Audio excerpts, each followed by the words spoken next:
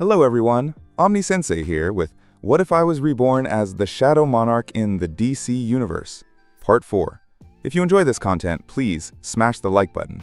If you haven't already, please subscribe to the channel. Don't forget to check out the original story linked in the description. I hope you enjoy listening to it. New objective: defeat the demon nobles and Kaizelin, Mount of the Monarch of White Flames.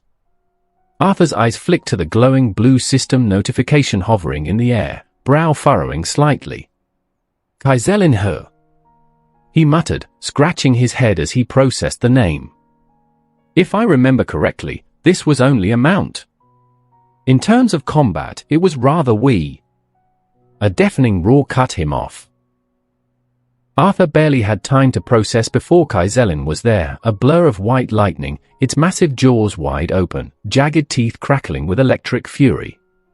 The air trembled with raw power as the wyvern lunged, its bite inches from tearing off his head. Shit! Arthur twisted, his body moving on pure instinct. He ducked low, the sharp crack of lightning singeing the air as the wyvern's maw snapped shut where his head had been. His boot skidded across the stone as he backflipped out of range, his eyes wide with genuine surprise. Fast! The ground trembled again, a split-second warning. 3 dark blurs surged toward him, the demon nobles. Arthur's glowing eyes flicked to them. Each one radiated a suffocating pressure, faster, stronger, smarter than the other knights he had just obliterated.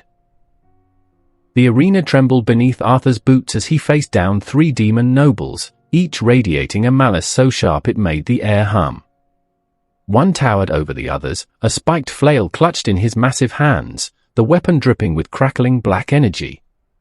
To his right, a sleek, agile noble spun a twin glaive, its blades gleaming like obsidian fangs.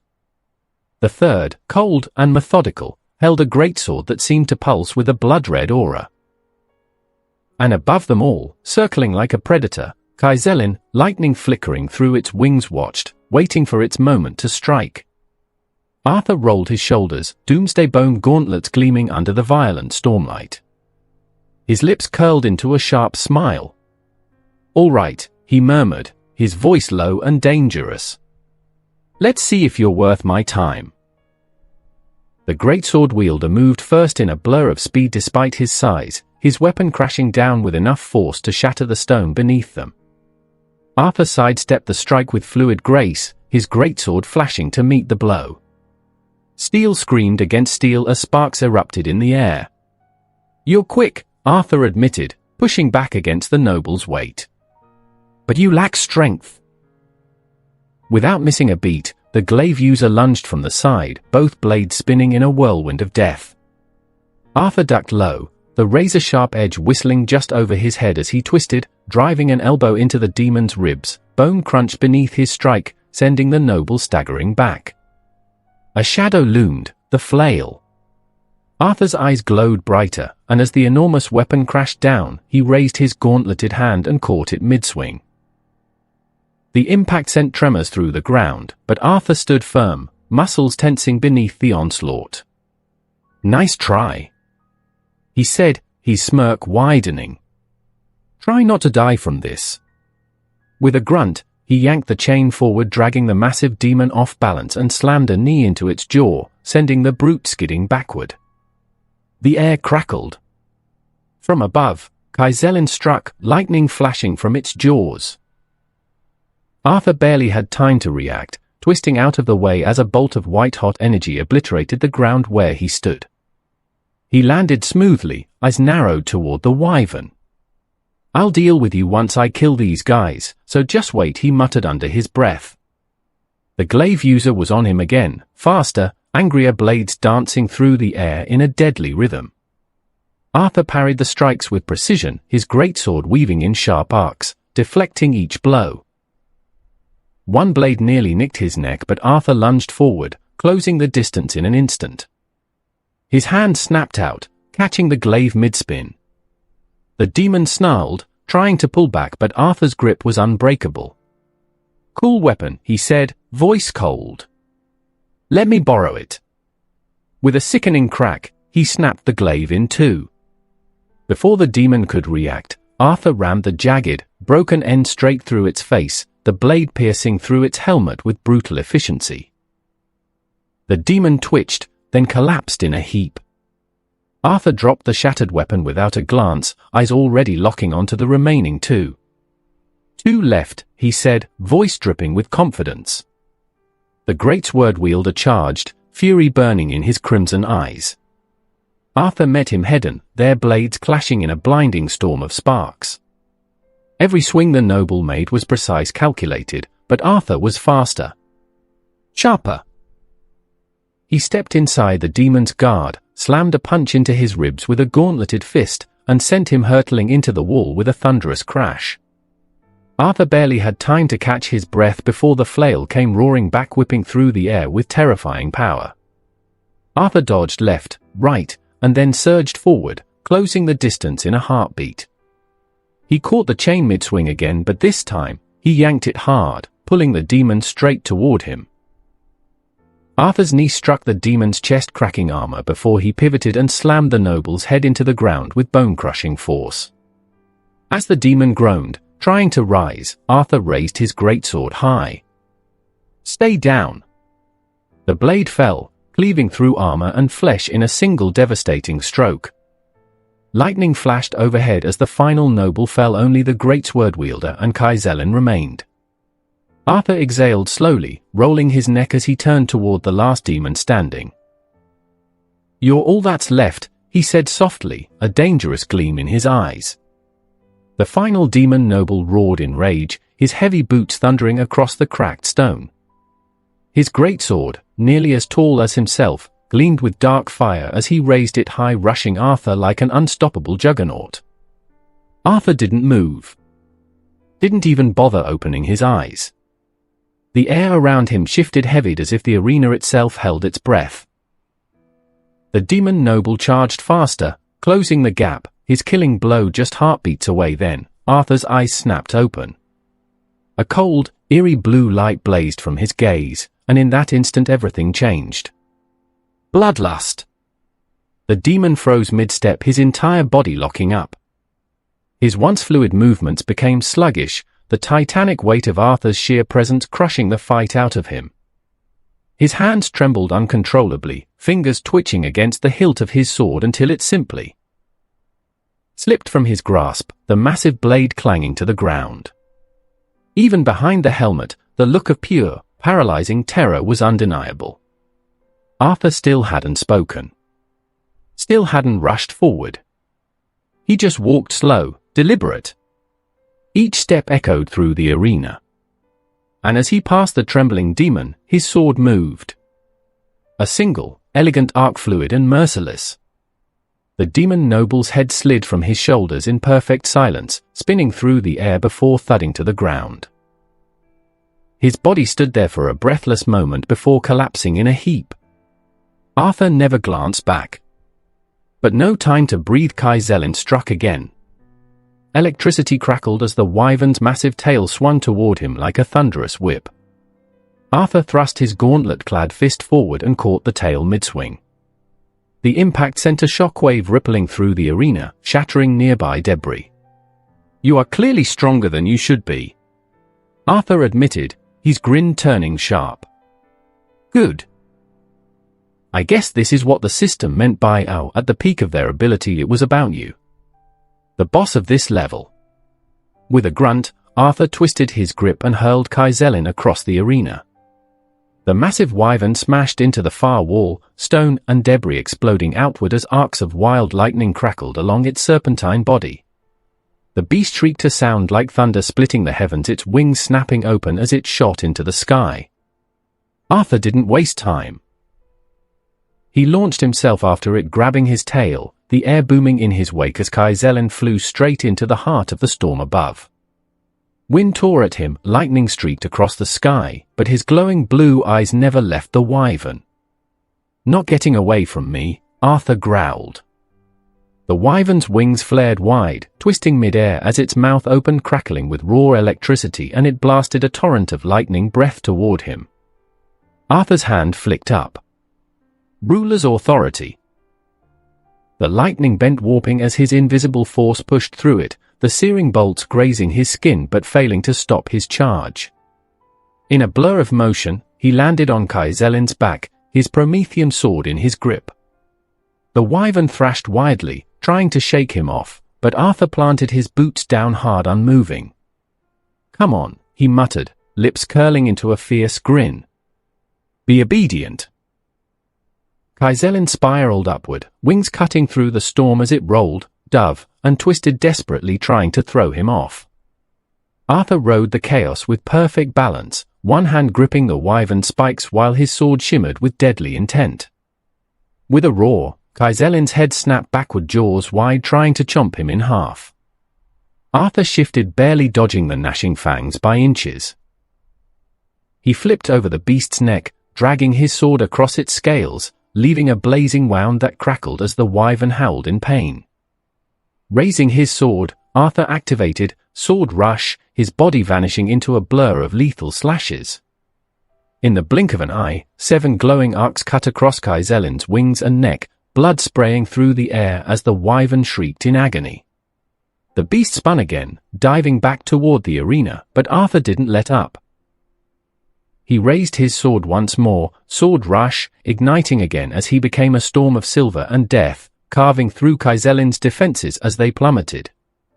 As the ground rushed closer, Arthur twisted his grip, his muscles coiled tight, and with a final explosive strike, he swung his Promethean sword in a powerful, cleaving arc. The blade bit deep, cutting clean through Kaizelin's neck. The wyvern's head tore free from its body, spinning violently as the corpse crashed into the arena floor with a thunderous impact, sending a cloud of dust and rubble erupting into the air. For a long, tense moment there was nothing but silence and smoke. And then he emerged. Arthur walked through the settling dust, his Promethean sword resting on his shoulder, unscathed, eyes still glowing with fierce, unwavering power. Arthur stepped over Kaizelin's severed head, sparks of lingering lightning crackling beneath his boots, letting out a disappointed sigh. "Would have been cooler if you were a dragon instead. You leveled up. You leveled up." The notifications echoed in Arthur's mind, each one hitting like a drumbeat of power surging through his veins. His breath steadied as the aftermath of battle settled around him, smoke curling through the air, the stench of burned flesh and ozone lingering. New item obtained, Demon King's Longsword. Arthur's brow arched as he read the description. Longsword brimming with the Demon King's power. Every time the sword is swung, the effect Storm of White Flames will activate. Storm of White Flames, summon a storm of endless lightning within a set area. Interesting, so it's that very same weapon. Arthur muttered, extending his hand. A flash of black light swirled in his palm as the Demon King's longsword materialized, sleek, obsidian black metal with blue lightning pulsating along its blade.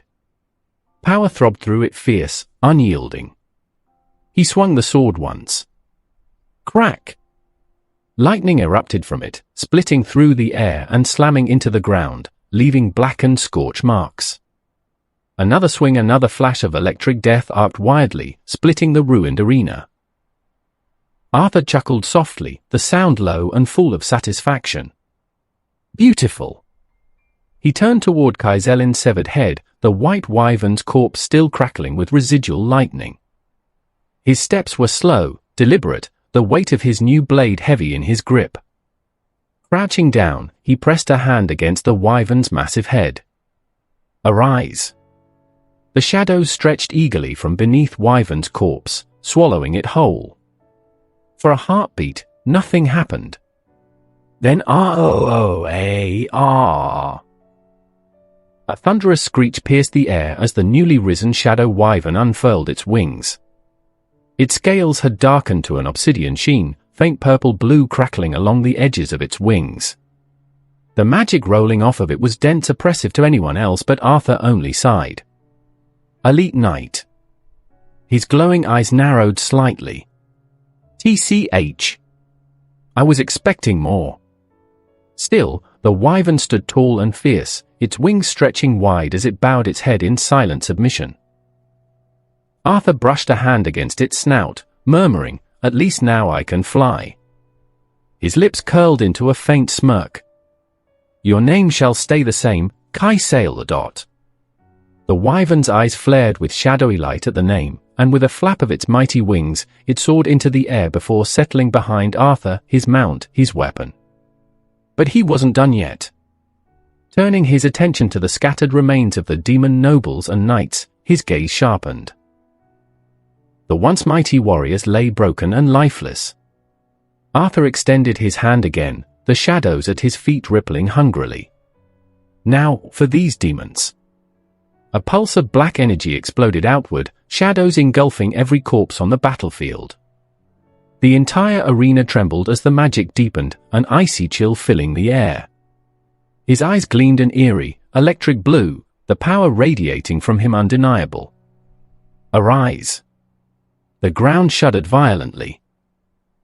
One by one, the demon knights and the nobles rose from death, armor clanking, weapons gleaming, and their new blackened forms now bound to Arthur's will. The sheer number of them filled the arena, standing like an unyielding small force. Arthur tilted his head, lips tugging into a devilish smile. And here I thought it wouldn't work. The moment of triumph was cut short. The sky above split a jagged crack of brilliant white tearing through the storm clouds. The walls of the dungeon trembled and fractured, pieces of the arena floating into the air as reality itself began to break apart. What the? Arthur muttered, feeling a violent tug on his entire being. The world shattered around him. For a split second, he felt as though his body was being pulled through a black hole, his senses twisting, warping, until, thud. Arthur hit the floor. Hard. His head spun as he pushed himself upright, groaning. Ooh, that's a terrible feeling.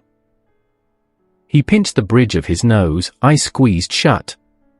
I feel like throwing up. The scent of old parchment and incense filled his nose, Raven's room. He was back. You have completed the first level of the Legacy Shadow Legion dungeon. You will be notified when the next level becomes available. Arthur stared at the glowing system text hovering in front of him, jaw tightening. Damn it, he muttered under his breath. He was already itching to push further stronger enemies, better rewards, but the system, as always, had its own plans. A smooth, familiar voice cut through his thoughts. You're back, Raven said, leaning casually against a nearby shelf. Her cloak hung loosely around her, but those amethyst eyes were sharp, not missing a thing. Arthur stood up, brushing dust off his coat with an awkward chuckle. You're still here? You've been gone for like a whole day, she said, her tone dry but with a hint of curiosity. Arthur blinked. A day? Time distortion between the real world and the dungeon wasn't surprising, but it was still disorienting. He thought to himself, I already knew time flows differently inside dungeons, but... Out loud, he shrugged. Well, thanks for letting me crash here. But I gotta bounce. He turned toward the door without another word. Wait, don't go through the door, and also... Raven said, stepping forward. Something in her tone not urgent, but serious made him pause. Before you go, I need to tell you something. Arthur arched a brow, pivoting slightly. What is it?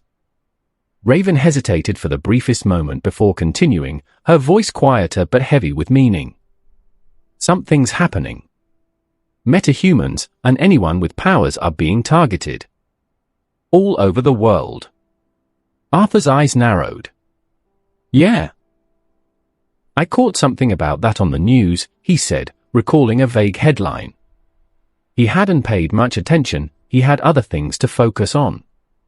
It's worse than the media's letting on, Raven pressed, her face unreadable beneath the shadow of her hood. And someone like you? With how little you care about hiding your identity, you're an easy target. Arthur tilted his head back and laughed a cold, quiet laugh that didn't quite reach his eyes. Well, he said, his voice laced with mockery, they're more than welcome to try. Whoever they are. He paused for a moment, his gaze sharpening, piecing things together.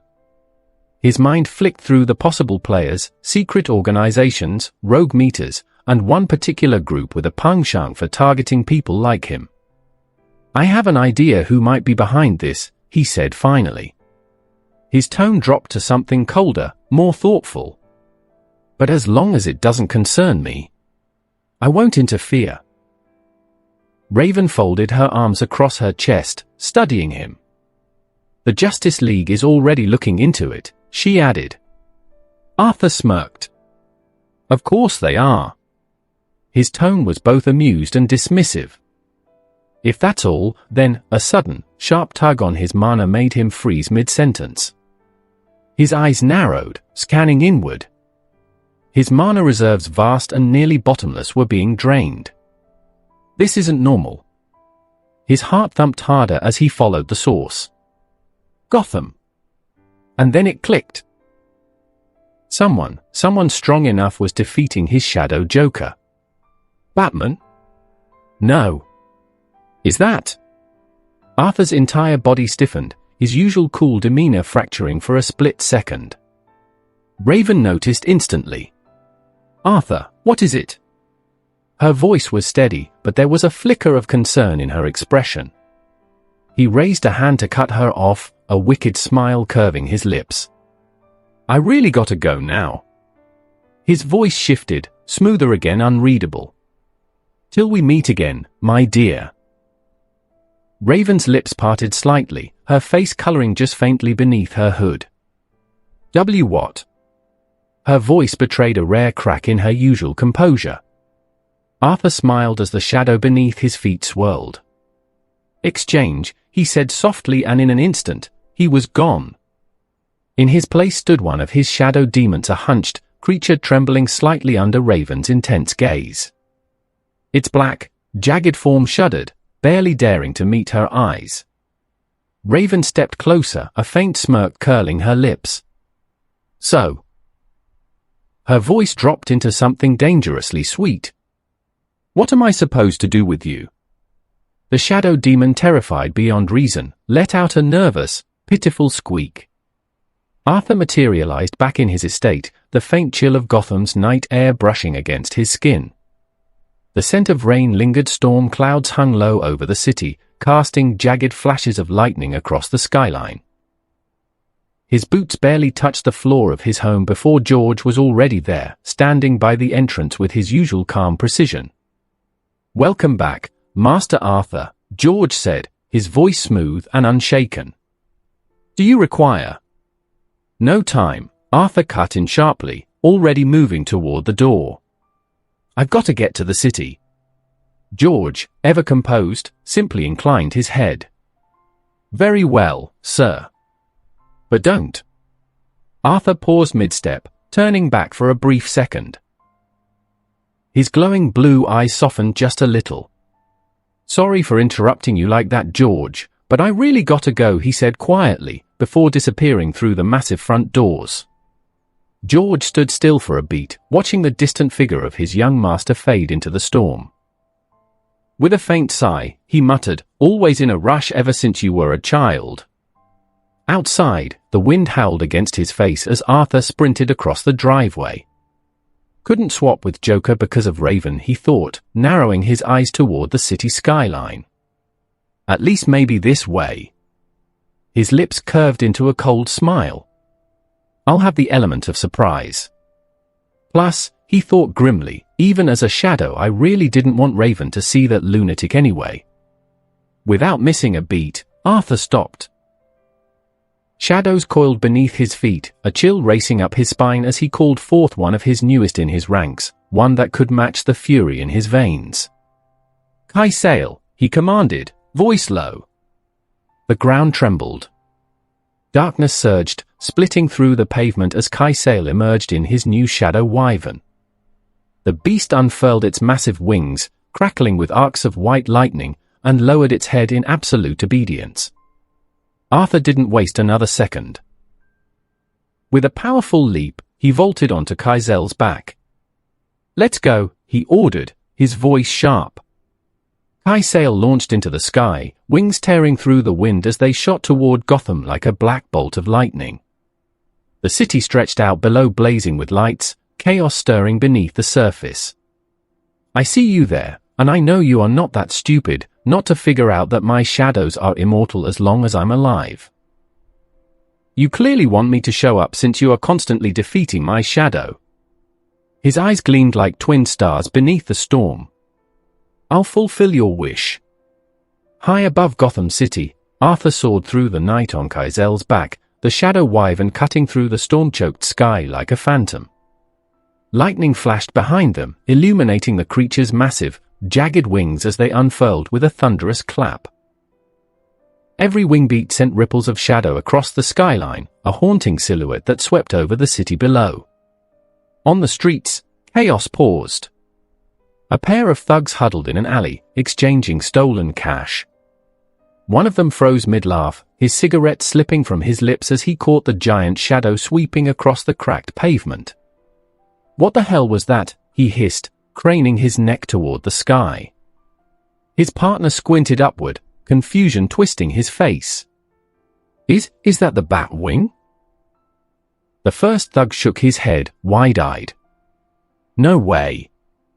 The Batwing doesn't have wings that. His breath hitched as he watched the massive shadowy wings flap, sending a gust of wind through the alley. What is that? A group of street racers revved their engines at a red light.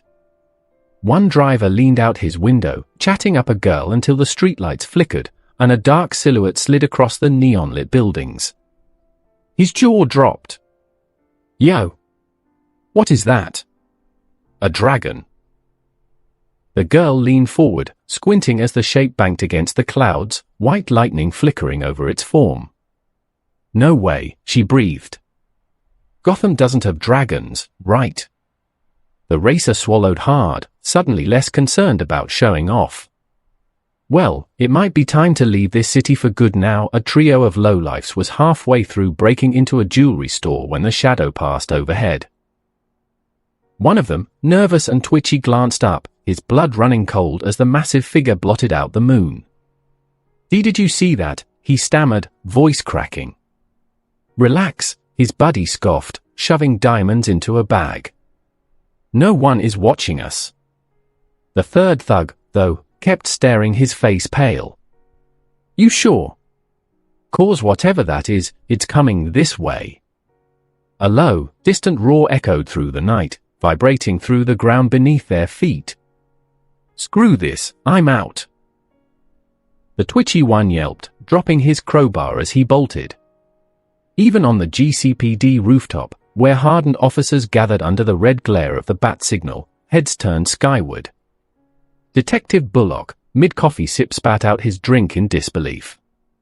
Tell me I'm drunk, Montoya, he grumbled, eyes glued to the massive creature sweeping past the skyscrapers. Montoya shook her head slowly, mouth dry. Nope. You're sober? And that's not Batman. Bullock muttered a curse under his breath. Great. Just what this city needs, another flying nightmare. Arthur, high above them all, watched the city with a cold, detached calm.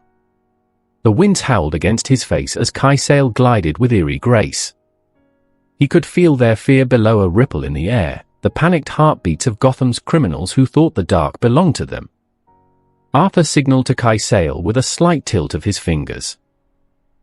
The massive shadow wyvern responded instantly, wings folding inward as they dove through the night sky like a black lightning bolt. The air trembled around them, the wind howling as they cut through the city's skyline. His eyes locked on a burning warehouse in the Narrows, the heart of Gotham's underbelly. Smoke curled into the sky, and flashes of gunfire crackled from inside. Arthur's mana was being depleted slowly, his shadow was getting destroyed constantly. There. His voice was cold. At the last second, Arthur released his grip. Kaisel flared his wings, pulling up while Arthur plummeted toward the earth below. The city blurred around him, the roar of the wind like a distant scream, until he crashed through the warehouse's shattered skylight. Boom! The floor buckled beneath the impact, spiderweb cracks spreading outward. Shards of glass rained down, gleaming like falling stars. Arthur straightened from his crouch, his Prometheum sword humming with power in his grip. His gaze snapped forward, and there, in the middle of the chaos, was his shadow Joker.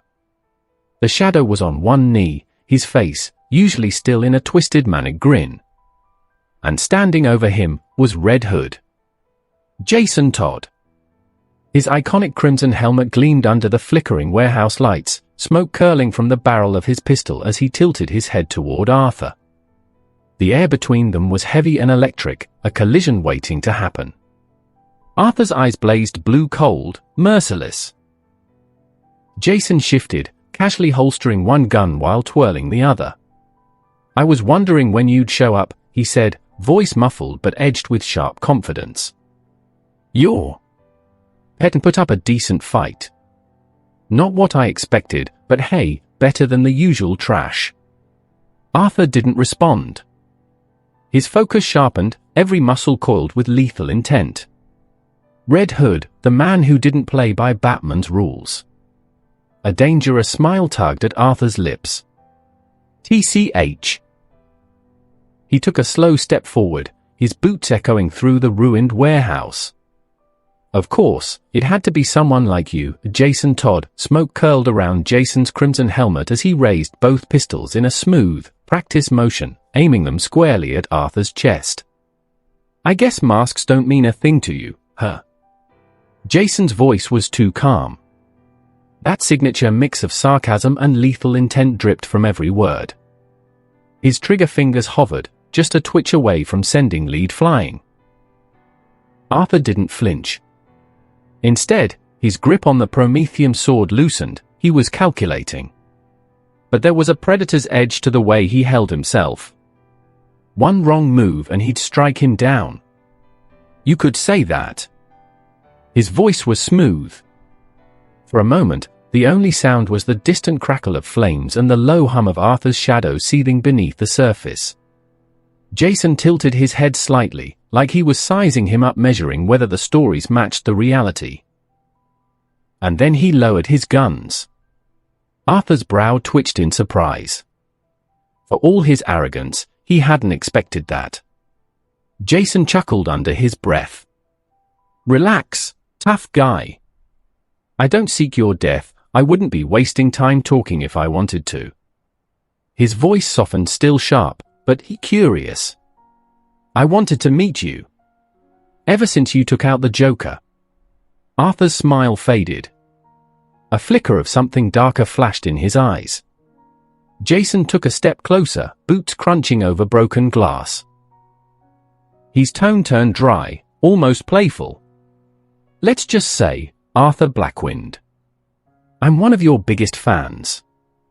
Arthur blinked. Of all the things he expected to hear from Red Hood, that wasn't on the list. His lips curled again, not quite a smile. "Didn't think you were the fanboy type." Jason gave a mock shrug, his guns now casually holstered. "When someone finally does what everyone else is too soft to do. Yeah. I pay attention." His helmet glinted under the dim light. "And you? You don't play by their rules. I respect that." Jason exhaled a slow breath, his gloved hands curling into fists at his sides. For a moment, he just stood there silent, like he was holding something back. But when he spoke again, his voice was raw, edged with a bitterness that no amount of time could dull. "You have no idea." His tone dipped low, rough like gravel. "How much I wanted to kill him with my own hands." His helmet hid his face, but the weight behind those words, the pain, was impossible to miss. Arthur didn't interrupt. He just stood there, silent and still, watching as years of anger bled into every syllable. Jason shook his head slowly. "I thought about it every day. What I'd do if I ever got the chance. The things I wanted him to feel." His voice cracked slightly, barely, but it was there. "And then one day, just like that, I hear he's gone. Dead. Not by my hands." His fingers twitched, as if remembering the feel of a trigger. "But by yours." He took a step closer, and when he spoke again, the words were quieter, like they came from somewhere deeper. For a couple of days, I hated you for it. At first. Jason let out a humorless chuckle, the kind that didn't reach his eyes. Thought it wasn't fair. After everything he did to me, to others, I deserved to end him. Not you. Arthur tilted his head slightly, taking in every word. He didn't offer pity. Jason didn't want that. What he gave instead was silence, room for the truth to come out. But then, Jason's voice softened, a bitter smile behind the mask. I heard how he died. He let the words hang there, heavy between them. And I realized you did something better than I ever could. You didn't just kill him. You made him afraid. You made him feel helpless. He laughed softly, dark, twisted satisfaction curling around the sound. And for that, I owe you. Jason turned his gaze toward the figure of Shadow Joker, the flickering red glow in its eyes dimmer now. So, I guess that's what's left of him, huh? Arthur followed his line of sight, eyes glowing faintly in the dark. He gave a slow nod, his face unreadable. It's impressive, Arthur said, his tone calm but edged with genuine curiosity. That you actually managed to find him and defeat him. Jason let out a dry chuckle, rolling his shoulders. Yeah, well, I'm not exactly a tourist. He turned back to Arthur, his voice cooler now, more like himself. Rumor started spreading some kind of dark ghost-like Joker hitting the streets. And when it comes to anything with that freak's name attached, I don't play games. Arthur's eyes narrowed, the eerie blue glow dimming slightly as he took a slow step closer. His voice was low, calm, but edged with cold amusement. You baited me here. It wasn't a question. So, what do you want? I can already tell this isn't just a friendly meet and greet. Jason tilted his head slightly, folding his arms across his chest. Sharp. No wonder Bats doesn't like you. He let out a short, humorless chuckle. Yeah, I want something. Arthur didn't respond immediately. His gaze lingered on Jason, cold, calculating, waiting. Jason took a step forward, his tone shifting, still casual, but there was weight behind his words. You're a smart guy, Arthur. You probably already figured it out. I wouldn't waste my time on some ghost hunt if I didn't have a bigger problem. He paused, letting that sink in before adding, and trust me, it's a big one. Arthur raised a brow. I'm listening. Jason exhaled sharply, glancing around the wrecked warehouse. Yeah, well, not here. Your Little's Dark Lord entrance probably lit up every freak in a 5-mile radius. His voice dripped with sarcasm. So, unless you're trying to get the whole Bat squad on our asses, I suggest we move. Arthur's smile thinned, a flicker of amusement dancing in his cold, blue-glowing eyes.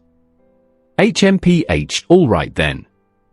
Still, he gestured toward Kaisael without a word. The massive wyvern melted into his own shadow. Lead the way, Hood. Jason didn't wait, turning on his heel and disappearing into the night with a kind of effortless, predatory grace only a trained killer could manage. Arthur followed, his boots hitting the cracked pavement without a sound. They traveled in silence, cutting through Gotham's filth-ridden alleys and half-abandoned streets. The city was restless, sirens wailing in the distance, the tension like always. But Jason moved like a shadow, weaving through the underbelly of Gotham with ease. Eventually, he stopped in front of a crumbling apartment building, boarded-up windows, graffiti covering every surface, the faint stench of mildew clinging to the air. Jason kicked the rusted door open with his boot. Welcome to the palace, he muttered, his voice dripping with mockery. He flicked on a dim, flickering light, revealing a wreck of a living space, half-scorched furniture, empty beer bottles, scattered gun parts, and a corkboard on the far wall covered in files and blurry surveillance photos. Arthur stepped inside, his gaze sweeping the mess with mild distaste. Jason smirked as he pulled off his helmet, shaking out his dark hair. "Oh, not to your liking, Master Arthur? Sorry I didn't roll out the red carpet." His voice oozed sarcasm. Arthur snorted softly, stepping past him.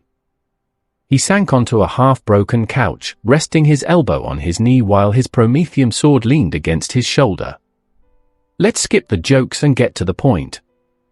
Jason's amusement faded. He dropped into a nearby chair, pulling a sleek black USB drive from his jacket and tossing it onto the battered coffee table between them. "Right," he said, his tone tightening. "I stumbled onto something, a real shitstorm. And it's bad." His hands clenched into fists.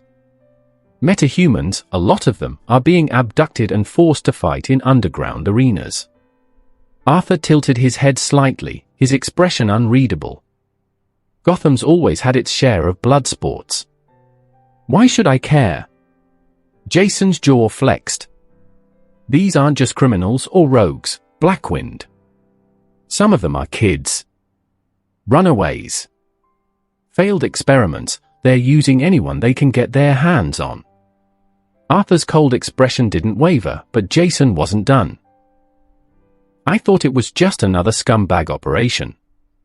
Some psycho with too much money and not enough morals." He leaned forward, his tone darkening. "So, I did what I do best. I infiltrated one. Tore it apart. But the bastards running it?" His lips curled into a bitter smile. "They were ghosts. Gone before I got close." Arthur's gaze sharpened. Security was too good. Jason snapped his fingers. "Exactly. Too good for the usual mob or rogue outfit. These guys weren't just ex-military or mercs." He leaned back, exhaling sharply. "I know government-trained operatives when I see them. And these guys? They were pro-level. Organized. Purposeful." Arthur's fingers tapped idly against the hilt of his sword, his mind turning. "And you think they're still active?" Jason scoffed. "I don't think they are. I shut down one ring, but there's more. Way more. Someone out there is collecting meters, and they're not doing it for sport, they are collecting data for something." For a long moment, Arthur said nothing. The shadows at his feet flickered, pulsing faintly as if responding to his thoughts. "I think I know who they are," Arthur finally said, his voice cold and measured. "But I'm not in the habit of playing hero." For a moment, Jason didn't respond. The only sound was the distant creak of the old apartment settling. But when he spoke again, his voice was different, lower, heavier. "Personal. A friend of mine is dead." His words cut through the room like a blade. A metahuman. Not a vigilante, not a criminal, just a kid who barely knew what kind of power he had. He only knew one thing. Jason's fists clenched on his knees. Someone was after him. Arthur's expression remained unreadable, but Jason wasn't finished. "I helped him. Got him off the radar for a while. Thought I did enough, but I was wrong. I found his body last week." His jaw tightened. "Whoever these people are, they don't leave loose ends." Arthur leaned back, his fingers tapping idly on the hilt of his sword. "Tragic, and I'm sorry for your loss," he said flatly. "But I still don't see what this has to do with me." Jason let out a bitter chuckle and shook his head. "You're sharp, Blackwind, but don't play dumb with me." He leaned forward, voice cold and cutting. "Who do you think they'll go after next?" Arthur's glowing blue eyes narrowed as his lips curved into a mock smile. "Batman and his little caped men, obviously." Jason's voice was like a gunshot, calm but deadly. "Yeah, and you. And me." Arthur tilted his head slightly, as if weighing the truth in Jason's words. "You think they'll stop with a few street-level meters?" Jason pressed.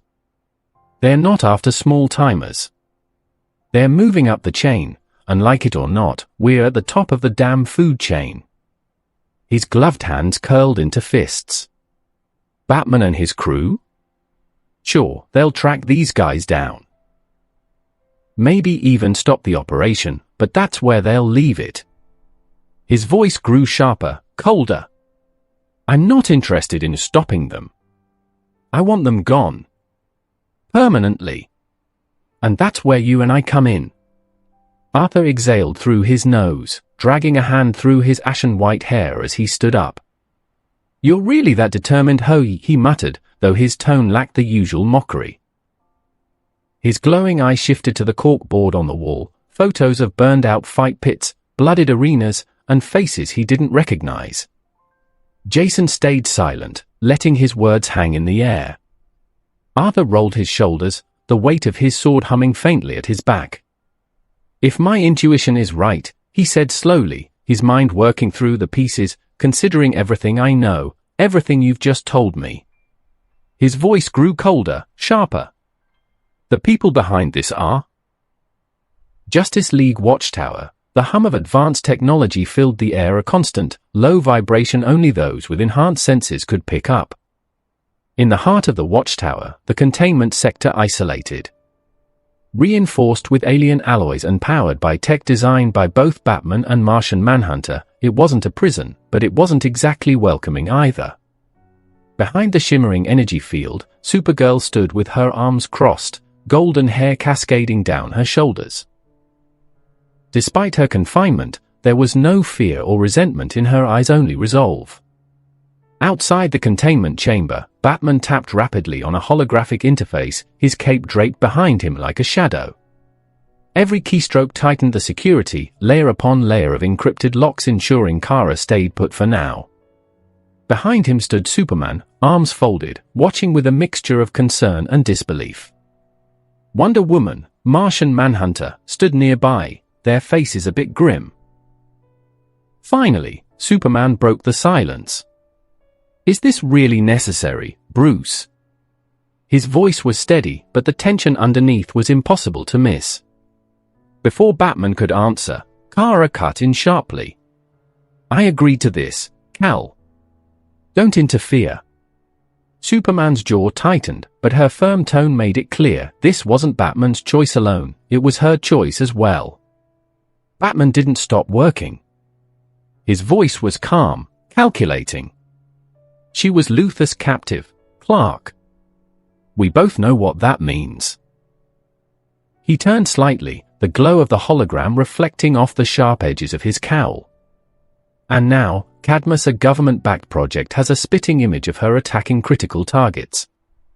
Coordinated. Precise. Efficient. Kara's fists clenched at her sides. I can feel her, she admitted, her voice quieter but no less intense. It's like she's a part of me. I see things sometimes, flashes of what she's doing. She exhaled sharply. She's not just a clone. There's more to this. Martian Manhunter narrowed his eyes. We fear that they might have done something else to Supergirl other than a simple DNA extraction, and that's why it's necessary that she is monitored here closer to us. And that is dangerous, Batman finished, cutting in smoothly. We already know Luthor bankrolls Cadmus, but that's not the only thing Luthor can provide. His hands paused over the console. She can't remember, but she spent time there in Cadmus, longer than we thought. Unless... Superman arched a brow. Unless what? Batman's voice grew even colder. Unless he personally provided her DNA only, and kept her there in his own lab away from them. Superman sighed and said, I can't decide which one is worse. That hung in the air for a beat. Wonder Woman stepped forward, her eyes glowing faintly. Did the government fear us so much, she mused aloud, that they would clone one of Krypton's most powerful survivors? Martian Manhunter scoffed softly. Fear makes people stupid. And desperate. We've all seen that before. Batman didn't react. His focus was razor sharp. Our investigation indicates there's more than just Kara's clone. This isn't an isolated experiment. They're building something bigger. His voice grew darker. We need to be smart. So far, they've kept to the shadows. Nothing that directly threatens the League. But that won't last. Superman's eyes flashed briefly with heat vision before he suppressed it. And when that day comes, Bruce, we need to strike them down now and stop wasting time, before they grow bold enough to threaten us or those we care about. They have done that once already. Batman's voice didn't waver. Soon, very soon. Arthur leaned back slightly against the wall, his arms folded as he finished explaining his theory. Jason let out a low whistle, shaking his head slowly. Well. Project Cadmus, huh? His tone was light, but the edge in his voice said otherwise. This is way bigger than I thought. I mean, I figured I knew it was a government dirty little project, but this isn't little at all. A dangerous smile crept across Arthur's lips. What now, Hood? Realizing you might be a little out of your depth. His voice dripped with mockery, blue eyes gleaming in the dim light. Jason snorted, stepping closer. I'll still go after them, he said without hesitation. No bravado, just cold, unwavering certainty. Arthur tilted his head, amused. I guess you're really soft when it comes to innocence. For a moment, Jason said nothing.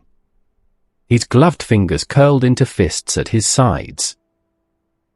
There was a weight behind his silence, an old, raw wound barely stitched together. Arthur caught it. Well, he asked, though his tone lacked any real malice. Jason exhaled through his nose. You wouldn't understand, he muttered. Arthur's smile faded. He respected it.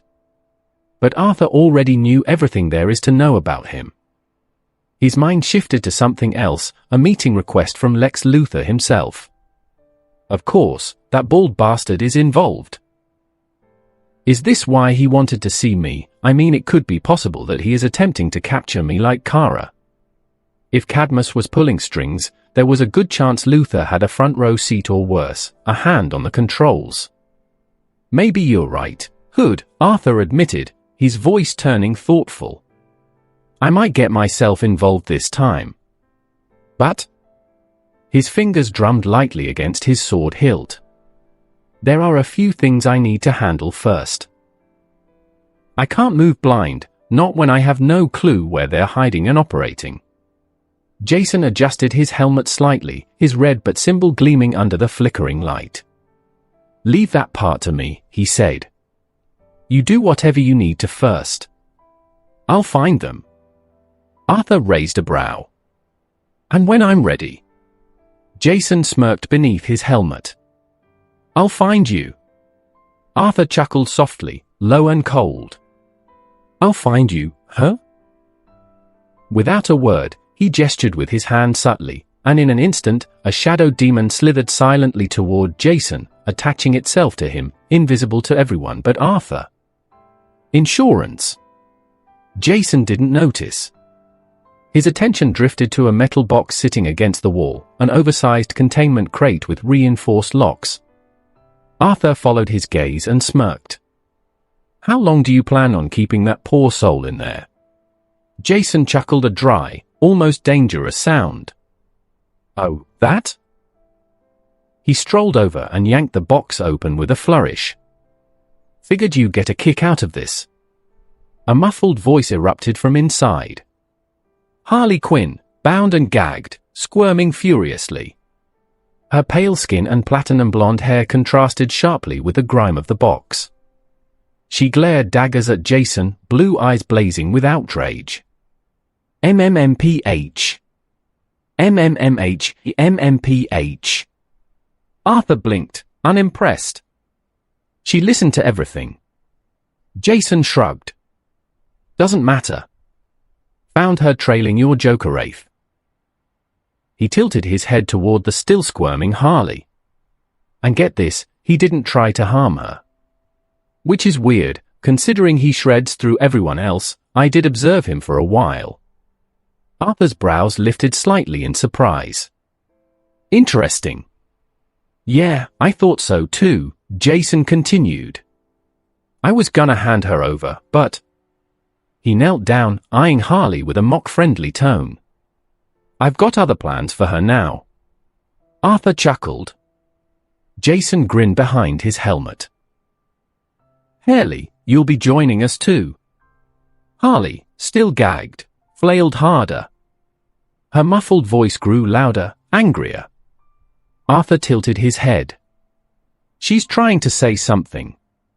With an exaggerated sigh, Jason ripped the gag off. All right, spill it, Quinn. Harley coughed before glaring at both of them. Geez, YA2 got some real control issues. What, YA think just because I'm cute I can't keep secrets? She grinned wide, lips curling mischievously. Besides, if YA wanted to gag me, Red, all YA had to do was ask. Arthur rubbed his temples.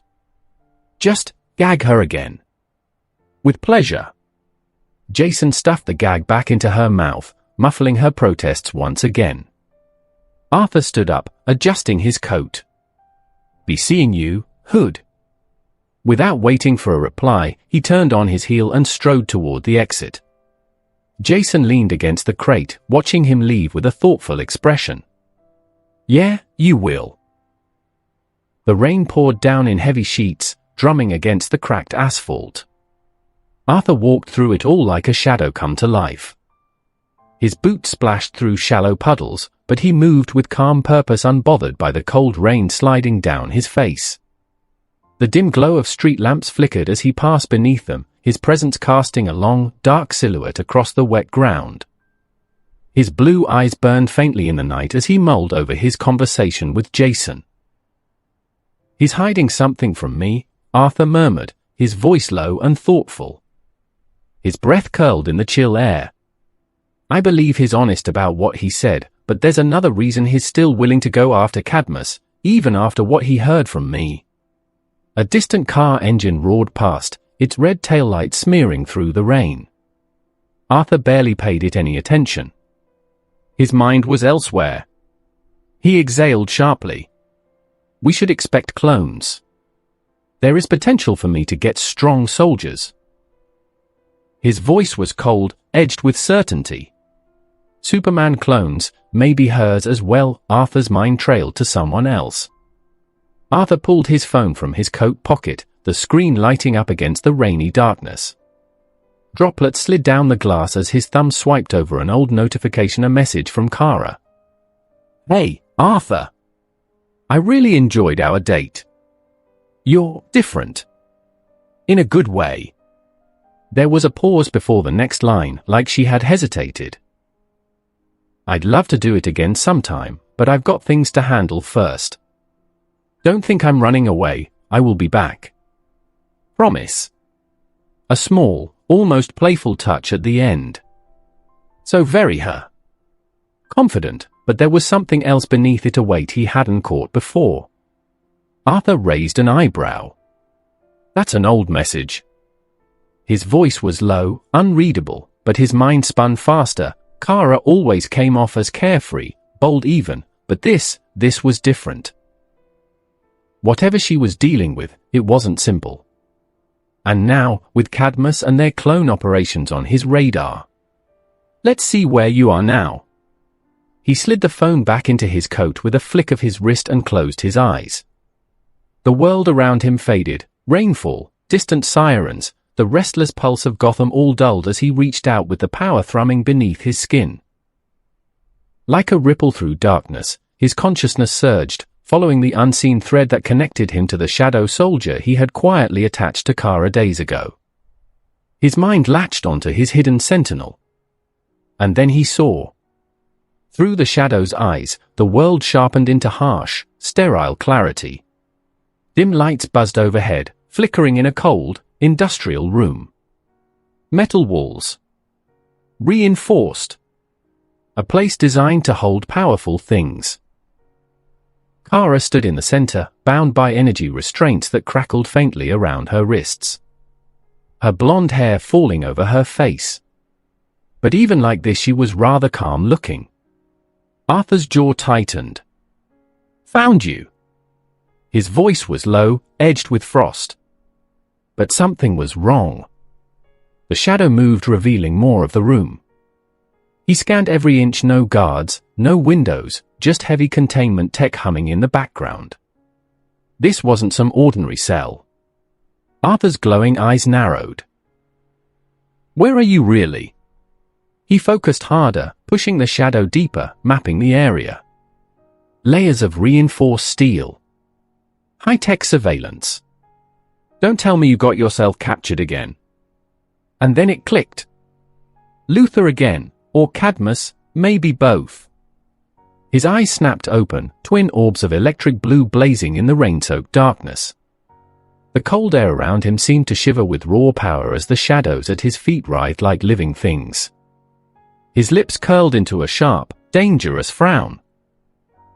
"Exchange. Cadmus Ulsublevel?" The place was full of sound of machinery, cold, calculated, and pulsing with the energy of experiments too dangerous to ever see daylight. Inside a sleek, high-tech conference room, two of the most dangerous minds in the world faced off across a steel table. Lex Luthor leaned back in his chair, the picture of calm authority. His tailored suit was flawless, the sharp glint in his eyes was anything but patient. He tapped his fingers against the polished surface, measured, controlled, but there was an edge beneath it. A storm waiting to break. Across from him, Amanda Waller stood with her arms crossed, imposing, unyielding. The cold fluorescent lights cast harsh shadows across her face, but her expression was dangerous in its own right. Luther's voice cut through the air, smooth, arrogant. "This new clone needs to be studied further. I'll oversee it myself. There's great potential in this one." Waller didn't blink. Potential doesn't mean a damn thing if you can't control it. Her words were sharp as razors. "You've already lost two of our most valuable assets, Project Doomsday and Supergirl. The ones you took without permission." She took a step closer, her presence heavy and commanding. "And let's not forget, despite all your brilliance, you spent the last few days running unsanctioned experiments with no results to show for it." Luther's eyes flashed with irritation, but he smiled. "Cold. Ruthless. I will get results." His voice dropped to a lethal calm, every syllable coiled with authority. "And don't forget, Waller, I'm the one funding this entire operation. I can take whatever I want." The words hung in the air like a loaded gun. For a moment, the room was silent, thick with tension. Then Waller chuckled low and dangerous. "Careful, Luther." Her tone was quiet, but it carried the weight of a warning. "You're useful, but no one's untouchable." She leaned forward, her dark eyes locking onto his with cold precision. "Not even you." Luther's smile only widened, but there was no humor in it, only the sharp gleam of a man who never loses. "We'll see." Justice League Watchtower, Containment Sector. The room was too quiet, except for the soft hum of the advanced containment systems buzzed faintly in the background. A mix of transparent and iron walls, reinforced with alien alloys and magic, surrounded Kara Zor-El, Supergirl. The sterile light overhead cast a faint glow over her figure as she sat cross-legged, on the sleek metal bench, bound by energy restraints that crackled faintly around her wrists. She looked calm, but her mind was a mess. "Still here, and I'm getting bored," she muttered to herself, leaning her head back against the cold wall. Her fingers curled into fists against her knees as she let out a slow breath, trying to shake the weight pressing against her chest. It wasn't the cell that bothered her, hell, she agreed to be here. It was the feeling. That itch in the back of her skull, like something familiar and wrong was lurking just out of reach. And then she noticed it. Her shadow. It moved. On its own. Kara blinked, her brows furrowing as the edges of her shadow rippled unnaturally across the floor. Great, she muttered dryly, rubbing her temples. First visions, now my shadow's acting weird. Maybe I am losing it. But then it shifted again. A sliver of darkness peeled itself away, rising, morphing into something, someone. Kara froze. Her heart hammered in her chest as the shadow twisted and stood upright, an inky black shape with glowing blue eyes. Her breath hitched as she shot to her feet, her hands still bound but fists clenching. Wait a minute, you're... The shadow trembled, and then, like mist burning away under sunlight, it began to change. Darkness unraveled, revealing armor-clad boots, a long black coat, and a face she knew. A familiar smile cut through the gloom as Arthur Blackwind stepped forward, his sharp blue eyes glowing faintly. Kara's eyes widened in shock. Arthur. How? Arthur tilted his head, the corner of his mouth curving into an easy, almost teasing smile. Hey, he said, voice smooth. I see you got yourself in trouble again. For a second, just a second, Kara forgot everything. The cell. Her thoughts. All of it. Her lips twitched into a half smile, but she said nothing. Arthur chuckled softly, stepping closer to the transparent barrier that separated her and freedom. His gaze swept over her, calculating, but there was something warmer beneath it. I leave you alone for a bit, and now you're locked up again? TCH. You sure you're a Kryptonian? Her eyes softened just a bit, as she took a step closer to him. You shouldn't be here, Arthur. If they find you... Arthur's smirk lingered as he took a step closer to the transparent barrier, his boots echoing softly against the sleek floor. Let them. His voice was smooth, dangerous. We'll clear them out ourselves, every single one in Cadmus. His fingers traced the edge of the containment field, eyes narrowing as he scanned for a weakness. These binds, let's get you out of them. Kara sighed, watching him with a mix of exasperation and, beneath it, something warmer. Cadmus? No. Listen, she hesitated for just a second. We're not in Cadmus, Arthur. We're in the Justice League Watchtower. Arthur froze mid-step, his focus snapping back to her. What?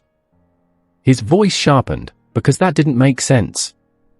His gaze darted to the sterile room again, suddenly scrutinizing every detail. Then why the hell are you a captive here? Kara shifted her stance, her hands curling slightly at her sides.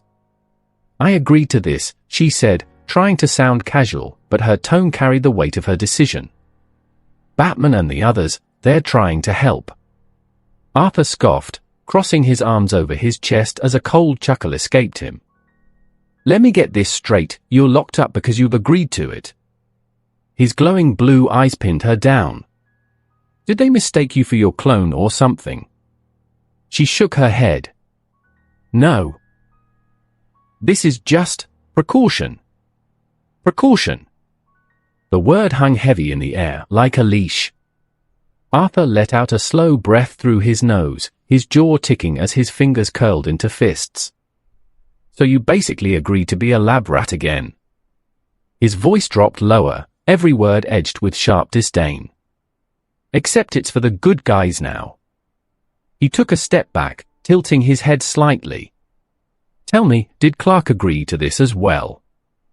Kara's lips parted, but no words came. Silence. Arthur's expression darkened, and his laugh came out cold. How expected. Before Kara could respond, another voice slipped into his mind. Low, calm, and unmistakable. Arthur Blackwind. The words echoed inside his skull, not spoken aloud, but telepathically delivered with the weight of someone who had been watching. Your intrusion here is bold, but foolish. Did you think you could walk unnoticed in the house of the Justice League? Shit. Arthur's eyes snapped open, glowing brighter as he turned sharply behind him. Martian Manhunter. He stood at the far end of the room, silent, his towering figure partially concealed by the shadows. His blue cape hung heavy against his shoulders, and those glowing red eyes pierced through the darkness. Unmoving. Unyielding. Watching. Arthur tilted his head, meeting Jaeon's gaze without flinching. Bold? His voice was low, but the confidence in it burned. I call it doing the right thing. The Martian's expression remained unreadable, but his presence filled the room, an unspoken authority that even Arthur couldn't entirely ignore. You risk much, Shadow Wielder, Jaeon's voice echoed again, calm but heavy with warning. But your concern for her, it is genuine.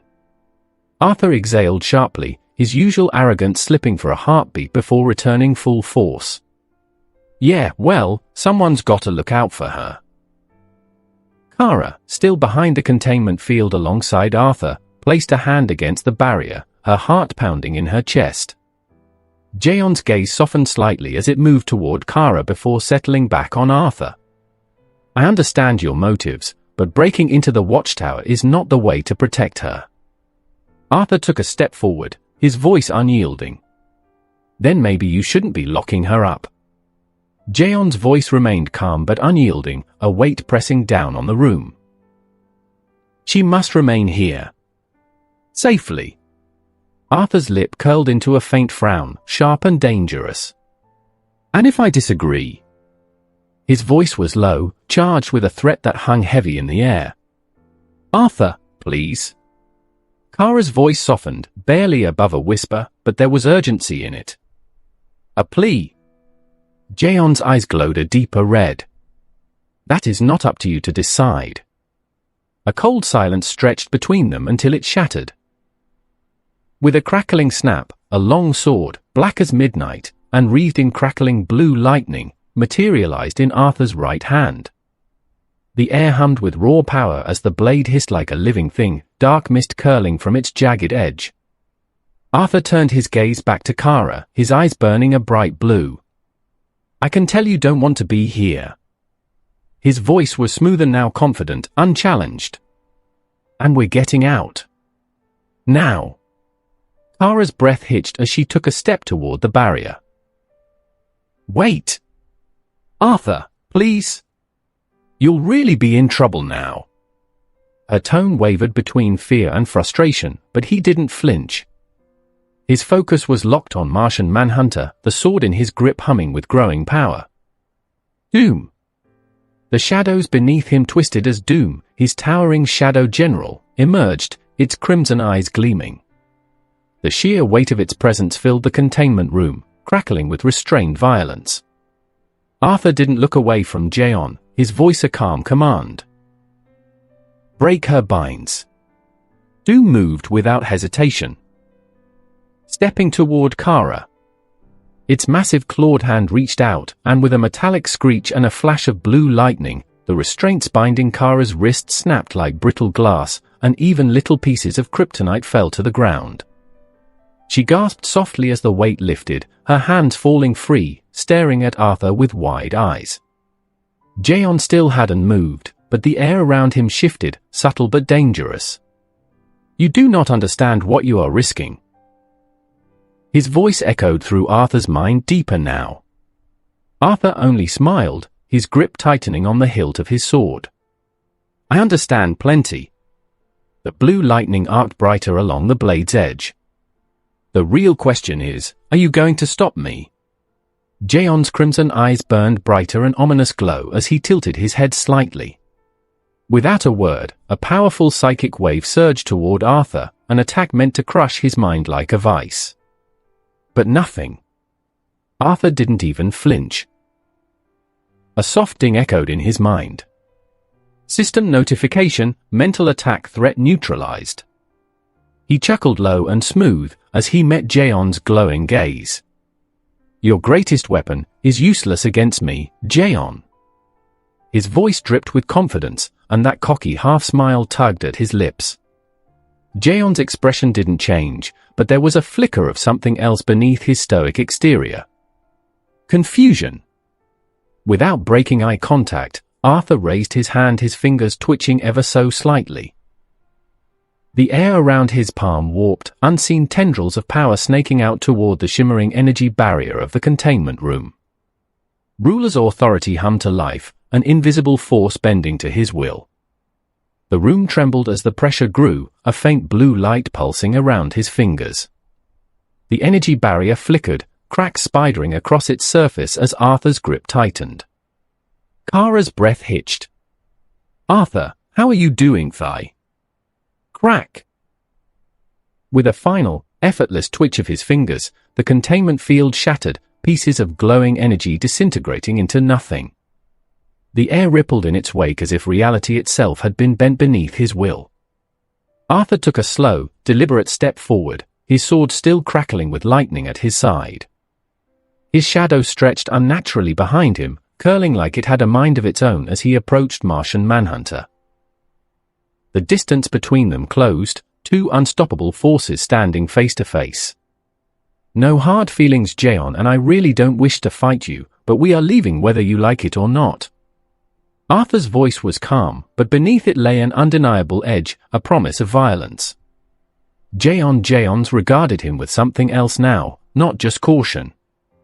Respect. Kara's voice cut through the rising tension. "Jaeon, no. Not you too." Her plea hung heavy in the air, but Martian Manhunter had already shifted into a battle stance, his towering frame tense and ready. His glowing red eyes burned with restrained power as the atmosphere grew charged, two titans on the verge of collision.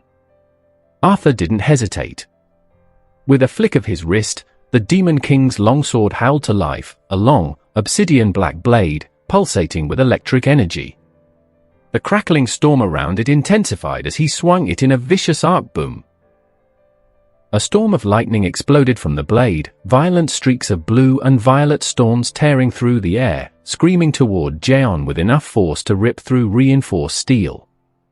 Jaeon blurred, gone in a flash of green.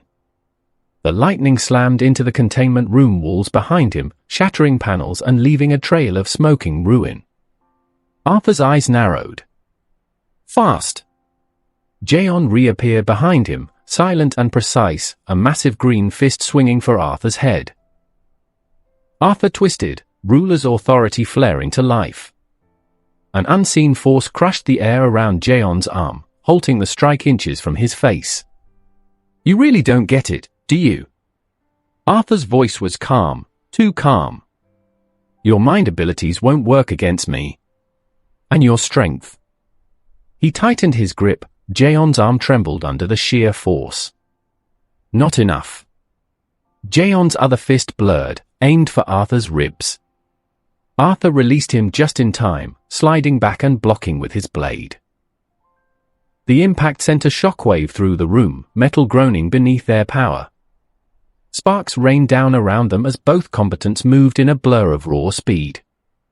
Arthur struck again, his longsword carving through the air, sending arcs of lightning with every swing.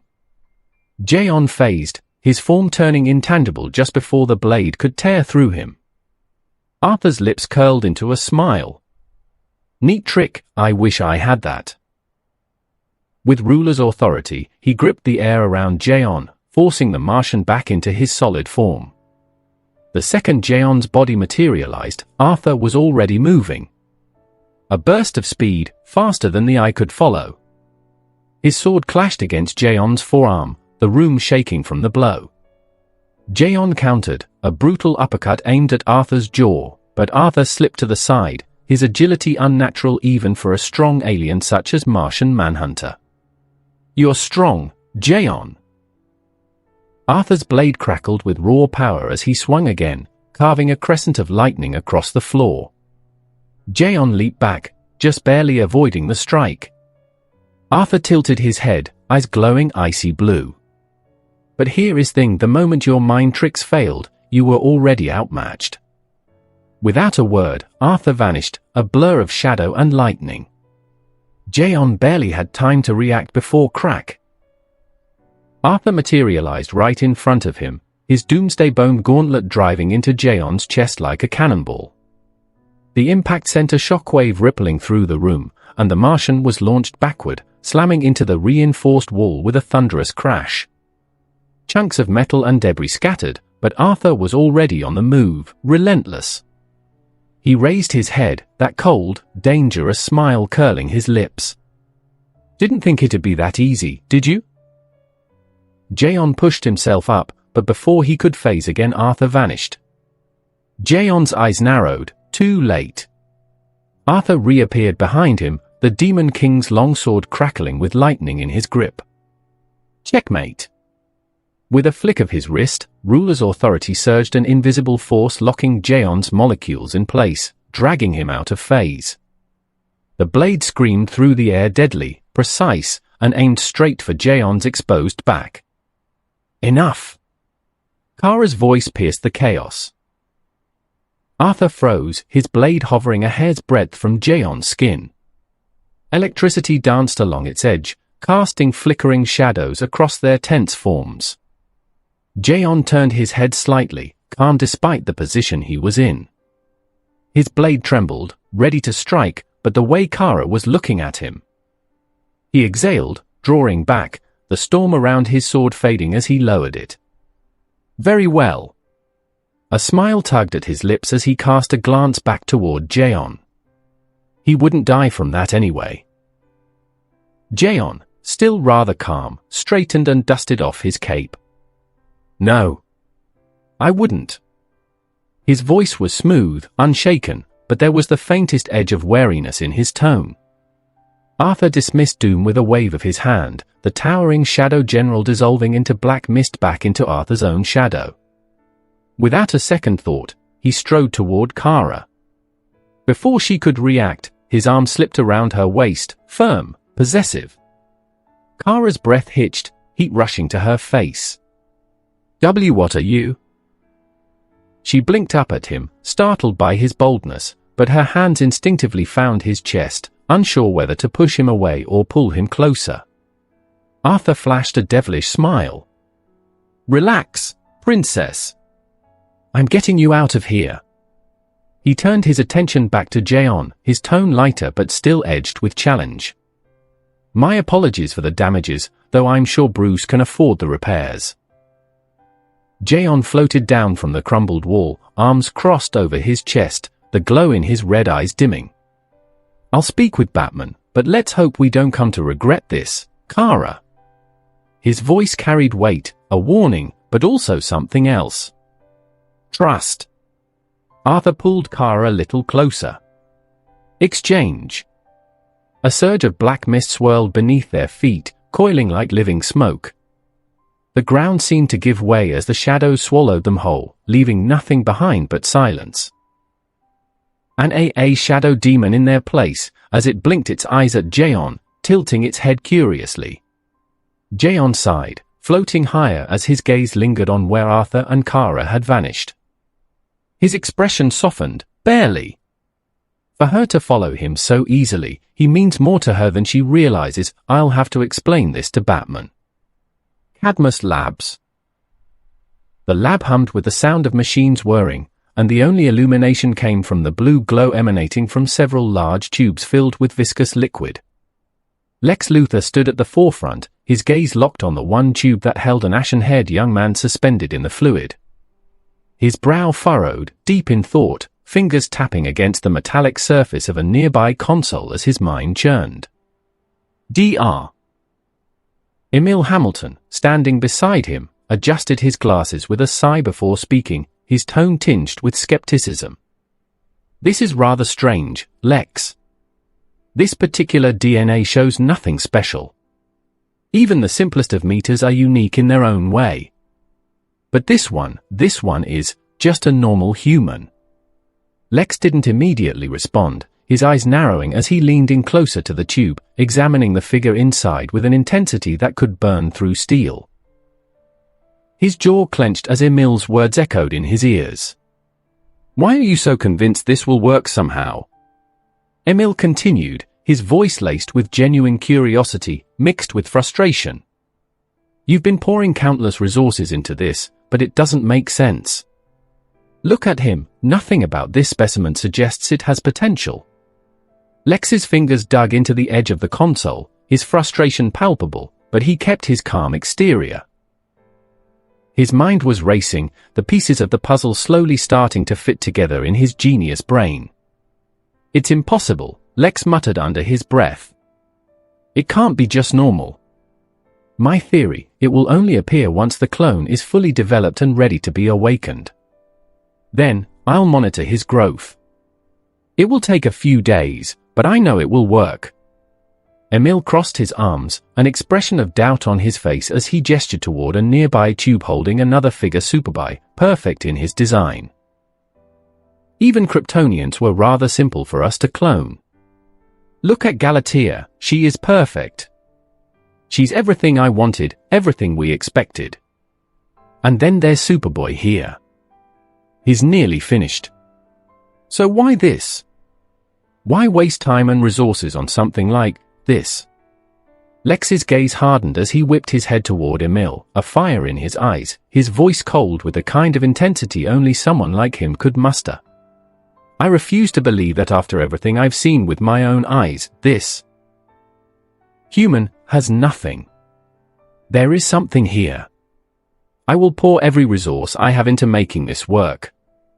His voice was sharp, cutting through the tension in the lab like a blade, and his words hung in the air with a force that was almost tangible. Emil sighed heavily, his shoulders slumping as he leaned against the console, clearly exhausted by the deadlock of their conversation. "Fine, Lex," Emil said, his tone resigned. "But don't come crying to me when your perfect human doesn't live up to expectations, because I honestly cannot help." Lex didn't respond. He simply turned back to the tube with the ashen-haired man, his gaze unwavering, as if he could will the clone to reveal its secrets through sheer willpower alone. His lips twisted into a thin smile, one full of both challenge and determination. "I'll make it work," Arthur Blackwind, Lex murmured to himself, his voice barely audible. "Sooner than later." Lex and Dr. Emil were interrupted by the soft swish of the door opening. Emil Hamilton glanced up, expecting to see another of the staff members, but instead, a figure stepped into the room that made even Lex Luthor pause, his keen eyes narrowing with curiosity.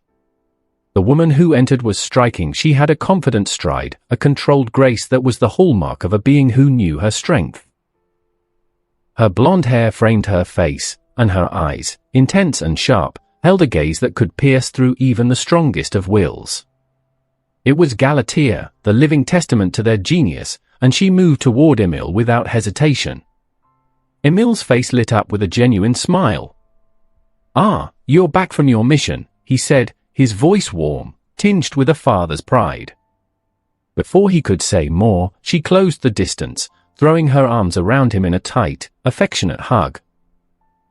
"Yes, Father," Galatea replied with a softness that only someone like her, who had been raised under Emil's care, could express.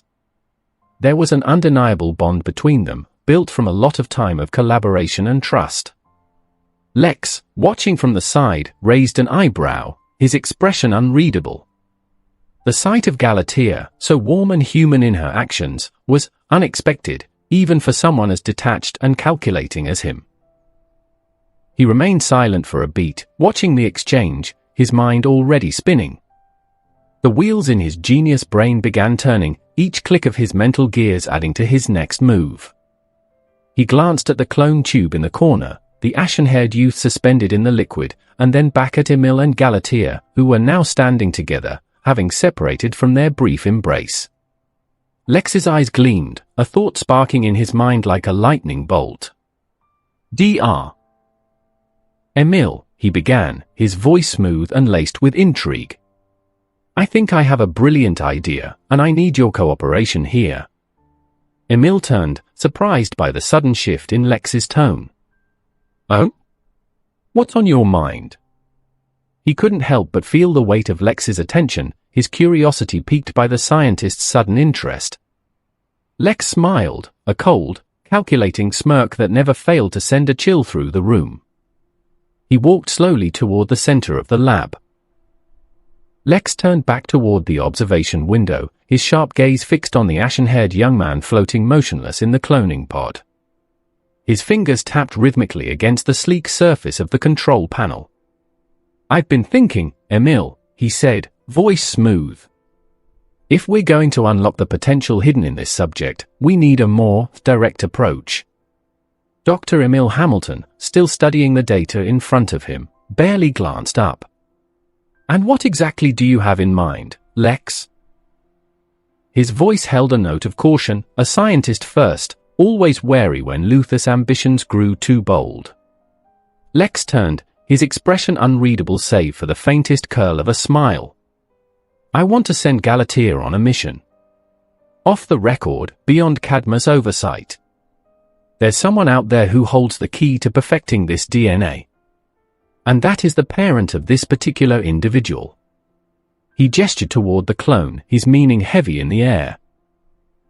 Emil's head snapped up, his brow furrowed in disapproval. Absolutely not. His voice was firm, unyielding.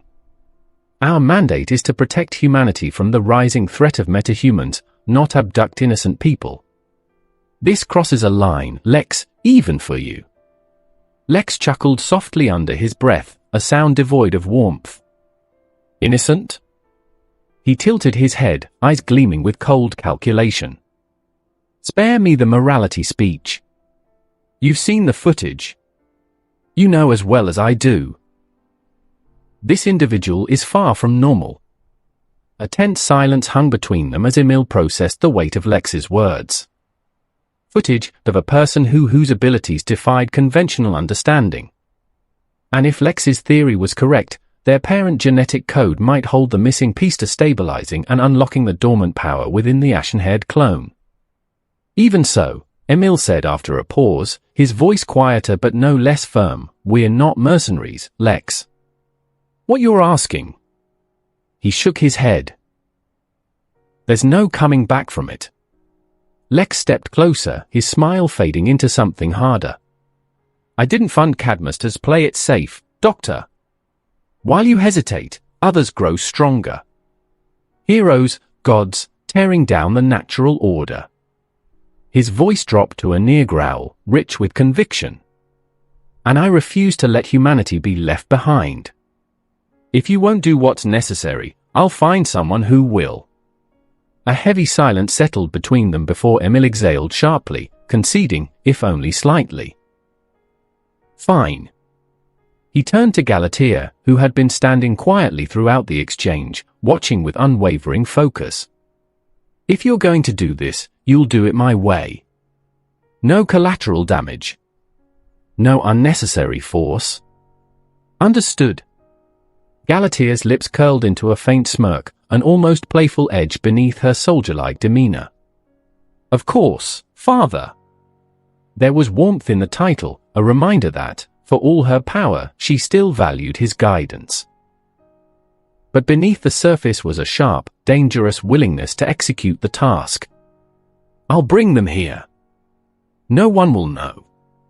Lex clapped his hands together, the sound echoing through the sterile lab. Excellent. I knew you'd see reason, Emil. He pivoted back toward the cloning pod, satisfaction gleaming in his eyes. With the parent in our hands, it's only a matter of time before we unlock everything hidden inside our little mystery here. Emil lingered a moment longer, his mind weighed down by the decision. He knew that once Galatea left, there would be no reversing course. But as much as he hated to admit it, if Lex was right, if this could work, it would be a huge progress. Be swift, he said quietly to Galatea, his voice softer now. And be careful. Galatea gave a short nod, her confidence unwavering. I always am. Gotham. Rain slicking down the windows of Blackwind Manor, casting fractured reflections across the polished marble floors. Inside, the atmosphere was warmer. Arthur's estate was an elegant fortress, dark wood paneling, towering bookshelves, and a roaring fireplace that cast golden embers flickering across the room. And right in the center of it, Arthur and Kara still stood close, the last traces of shadowy mist fading around their feet. Kara awkwardly slipped out of his embrace, brushing a stray lock of hair behind her ear. Her usual confidence faltered for just a moment as she took a step back. Arthur, ever the picture of ease, leaned against the nearest leather armchair and flashed a smirk. "Welcome to my house," he said, voice smooth, almost teasing.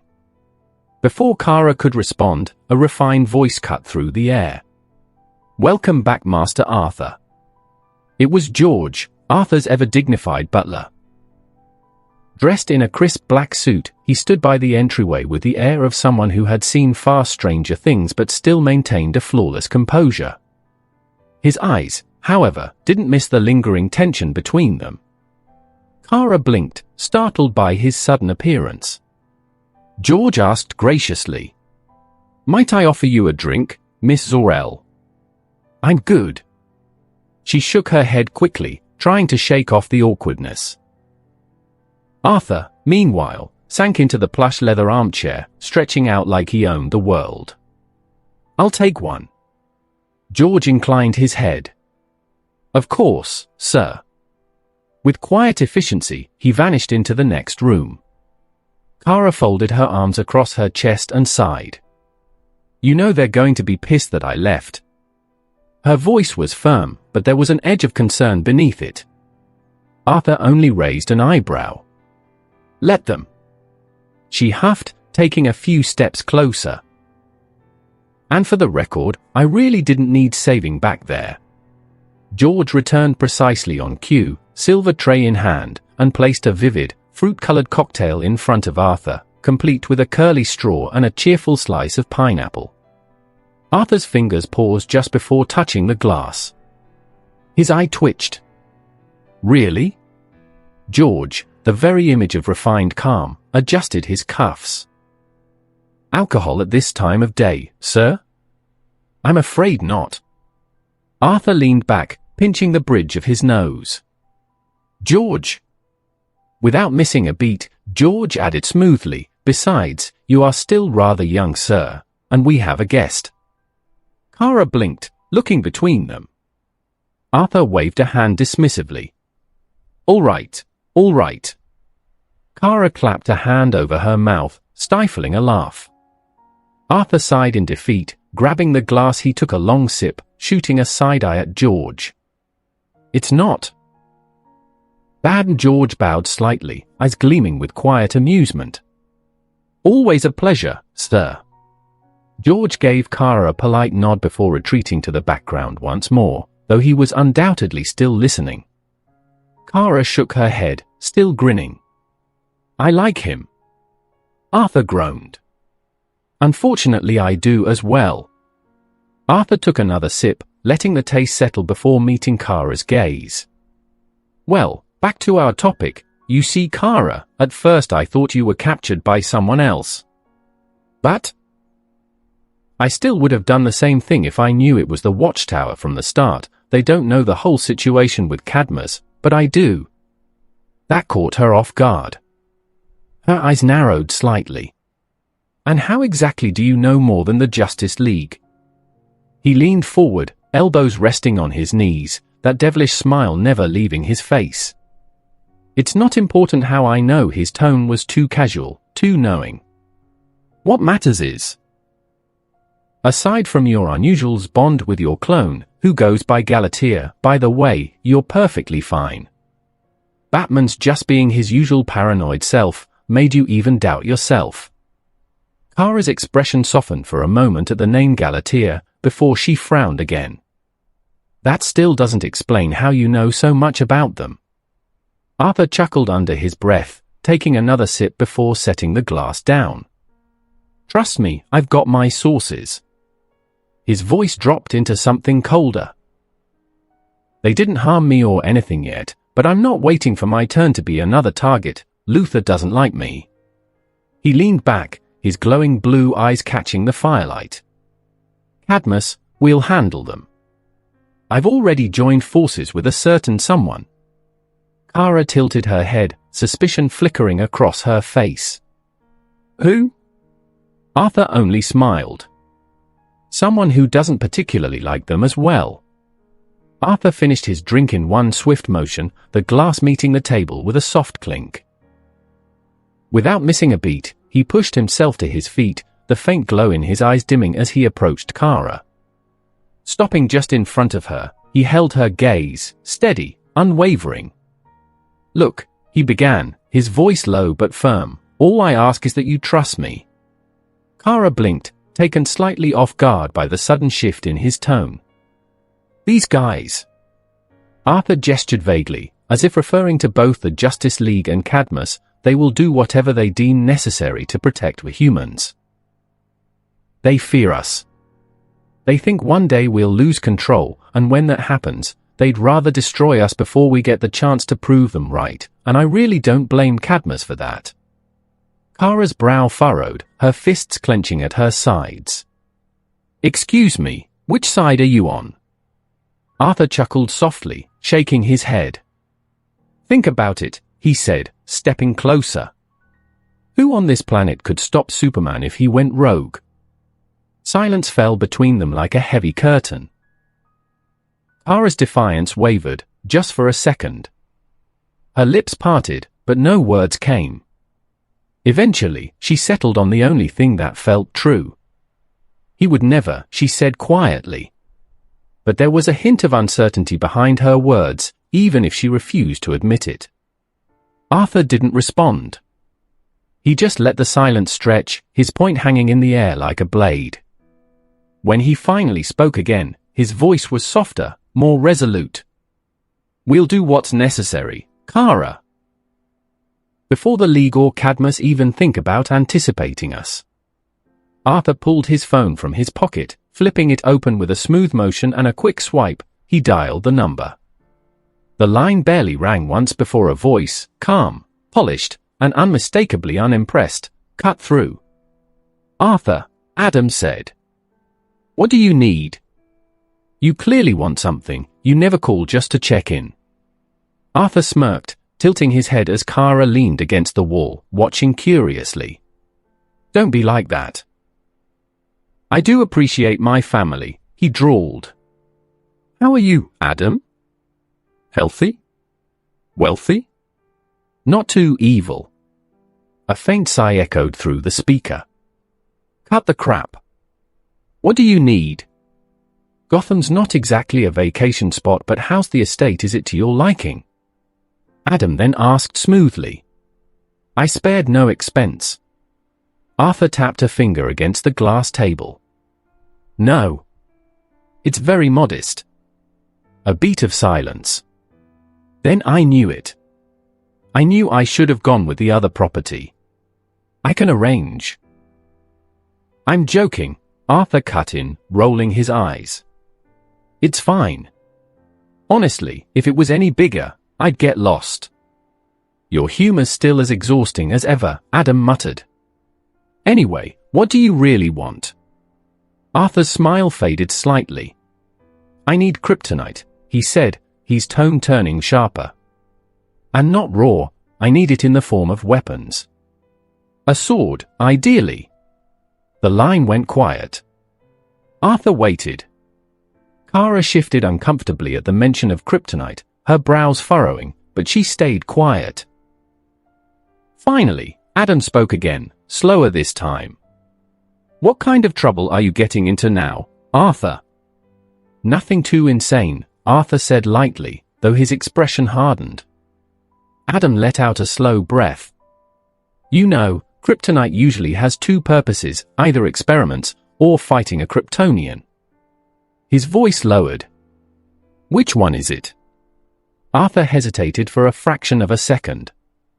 "Let's just say you're not far off the truth. I need it as soon as possible."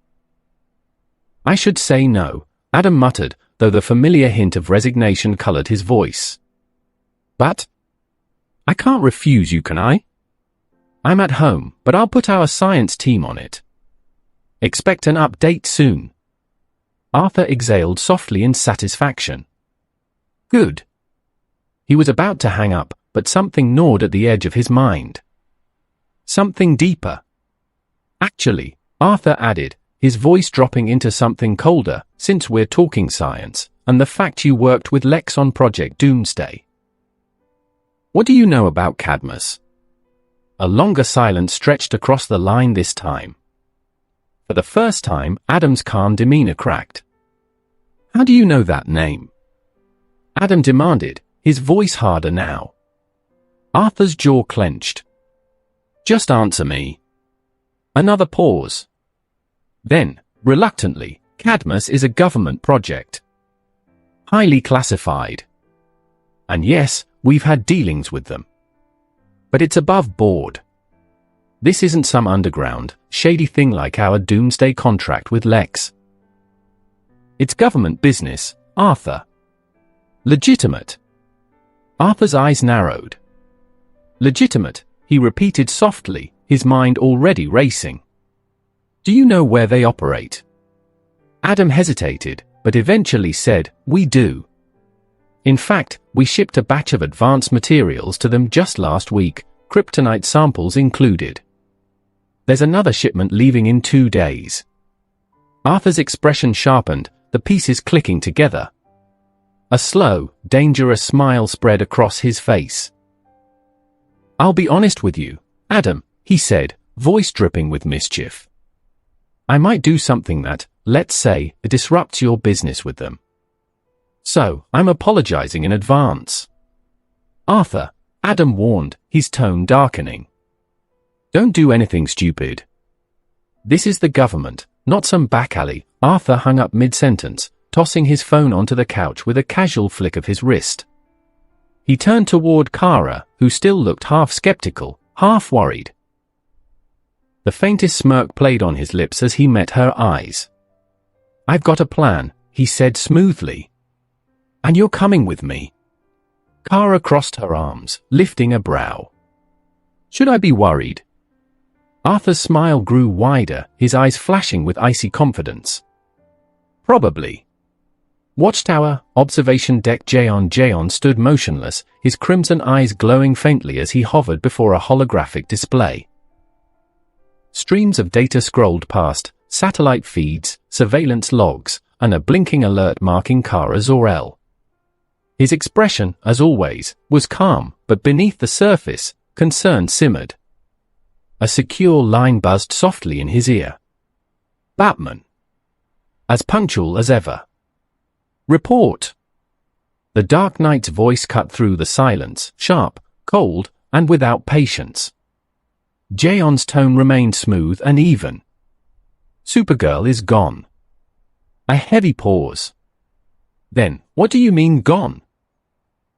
Batman's voice was edged with irritation, though not surprise. She wouldn't just leave. Especially while you are there. She didn't leave on her own. Jaeon's gaze flicked to a playback feed, re-watching what happened earlier. Arthur Blackwind came here and took her with him. There was a beat of silence, too long for mere contemplation. Then Ankara just let that happen.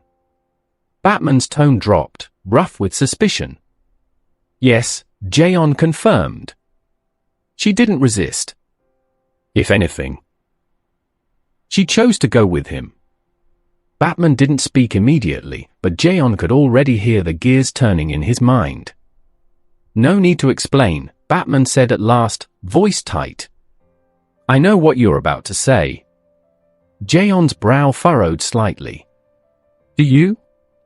Batman's tone cooled to something dangerously low. Arthur isn't just some random man, he saves her, she trusts him. Kara wouldn't leave unless he gave her a reason. And if you called me, it means there's more.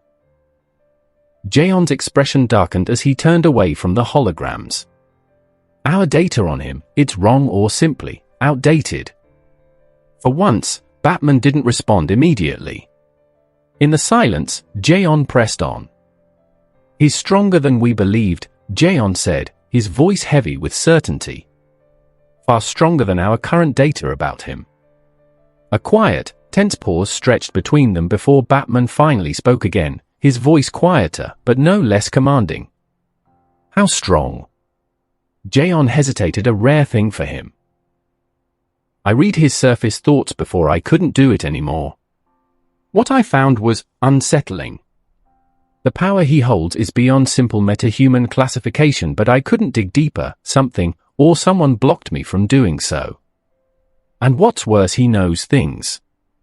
About Cadmus. About Kara's connection to them. He's moving with intent, Bruce. Batman exhaled slowly through his nose, processing the revelation. He is going to attack Cadmus, isn't he? Perhaps, and if he wanted to harm Kara, he would have already. He cares about her. Jayon said. But his motives remain unclear. I'm concerned about what he plans to do next. A faint sound of shifting fabric came through the line, Batman already moving. I don't like unknowns, Jayon, he said, voice like a blade cutting through the dark. And I definitely don't like it when someone I can't predict takes an interest in matters we are involved in. He is reckless. Jayon inclined his head slightly. I share your concern. Another silence, taut and cold. Then I'm coming up, Batman said. He is doing what Clark wanted to do. I'll infiltrate Cadmus with some of the Justice League members, before that idiot wreaks havoc. Do not tell Clark. High above the Blackwind estate, Jump City, the night sky hung heavy, thick clouds drifting past the pale glow of the moon. Suspended in the air like a predator on the hunt, Galatea hovered in silence. Her blonde hair whipped in the wind, framing her face, a face sculpted for war. Arms folded over her chest, her sharp blue eyes burned down at the sprawling estate below, a fortress of wealth and legacy. She scoffed. What's so special about these people anyway? Her voice was low, edged with disdain. Rich. Spoiled. Fragile. And yet, Lex wanted them alive because for some reason that ashen-haired boy is the key to his delusion. I would love to find that boy here. Galatea's lips curled into a smirk. She began her descent, slow, the wind howled as she cut through it, her speed increasing. The estate's towering gates loomed beneath her, but Galatea didn't care for doors, she was aiming towards the house. The polished mahogany desk reflected the soft glow of the chandelier above as Adam Blackwind leaned back in his chair, phone pressed to his ear. His fingers drummed lightly against the wood, his mind juggling a dozen thoughts at once. Don't do anything stupid. This is the government, not some back-alley thugs. You hear me? Arthur? Arthur! Adam sighed. He hung up on me. His voice was still rather calm, collected, but his brow creased slightly. His younger brother had always been a handful, even more so since he changed. With a sigh, he ended the call and immediately dialed another number.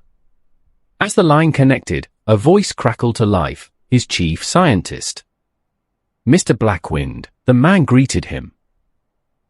Skip the formalities. Status update. Next to him, Lady Blackwind, his mother, the ever-elegant matriarch of the family, was already watching him with thinly veiled scrutiny. She had always carried herself with poise and grace, the kind of woman who could command a room without raising her voice. What did Arthur want? She asked, her tone refined yet laced with concern. Adam barely glanced at her. Nothing you should worry about, Mother. Just something he needs. His focus returned to his call, his fingers adjusting the cuffs of his tailored suit. That wasn't enough for her. Of course, it wasn't. Nothing I should worry about, she echoed, her voice carrying that sharpness only a mother could master. Adam, ever since your brother developed those strange abilities, he has barely been home. His academic performance has plummeted, and most concerning of all, he has begun associating himself with unsavory individuals. Adam inhaled slowly. He had heard this speech before. People like Arthur always attract danger, she continued, standing with an air of sophistication. But does he have to seek it out himself? Have you even spoken to him about this? About how reckless he has become? Adam said nothing. He simply walked toward the window, phone still in hand. Yes, just make sure to. Then he saw her. A shadow against the moonlight. A figure descending from the sky, effortlessly, deliberately. Galatea. She wasn't in a rush. She wasn't crashing down like some meteor. No, she floated like she belonged there, as if gravity itself was an afterthought. Her blonde hair flowed behind her, catching the night breeze. Her piercing blue eyes locked onto his, a knowing smile curving her lips. Then, solid ground. She landed without a sound, yet the moment her boots kissed the earth, the entire world felt heavier. Like a storm had just touched down at their doorstep. Then she began walking, casually, deliberately towards them. Adam's breath hitched. His heart pounded against his ribs, but his mind remained sharp. His mother, still lost in her own tirade, hadn't noticed. He forced himself to stay composed, to keep his voice even. Finish what I asked for and send it to that location. As soon as you can. He hung up. The phone in his hand suddenly felt far less important. Adam's fingers twitched as they brushed the grip of his pistol. He kept his movements measured, subtle, smoothly drawing the gun from the concealed holster at his waist, hiding it behind his back. His breath was steady, but his pulse was hammering.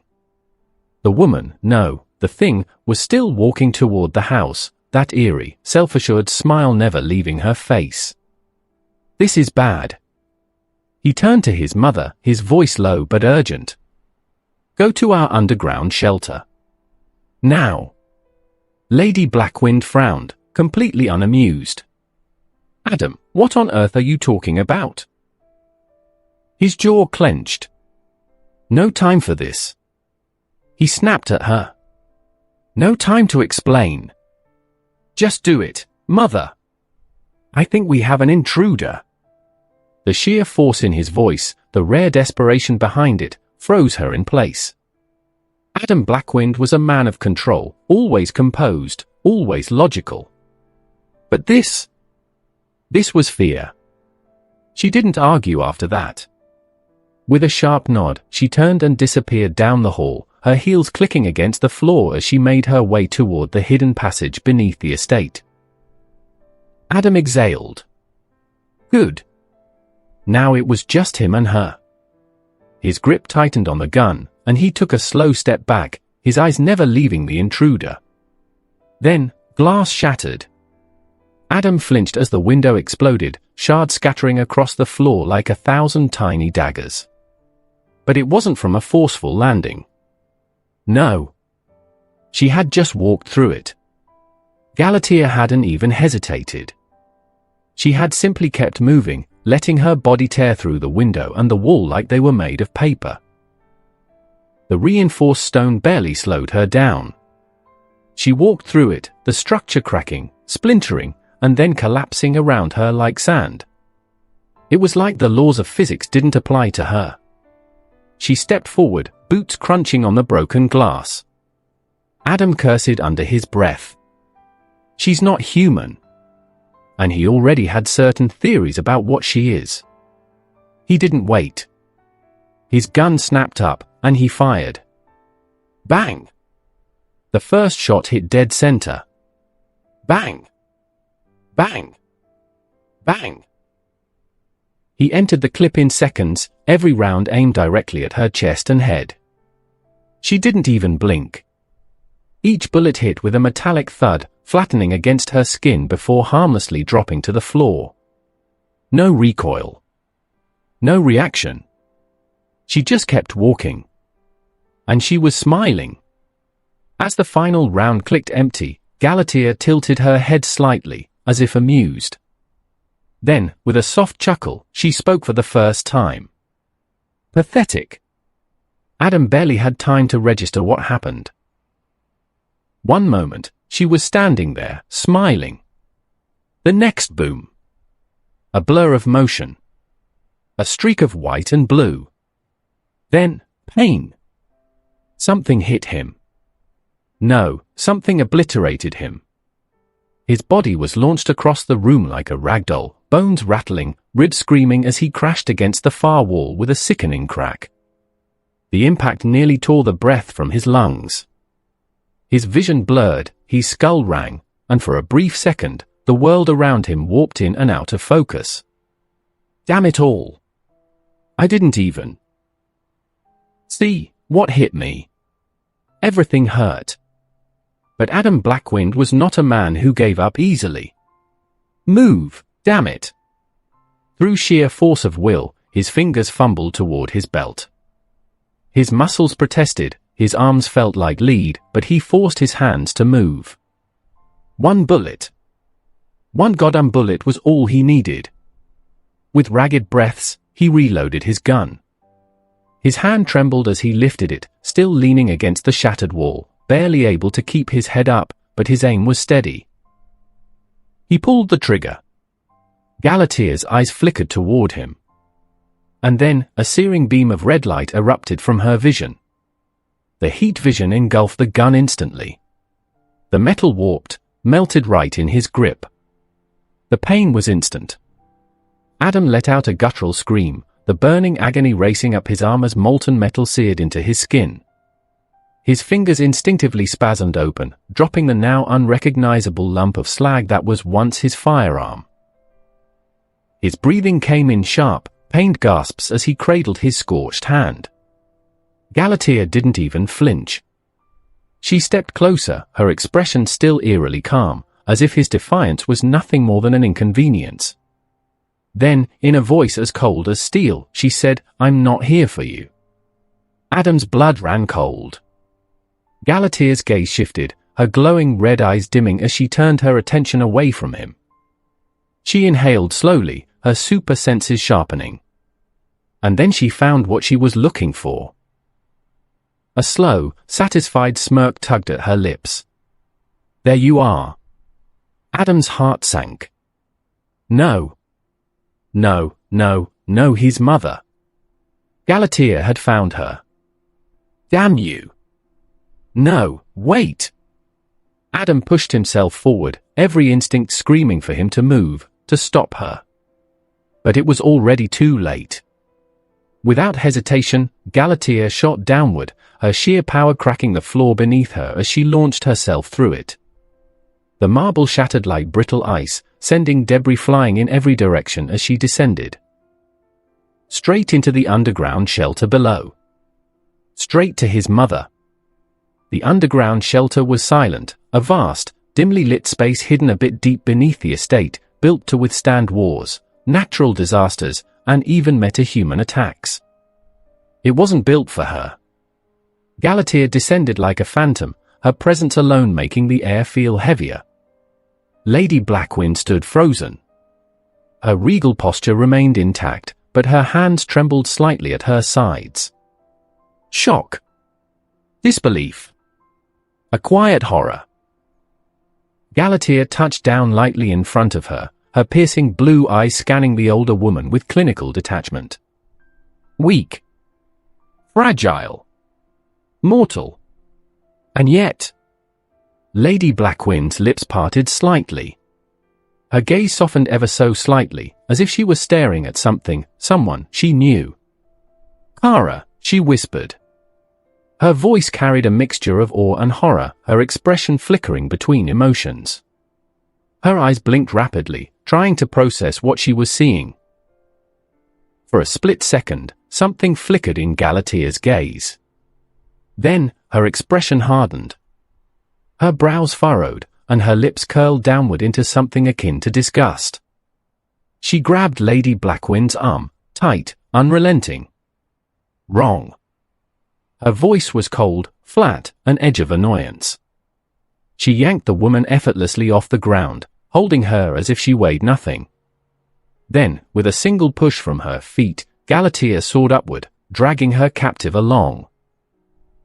The estate started to shrink below them. The wind howled around them, whipping against Lady Blackwind's face as they rose higher and higher, floating effortlessly above the ruined house. Galatea smirked. I'm the upgrade. Then, a shiver ran down her spine. Something was coming. Fast. Her instincts flared too late. Boom. Time seemed to slow. A blur of movement, a flash of blue and black. A fist, encased in jagged bone gauntlets, came from nowhere, colliding with Galatea's face with earth-shattering force. The moment of impact was brutal. Her head snapped sideways, her body launched downward at blinding speed. She hit the ground like a meteor. Boom! The entire estate trembled. She bounced violently, her body skidding across the earth, demolishing everything in her path, shattering walls, tearing through the estate grounds, leaving a cratered trail of destruction behind her. The dust settled. The echoes of the impact still reverberated through the land. And then a shadow loomed over the wreckage. Arthur landed not too far from Galatea. His boots cracked the ground beneath him as he touched down. His presence was heavy, suffocating, his figure illuminated by the flickering embers of destruction around him. His eyes, glowing, burning with a cold, menacing blue, were locked onto the wreckage where Galatea had landed. His expression was not amused. Not smug. Not even angry.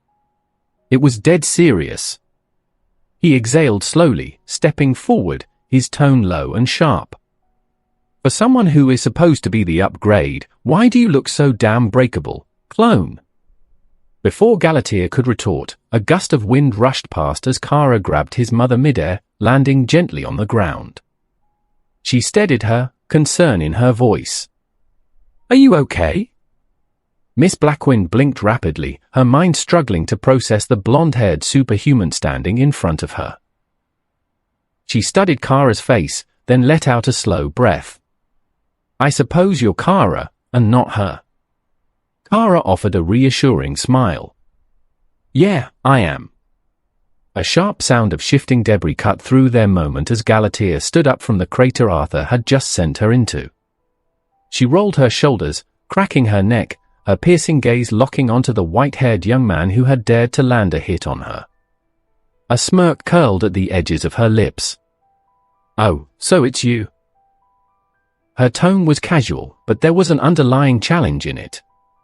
"You're that Arthur." Arthur's glowing blue eyes didn't waver. "I'm not gonna ask why you're here, but considering you were after my family, this naturally has to do with me." Galatea scoffed, placing a hand on her hip. "Yes, Captain Obvious." And then she moved. A blur of speed. Before Arthur could react, her fist smashed into his raised forearms, barely giving him time to form a crossblock. The impact sent a shockwave rippling through the air. Then, boom. Arthur was launched like a bullet, crashing through the Blackwind estate's outer walls and vanishing into the distance. Kara's eyes widened slightly. "Arthur!" Galatea dusted off her knuckles, a smug grin forming. "Who?" Thought he'd be tougher. Kara's head snapped toward her, her expression shifting from concern to steely determination. "You just attacked an innocent family." Galatea rolled her eyes. "Oh, please." Save the self-righteous speech. "I didn't kill anyone." Before the tension could snap, the rubble from Arthur's crash site shook. A deep rumble echoed as a figure emerged. Arthur stepped out of the wreckage, dust rolling off his shoulders. His jaw was clenched, his body straightening. "Damn!" He flexed his fingers, rolling his wrists. "She's really not holding back." His glowing blue eye sharpened, come out, his shadow stretched, and from it two figures emerged, Kaisail and Blade. The elite knight knelt slightly, awaiting orders. Arthur didn't hesitate. "Take my mother and brother on Kaisail's back, wherever they want. Just get them away from here." Blade simply nodded. Then, in an instant, they went into motion, already on their task. Arthur turned back, his gaze locking onto Galatea, who is far away right now, his hands curled into fists. Kara stepped forward, her blue eyes narrowing. "What the hell are you doing here, Galatea?" Galatea let out a low chuckle, brushing some debris off her shoulder as if the fight hadn't even fazed her. "Oh, you know, sightseeing. Checking out the local architecture. Smashing through it." Her smirk widened. "And, of course, dealing with unfinished business." Kara's gaze darkened. "Cadmus sent you, didn't they?" Galatea tilted her head mockingly. Not quite, but not wrong. She clasped her hands together in fake excitement. You really should have joined a detective agency, Kara. You're almost as sharp as your human pets. Kara's fists clenched. What does Cadmus want with this family? Galatea gave her a lazy shrug. Oh, you know how it is. They see something unique, something powerful, and they just have to poke at it. Study it. Maybe even control it. She leaned in slightly, her smirk turning wicked. Kinda like how they made me better than you. Kara crossed her arms, glaring. Better? That's funny. Galatea laughed. Oh, that's adorable. You think this is about morality, don't you? She took a step closer, her eyes gleaming. Let me ask you something. Kara, what have you really accomplished? You spend your days playing hero, saving people who wouldn't last a second without you, while I was made for something greater. Kara's jaw tightened. You were made to be a weapon. Galatea grinned. Exactly. And I embraced it. She tilted her head mockingly. Meanwhile, you're still pretending to be normal. Trying to fit in. Like some lost little orphan girl desperate for a home. Kara didn't flinch. I have a home. I have a life. And I made my own choices. Galatea's smile twisted. A life? Or a lie? She leaned in, her voice dropping slightly. You fake being human. I surpass them. That's the difference between us. Kara exhaled slowly, her stance firm. No, the difference is, I choose who I am. You let them decide for you. For the briefest second, something flickered in Galatea's eyes. But then, just as quickly, it was gone. Her smirk returned. Cute speech. Too bad it won't change anything. And then she moved. A sonic boom split the air as Galatea rocketed forward, her fist colliding with Kara's guard like a warhammer. The impact sent a shockwave through the air, rattling the ruined Blackwind estate below. Kara's feet dug trenches into the dirt, her arms straining as she absorbed the force. Galatea didn't stop. She twisted, her elbow smashing into Kara's ribs, then a brutal knee to the gut, doubling her over. Sloppy. Galatea grabbed Kara by the collar of her suit and launched her like a missile through the trees. Kara twisted in midair, slamming her hands into the dirt, flipping herself upright just as Galatea was on her again. Another punch, Kara blocked. Galatea followed up with a spinning kick to the side of her head. Kara crashed through a massive oak tree, splinters flying like shrapnel. She barely had time to recover before Galatea appeared in front of her, floating just above the ground, arms crossed. Come on, Kara. You're making this too easy. I thought we were supposed to be evenly matched.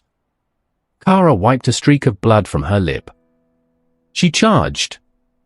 Faster than a bullet, Kara feinted left, then slammed an uppercut into Galatea's jaw, sending her skyward. The ground beneath them cratered from the sheer force. Kara shot up after her, breaking the sound barrier as she tackled Galatea midair. They spun like a tornado, exchanging brutal punches mid-flight, each strike like thunderclaps shaking the sky. Galatea grinned through the onslaught. Finally showing some bite? Too bad it's not enough. She caught Kara's next punch, then twisted her wrist, flipping her over, and plummeted down, slamming Kara into the earth like a meteor. The shockwave ripped trees from their roots, the ground fracturing like glass beneath them. Before Kara could move, Galatea pressed her boot against her chest, pinning her. See, she said smugly, leaning down. No matter how much you fight it, I was made to be better than you. Kara gritted her teeth, her blue eyes blazing. You keep saying that. Her hand shot up, grabbing Galatea's ankle. But I'm still the original. Galatea's smirk faltered. only for a second. And then a crack of air. A fist covered in jagged, bone-like gauntlet smashed into her ribs, sending her careening through the sky like a broken missile. The world blurred around her before she crashed into the earth, carving a trench through stone and soil. The shockwave alone sent debris flying in all directions. She barely had time to process the pain before a massive shadow loomed over her. A second impact. A monstrous fist as large as a car drove into her stomach, embedding her deeper into the rubble. Doom had arrived. Arthur landed with the force of a meteor, standing over her. His ashen white hair flickered in the wind, his blue eyes glowing with an unnatural light. "You didn't think I was done after one punch, did you?" Galatea barely had time to snarl before Arthur was on her. He moved with precision, efficient, brutal. A lightning-fast elbow to her jaw. A bone-gauntleted uppercut that launched her into the air. She tried to right herself mid-flight, but Arthur appeared above her instantly, his foot driving down onto her back. Crash. She slammed into the ground so hard the terrain caved in. Doom wasn't far behind. As Galatea groaned, struggling to push herself up, a titanic foot met her side, launching her across the battlefield. Arthur was already waiting. He caught her midair with ruler's authority, suspending her for a fraction of a second, just long enough to drive a devastating knee into her spine. She gasped. For the first time, actual pain flashed across her face. "Not so smug now, are you?" Arthur muttered, grabbing her by the arm. With a flick of his wrist, he hurled her towards Doom. Doom caught her with a thunderous punch, one that echoed across the entire Blackwind estate. Galatea hit the dirt, coughing, blood on her lip. Before she could react, massive clawed hands grabbed her wrists. Doom held her down, his monstrous strength pressing her into the fractured ground. Arthur stepped forward, his Demon King longsword materializing in his grip. The air hummed with electricity as lightning crackled along its edges. His expression, cold and absolute. He raised the sword, the tip hovering just above her throat. "You would be a fine addition to my legion." Galatea's breathing was heavy. She didn't respond immediately. But then her eyes started glowing red. Arthur didn't flinch, he just stood there, sword in hand, watching her. Because he knew exactly what she was about to do. And he didn't care. A sharp hum filled the air. The heat around them spiked. Galatea's crimson gaze intensified, twin beams of energy building at the edge of her irises. The very ground beneath her sizzled as small embers flickered to life, burning the dirt. Doom's grip tightened. A deep, guttural snarl rumbled from his chest. His massive, clawed hands pressed down with enough force to crush steel. But she wasn't struggling. She was testing. "You're really not afraid, are you?" Galatea murmured, her voice even, but laced with irritation. Arthur's glowing blue eyes remained locked on hers. Unyielding. Unimpressed. "Why would I be?" His voice was calm. Deadly. The heat in her eyes flared. A warning. One last chance. But Arthur didn't give a damn. "Go ahead," he said, voice barely above a whisper. "Do it." A flicker of uncertainty, brief, nearly imperceptible, crossed her face. Then, she fired. Twin beams of concentrated destruction erupted from her eyes, screaming toward Arthur's face. At the same instant, Arthur moved. A blur of motion. A pivot so fast that the very air cracked in protest. The beams barely grazed Arthur, searing past his shoulder and melting deep scars into the walls far behind him. But before Galatea could fire again, Doom roared.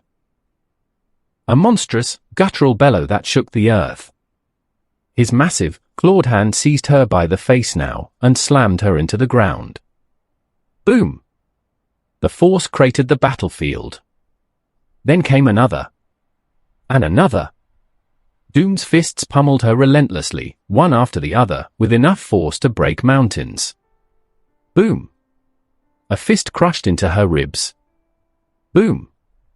Her body bounced up only to be caught by another devastating backhand. Boom! Her skull cracked against the earth as Doom grabbed her by the leg and whipped her across the battlefield like a ragdoll. She tried to move, to regain control, but Doom was already there. A hammer-like punch collided with her stomach, burying her deeper into the earth. He wasn't stopping. He was enjoying this. Another roar erupted from Doom as he raised both fists, ready to pulverize her into nothing. But this time Galatea's hand shot up. Galatea's fingers clenched around his massive hand, her biceps flexing as she held him in place. Her teeth were gritted, her expression twisting not in fear, not in pain but in defiance. And then, she struck back. Her fist rocketed into his chest, the sheer force sending the towering behemoth hurtling into the sky. Arthur barely had time to register it before Galatea's eyes flashed red. Twin beams of burning heat vision tore through the sky, slicing toward Doom's airborne form. They connected. A direct hit. But Doom was not so easily broken. High above, his body twisted mid-flight. His glowing red eyes locked onto her, and a guttural snarl rumbled from his chest. Then he dove. With both feet aimed downward, Doom descended like a meteor. Boom! His entire body crashed into her like a missile, slamming her back into the earth with such force that the ground beneath them fractured apart, sending shockwaves rippling outward. Dust and debris erupted into the air. Arthur exhaled sharply, raising a hand. That's enough. Doom snorted. His hulking frame was still tense, fists clenched. His chest rose and fell with ragged, eager breaths. He let out a guttural snarl, but he obeyed his monarch. Arthur narrowed his eyes. He's enjoying this way too much. Doom had never met someone who could take his full power and still keep going. Galatea twitched. Blood ran from her lip. But she was still breathing. Arthur rolled his shoulders and stepped forward, his Demon King longsword in his grip, crackling with lightning. He stood over her, raising the blade. Time to end this quick. But just as he swung, a blur of blue rushed past him. Clang! Arthur's sword stopped, stabbed mid-swing. By Kara. Her hand gripped the steel, stopping it inches from Galatea's throat. Arthur! No. Arthur's jaw clenched. You have to be kidding me, Kara. She looked at him, pleading. We don't have to kill her. His gaze burned into her. She's not even supposed to be alive. Kara swallowed, but Arthur wasn't done. They are clones, Kara. Man-made weapons designed to kill us. He pointed at the wreckage around them. The broken ground. The burning buildings. The lives shattered in mere moments. Look around you. His voice was low, dangerous. He gestured to the destruction around them, the shattered earth, the broken walls, the wreckage of their home. Is this not proof enough of what they can do? And I'm sure she's not the only one that was made. Galatea stared at the ground. For the first time, she didn't have a comeback. Something in her expression shifted. Her smirk was gone and she looked conflicted. Kara's voice softened. Still, Arthur, we need to be better than them. Arthur's grip on the sword tightened. Galatea's eyes lowered. Just for a second. A part of her wanted to say something. She just stared. Her fingers clenched into fists at her sides. Something flickered in her eyes. A frown formed. Not anger. Not defiance. Something almost human. It got silent between the three of them. Dust settled. The cracked earth beneath them still radiated with the aftermath of destruction. Arthur stood over Galatea, his sword still humming with energy. His grip was firm, his stance unwavering. Then, slowly, he turned his gaze to Kara. He didn't look angry. Nor disappointed. Just cold. Then, his eyes flicked back down to Galatea. And finally, with a slow, deliberate motion, he lowered his blade. Arthur exhaled. "This is your weakness, Kara." Kara flinched slightly, but she didn't back down. Her expression was defiant, determined. From the ground, Galatea chuckled a weak, breathless sound. "He's not wrong." Arthur's eyes snapped toward her. His irises burned. A deep, eerie glow of crackling blue energy surged to life, illuminating his face like an angel of death. Then, bloodlust. The very air around him became heavy, suffocating as if gravity itself bowed to his wrath. The battlefield darkened under the sheer pressure of his presence. Galatea's smirk faded. Even Kara, who had fought alongside him before, felt a chill crawl up her spine. Arthur's voice was low. "Dangerous. Absolute. This doesn't mean I'll forgive this transgression." His eyes locked onto Galatea's, his voice like ice and fire combined. "You harmed my family. You desecrated my home. You crossed a line that cannot be undone. I don't care if you were following orders or acting on your own. The next time I face one of you Cadmus-made freaks." His grip on the sword tightened, lightning crackling along its edge. "This will be the last time I ever spare anyone." His voice lowered to a growl. "Even Superman won't stop me from executing the lot of you." Silence. Kara's fists clenched, her lips pressing into a thin line. She wanted to argue, to reason with him. But there was no room for negotiation in his voice. Arthur's decision was final. But beneath his glare, behind the sharp edge of his words, he was already planning. "I'm absolutely not turning a blind eye to this. This was it." His thoughts raced, forming the shape of his next move. "You, Galatea, will lead me to Cadmus HQ. I won't wait for Red Hood's intel. I won't sneak in through my brother's shipment. You will be my way inside." A smirk tugged at his lips. It wasn't a kind smile. It wasn't a forgiving one. It was a predator's grin. Galatea, still staring at him from the ground, said nothing. But as she held his gaze, her fingers curled into the dirt. Her mind churned with her own revelations. "I think I already got what we needed anyway. I have his parents' strands of hair that should be enough for Lex and father." She inhaled sharply. Her body ached, but her mind was sharp. Calculating. Arthur Blackwind. Now she understood why Lex wanted his power so badly. Arthur stood tall, his gaze steady, his focus remained on the defiant figure of Galatea, still sprawled on the ground. Her eyes glared back at him, a mix of disdain and frustration, but she wasn't moving. Arthur's eyes flickered to the ground beneath her, from the depths of his shadow, a soldier, silent and phantom-like. Melded seamlessly with Galatea's own shadow, unseen by everyone except Arthur himself. "Get up," Arthur commanded, his voice cold and precise. "And leave, before I change my mind." Galatea's gaze met his, her lips curling into a bitter smile. A flash of defiance remained in her eyes, but slowly, she pushed herself up, her posture regal, despite her fallen state. Her pride, it seemed, would not be broken. Without a word, she lifted herself into the air, her eyes briefly flickering to Arthur. For a moment, it almost felt as if she would say something, anything, but she simply turned and flew off, her silhouette vanishing into the night sky. Kara stood nearby, watching with a frown, though her expression softened as she turned back to Arthur.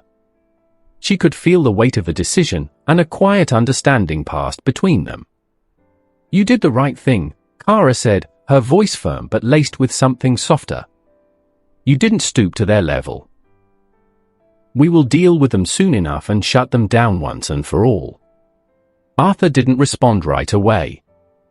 He was still processing the moment, the choices made. It had been tempting to finish it, to wipe her out and make her an eternal servant, but he had something else in mind. "Yeah," Arthur finally said, his tone heavy with resolve. "I know we will." He paused, his eyes narrowing slightly as he looked toward the horizon, as if seeing something far beyond the distance. "We need to get back to Gotham first, meet someone, and then we plan our next move." Kara nodded, but before she could speak again, a sudden shift in the air caught her attention. A group of figures materialized before them, emerging from the shadows like phantoms, cloaked in darkness. Then, one of the figures spoke, their voice deep and unmistakably familiar. "Arthur." The voice carried a weight, a recognition that set off an immediate shift within Arthur. He sighed heavily, almost as if he had expected this moment and them to appear, but didn't want to deal with it. His eyes locked onto the group, his stance remaining unflinching, though his mind was already racing. With a calm but firm tone, Arthur spoke, his voice dripping with irritation. "What are you guys doing here?" Kara, sensing the tension radiating off Arthur, gently placed a hand on his, her grip firm but reassuring. "Wait, it's the Titans," she said softly, her voice calm but urging restraint. Arthur's glowing blue eyes flicked down at her before he exhaled through his nose. His stance relaxed just slightly. "I know," he muttered, shaking his head. "Don't worry, I'm already acquainted with them." Across from them, Raven's eyes slightly narrowed, her hood casting a shadow over her face as she silently observed the scene. But her attention wasn't on the destruction. It wasn't even on the conversation. No, what caught her eye was Arthur and Kara's hands touching, the way she reached for him, the way he actually listened. For a moment, something unreadable flickered across her expression before she schooled her features back into neutrality. Meanwhile, the Titan surveyed the battlefield, taking in the cracked earth, the scorched buildings, and the lingering energy in the air. Robin's sharp eyes darted from one destroyed structure to the next before he muttered, "What the hell happened here?" Arthur ignored him completely. Cyborg frowned, his cybernetic eye scanning the area. "A flying object just flew past here not long ago." At that, Raven stepped closer to Arthur, her piercing violet eyes locking onto him. "Who did you fight here?" she asked, her voice steady, inquisitive, but not prying. Arthur opened his mouth, but before he could answer, a clone. It was Kara who spoke, her voice quieter, strained. She lowered her gaze, her hands balling into fists. "My clone." A moment of silence stretched between them. Beast Boy blinked, eyes wide. "Wait. You got cloned?" Blue Beetle crossed his arms, muttering, "Okay, that's definitely a bad thing." Cyborg, always the analyst, furrowed his brow, looking between Kara and Arthur. "So, she was strong, huh?" Arthur scoffed. "Stronger than most." His gaze shifted towards Cyborg, eyes sharp. "Tell me, Cyborg, are you keeping your teammates in the dark about Cadmus clones, or do you not know either? Is the Justice League keeping secrets even from you?" "I doubt that." Cyborg exhaled heavily, his mechanical eye dimming slightly. "Man, it's complicated." He turned to the Titans. "Look. Cadmus has been a problem for some time now. The League has been keeping tabs on them, but it's classified. Even I don't have full clearance to share things with you guys. And if I don't..." He gestured at the rest of the team, his meaning clear. Robin stood silent. Arthur smirked, eyes landing on him. Of course, Batman's sidekick already knew. Beast Boy made a face. "Dude, seriously? Not cool, man." Jamie crossed his arms. "Yeah, what the hell, Robin?" Robin finally spoke, his voice level but firm. "Need to know basis." Arthur rolled his eyes. Classic Bat response. Robin, arms crossed, as he spoke up again. Where is she now? Arthur, do you know why she came here? Arthur's gaze snapped back to him, and for a moment, there was something cold in his expression. You're trespassing again, Arthur said flatly, voice carrying the weight of finality. You should leave. You're a bit late to the party. Silence fell once more. Robin clenched his jaw, about to respond, but Raven walked towards Arthur. He turned to Raven, his expression shifting, quieter. You were right. And I was stupid. Raven arched a brow, arms crossed. About? Arthur sighed. I was too careless. They didn't target me, they targeted my family. I don't hide behind fake names and masks like you guys. That makes me an easy target. If Galatea had been here to kill instead of whatever that was, I would have been too late to do anything about it. Raven's eyes darkened. So, Galatea is the clone's name. She exhaled softly. I can't say I'm happy to be right, not when your family was hurt. But I'm glad they're okay. Arthur didn't miss the way her gaze flickered toward Kara for a split second. He smirked. Well, I'm gonna strike back. Raven narrowed her eyes. Do you even know where they are? Arthur's smirk didn't fade. No. She studied him. Why do I feel like you're lying? Arthur just smiled. Kara did too. Raven sighed, rubbing her temple.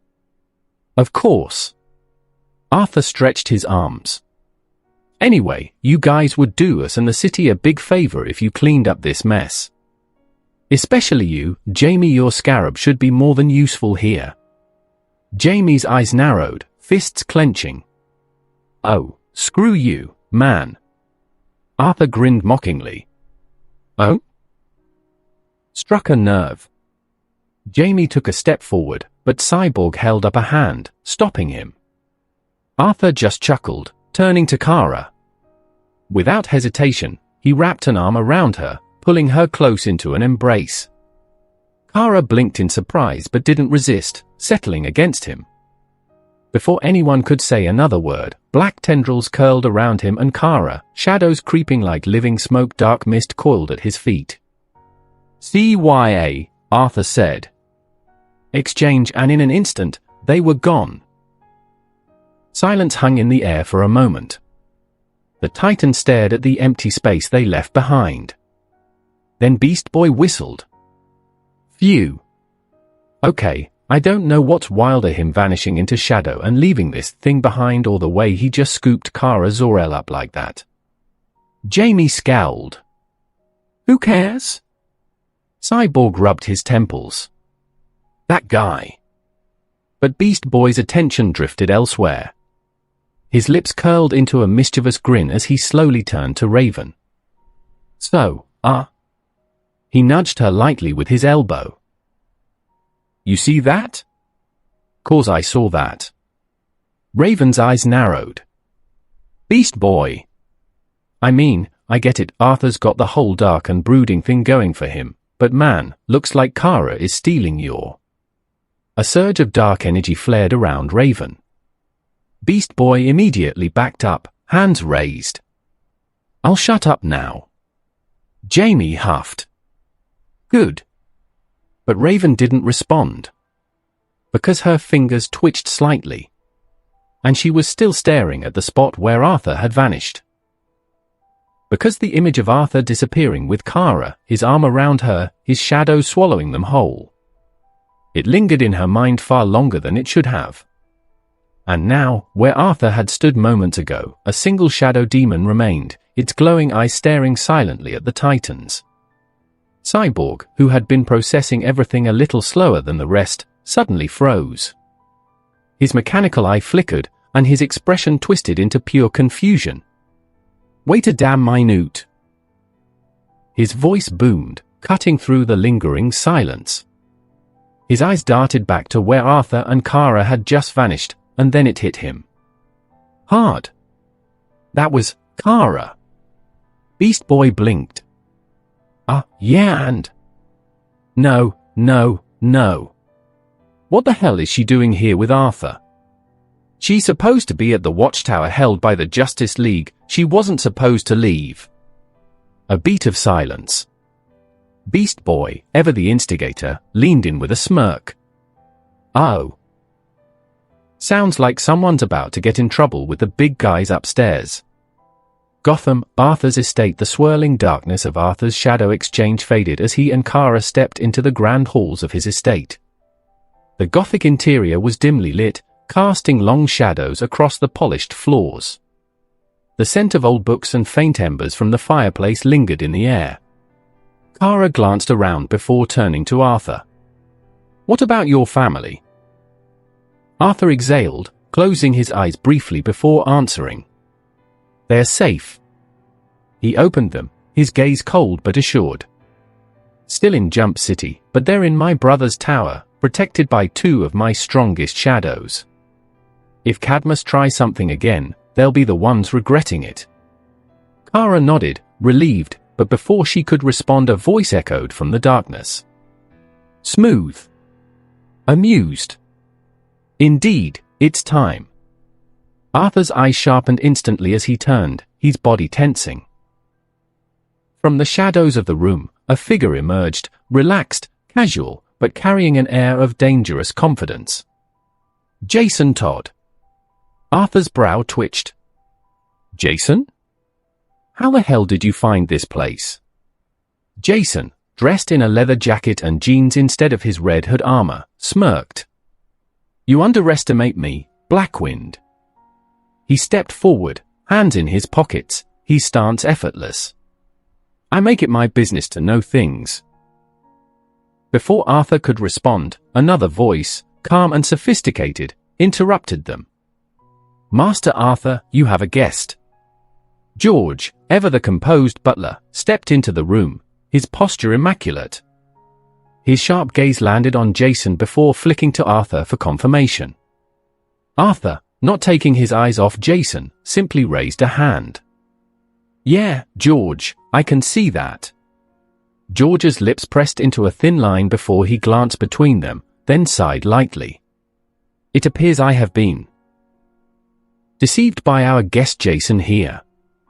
Arthur smirked. "You wouldn't be the first."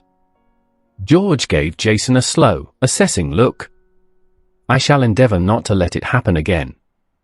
With that, he gave a polite bow and retreated into the shadows of the house. Jason watched him leave, then let out a low whistle. "Classy guy. Makes me wonder how you ended up so." He gestured vaguely at Arthur. "You?" Arthur rolled his eyes. Kara, arms crossed, looked Jason over. "Red Hood." Jason gave her a quick once-over and smirked. "Supergirl. Golden Child of the League." He tilted his head. "Didn't think you are the type to hang around guys like Arthur." Kara raised a brow. "And what's that supposed to mean?" Jason shrugged.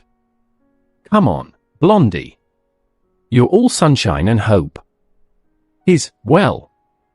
He gestured at Arthur. "The brooding nightmare man. Bit of a contrast, don't you think?" Kara smirked. "And here I thought the Red Hood was supposed to be this big scary vigilante. Turns out you just like to run your mouth."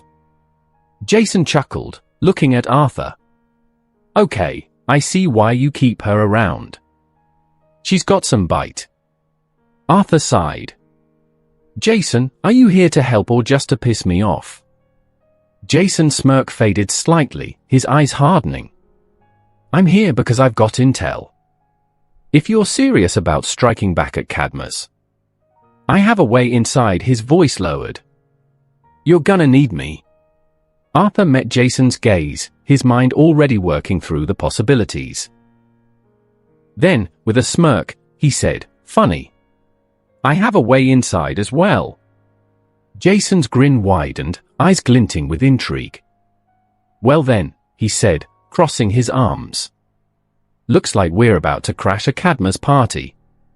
He took a step closer, his tone turning serious. We should make a plan. Right now. The rich aroma of coffee lingered in the dimly lit study, mixing with the faint scent of old books and burning candle wax. Shadows stretched long against the Gothic architecture of the estate, flickering from the soft, eerie glow of Arthur's ever-present demonic sentinels lurking in the corners. The weight of the impending battle sat heavy in the room, yet the three of them, Arthur, Kara, and Jason, sat in eerie calm, cups in hand. Jason took a slow sip, his eyes sharp and calculating. Cadmus is in DC, he finally said, setting his mug down. Disguised under some no-name research lab. But the real facility? It's deep underground. Arthur tilted his head slightly, impressed. Not bad. Jason smirked. I do my homework. He leaned forward, resting his elbows on the table. So here's my suggestion, I'll have Harley sneak in through your brother's next shipment. She gets inside, creates a distraction, causes chaos, makes noise, whatever the hell she feels like. He exhaled. Which, knowing her, she'll do regardless. Arthur narrowed his eyes. And how exactly did you convince her to tag along? Jason leaned back, giving him a deadpan look. You don't want to know.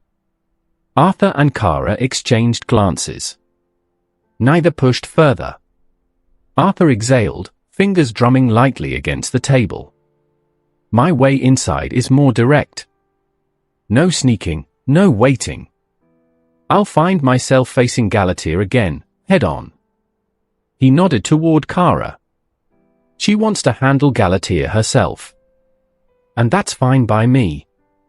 Jason hummed, considering. Then, he gestured toward Kara with his chin. Brilliant plan. But can we trust her?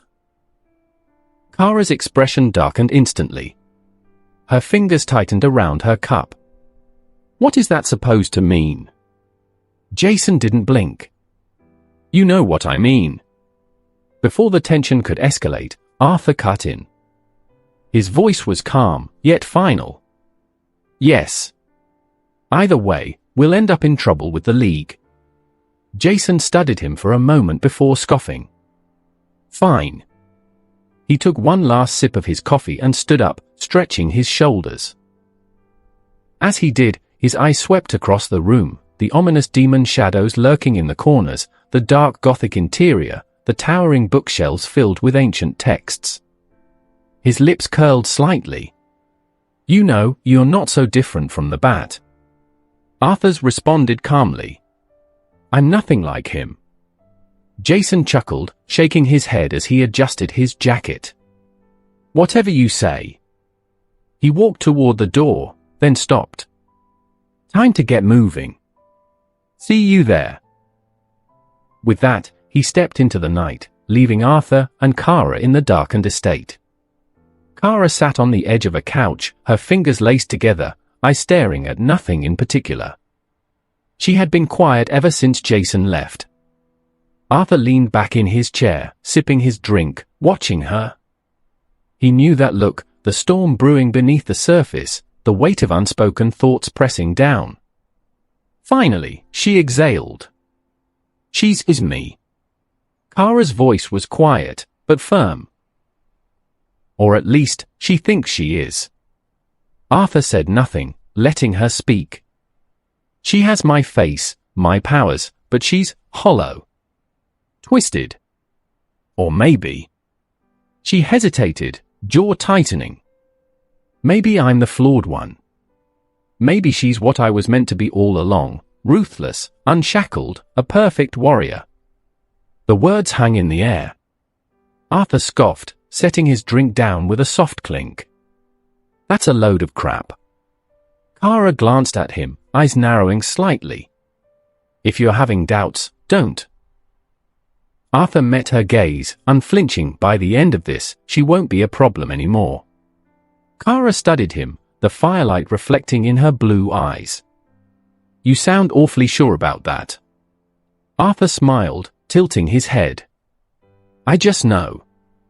Kara hesitated for only a second before stepping forward, wrapping her arms around Arthur in a firm but warm embrace. The weight of everything, the mission, Galatea, the unspoken doubts, seemed to lift just a little as she rested her head against his shoulder. Arthur stiffened slightly, caught off guard. His hands hovered for a moment before he slowly, almost awkwardly, placed them at her sides. "Thanks," she murmured against him. Arthur blinked. "Thanks? For what?" Kara didn't pull away, her voice softer now. "I actually really didn't want to stay in the watchtower like that, but I felt like I had no choice." Arthur said nothing for a moment. He understood. The weight of expectation, the feeling of being boxed in, forced to play a role. He wasn't the type to say something comforting, so instead, he just stood there, letting her have this moment. Then, after a beat, he exhaled. "Well, I'm actually tired. We gotta rest, 'cause I'm not pulling any punches against them." Kara's body tensed. Slowly, she pulled back just enough to look at him, her expression shifting from something almost vulnerable to one of sheer disbelief. She stared at him. "Seriously?" Arthur met her gaze, completely unfazed. "What? Did I say something wrong?" Kara just sighed, shaking her head as she pulled away entirely. She didn't answer, but the unimpressed look she shot him said everything. The following day, the golden light of dawn seeped through the grand windows of the estate, casting a soft glow over the lavish interior. The silence of the morning remained undisturbed, until the measured footsteps of George approached the sitting room. With his usual impeccable posture, he cleared his throat. "Sir, a shipment has arrived bearing your name, well, mine, for discretion's sake, but before I proceed." He paused. For perhaps the first time in years, George found himself momentarily at a loss for words. Arthur Blackwind was sprawled most ungracefully across the estate's fine leather couch. One arm hung limply over the side, his shirt slightly unkempt, and, most curiously, a blanket, clearly not his own, had been lazily thrown over him. But the most intriguing sight was Kara, sleeping soundly beside him in the same ungrateful way. Her golden hair was a tousled mess, her breathing slow and steady as she lay nestled far too comfortably against him. George, taking in this rather interesting sight, arched a refined brow. "Forgive my intrusion, sir, but am I to assume that I have stumbled upon something rather unexpected this morning?" Arthur stirred at the sound of George's voice, blinking groggily. His mind still fogged with sleep, he mumbled, "George, what's wrong? If this is about breakfast, let me sleep a bit more." Another blink. Then another. And then, realization hit. Wait. Why was Kara? How the hell did we end up like this? Arthur's body tensed as his brain caught up to reality. With newfound urgency, he immediately sat up, running a hand through his already messy hair as if that would somehow fix the situation.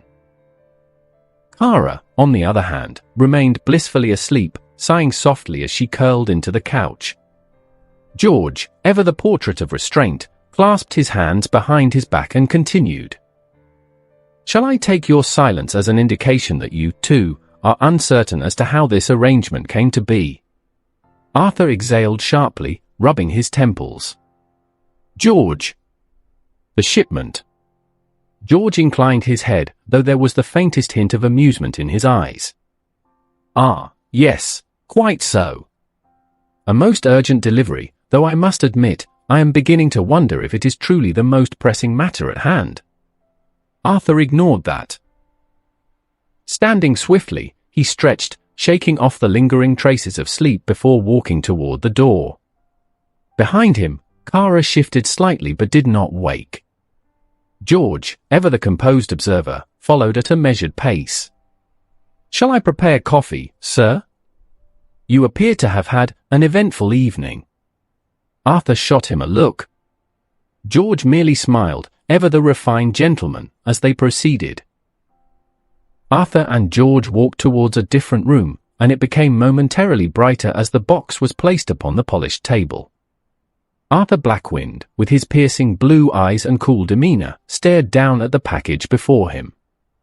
Its label read A Blackwind Science Group, the mark of his family's most private enterprise, a name that always seemed to carry with it secrets and intrigue.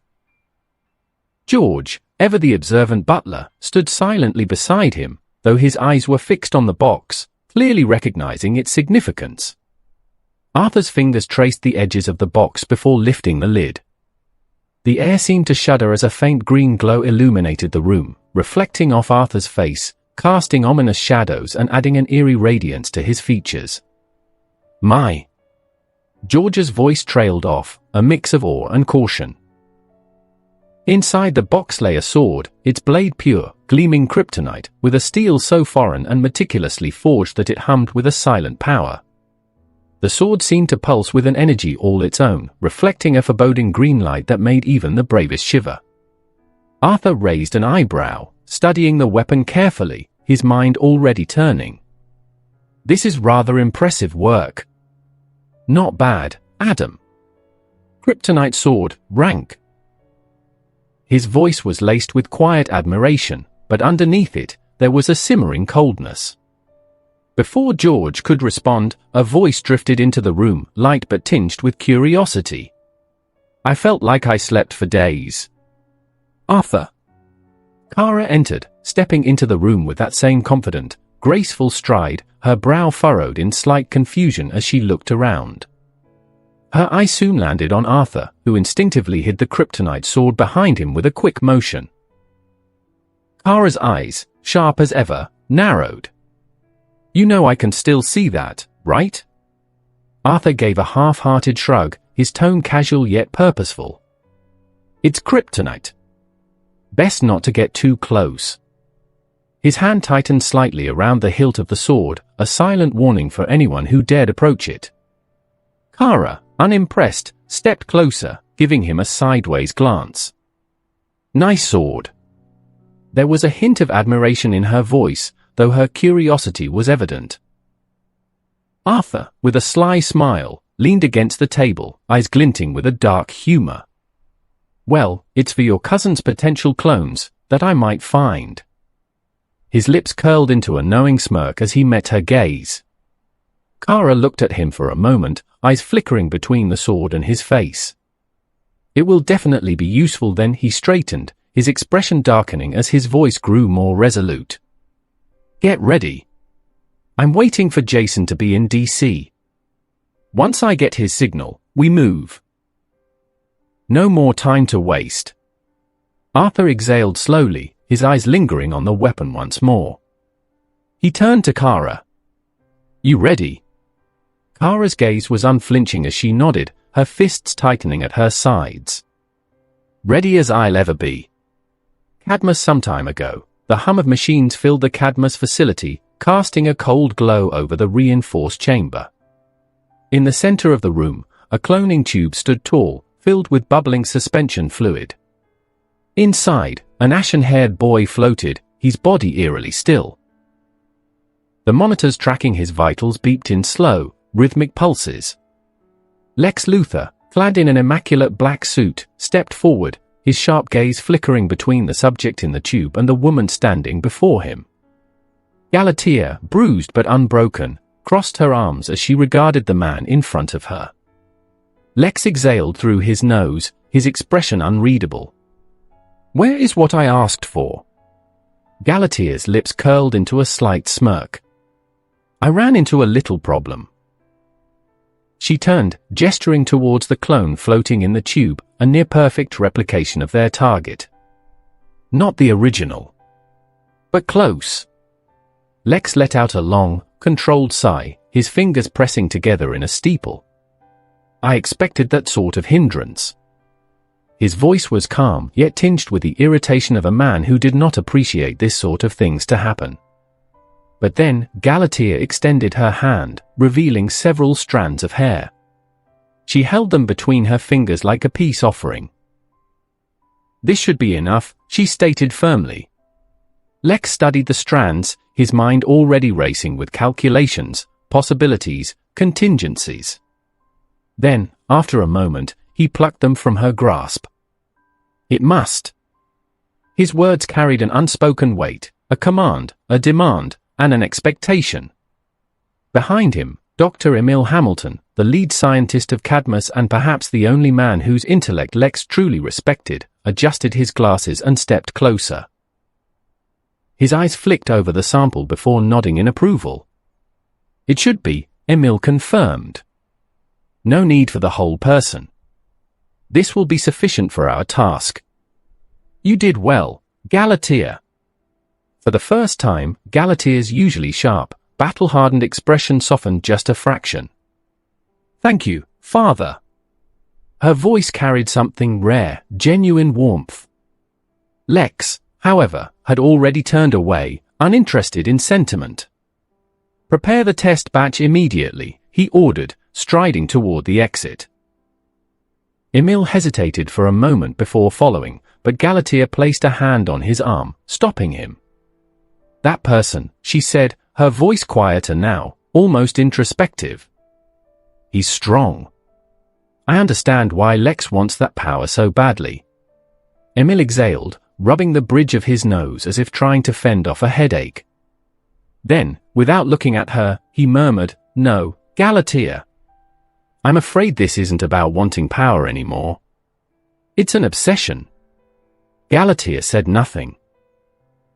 After a beat, Emil adjusted his glasses and sighed. Go rest. She simply nodded, her gaze lingering on the clone in the tube.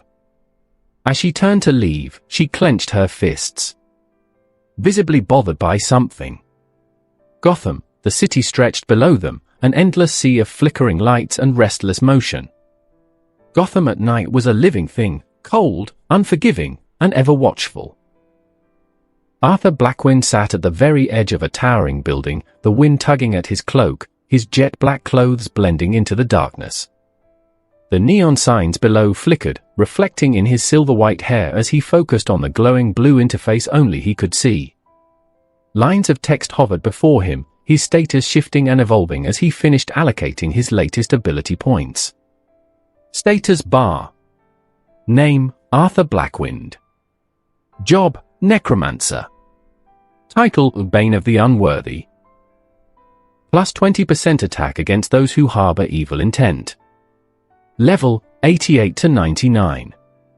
Fatigue, 0, HP, 7,600. MP, 9,250. Strength, 180 to 200. Health, 150 to 161. Agility, 150 to 169. Intelligence, 180 to 191. Sense, 113 to 140. Available ability points, 33 to 0. Passive skill, Tenacity, level 1. Insanity's Gambit anew. Grants immunity to mind control, fear, and sanity-based debuffs. Job-specific skill, Shadow Extraction. Shadow Exchange Monarch's Domain. Skills, Bloodlust, level 2. Ruler's Authority. Mutilation Sword Rush. Equipment, Omega Hardened Hide. Abyss Forged Necklace. Inventory Happy Smiley Doomsday's Bone Gauntlets. Abyss Forged Necklace. Azarath Knight Armor Set. Greatsword of the Lowborn. Prometheum Sword. Anti-Kryptonian Blood Vial, Epic. Shattered Bolt Demon King Longsword. Kryptonite Sword. Tower of Fate Key. Legacy Shadow Legion Dungeon Key. A slow exhalation left him as he dismissed the interface with a mere thought. He flexed his fingers, feeling raw power hum through his veins. His body felt sharper, faster, more attuned to the darkness within him. You've been daydreaming for a while now, a familiar voice broke through the night. Arthur glanced at his side. Kara stood beside him, arms crossed, her golden hair swaying slightly in the wind. She was clad in her classic Supergirl suit, red and blue with the unmistakable zest gleaming on her chest. The moonlight caught on her silhouette, giving her an almost ethereal presence. Arthur leaned back slightly, tilting his head. "No, I'm just mentally preparing myself, that's all." Kara arched a brow, smirking. HMPH. That's what all guys say when they're caught staring at something for too long, you know. Like at this, for example. Kara gestured towards her suit with glowing eyes full of enthusiasm. Arthur rolled his eyes. "Sure. Okay, that's a nice suit." I guess his gaze flickered over her suit before he could stop himself. Noticing, Kara placed her hands on her hips. "What? You don't like it?" Arthur blinked. "No, that's not what I meant." Kara leaned forward slightly, an amused glint in her eyes. "Uh-huh. Then what did you mean?" Arthur let out a breath. "It's just very bright." She scoffed. "It's called looking heroic, you know the S on my suit means." Arthur said calmly, "Hope." He returned his gaze to the skyline, eyes narrowing as if watching something in the distance. The storm was coming, and they both knew it. After a beat, Kara spoke again. "Yes." She then added, "Shouldn't you use a mask or something? You kind of noticeable." Arthur let out a low chuckle, shaking his head. "I'm afraid it's a bit too late for that." Then, his phone buzzed. He didn't even need to check the caller. It was time. Flipping it open, he brought it to his ear. "It's time," Jason's voice came through, steady and controlled. "Harley's in. She'll do what she does best. I'm going in as well." Arthur closed his eyes for a moment before exhaling. "Very well." With a click, he ended the call, sliding the phone back into his coat. Then, he pushed himself up, stretching his arms as though shaking off the weight of hesitation. His blue eyes gleamed under the moonlight as he turned toward Kara. She stood there, arms crossed, her blue and red uniform standing out against Gotham's darkness. Her expression was unreadable, but her eyes, those piercing blue eyes, held something deeper. Determination and conflict. A fire that refused to go out. Arthur met her gaze and extended a hand. "You can back out now if you want. I won't force you to do anything." Kara's eyes narrowed slightly, her jaw tightening. "No. I'll go with you guys. I need to get this over with as well." Arthur studied her for a moment, then nodded. "All right, then." Without another word, Kara stepped forward and wrapped her arms around him. A firm, unwavering grip. Arthur felt her heartbeat steady, strong. He could tell she wasn't afraid. His fingers flexed as dark energy coiled around them, the very fabric of reality bending to his will. Exchange. The rooftop was engulfed in shadows. A pulse of abyssal power. In an instant, Arthur and Kara vanished, replaced by a monstrous, hulking shadow demon. Cadmus. The underground corridors of Cadmus Labs were quiet, filled with the hum of computers and the occasional chatter of scientists. Security personnel patrolled in perfect formation, scanning for anything out of place. Nothing ever was. Until now. A shipment had just arrived, a standard routine, passing security checks with no issue. The crates, stamped with the official insignia of Blackwind Science Group, were rolled into storage without a second thought. And then boom! The lid of one exploded off, flying across the room and smashing into a security terminal. From within the box, a figure popped out like a deranged Jack-in-the-Box, dressed in her usual attire. Surprise, YA eggheads! Harley Quinn grinned widely as she hopped out of the crate, stretching like she'd just woken from a nap. Boy, that was a tight squeeze. Thought I was gonna get a cramp sitting in there like a freaking sardine. A security guard barely had time to react before she cracked him across the face with her mallet, sending him flying into a desk. Alarms blared. Scientists scrambled for cover. Cadmus was officially in chaos. Harley twirled her mallet and skipped forward. Now, where's all the fun stuff? Oh, big shiny screens. She yanked out a revolver and unloaded rounds into a row of monitors, sending sparks flying. Hee hee. Lights out, nerds. A squad of security officers stormed into the room, weapons drawn. Freeze. Harley pouted. Oh, boys, always so eager to get rough with Lil Olmy. She hurled a smoke grenade, filling the air with pink and purple mist. By the time it cleared, 3 of them were laid out, groaning in pain. Harley dusted off her hands. Houdina would be so proud, she giggled. Cadmus Command Center, Amanda Waller was not amused. Standing in front of a massive wall of security feeds, she narrowed her eyes at the blonde lunatic tearing through her facility like a sugar rush tornado. The hell is going on down there? She demanded. A frantic technician stammered. It's Harley Quinn. She what?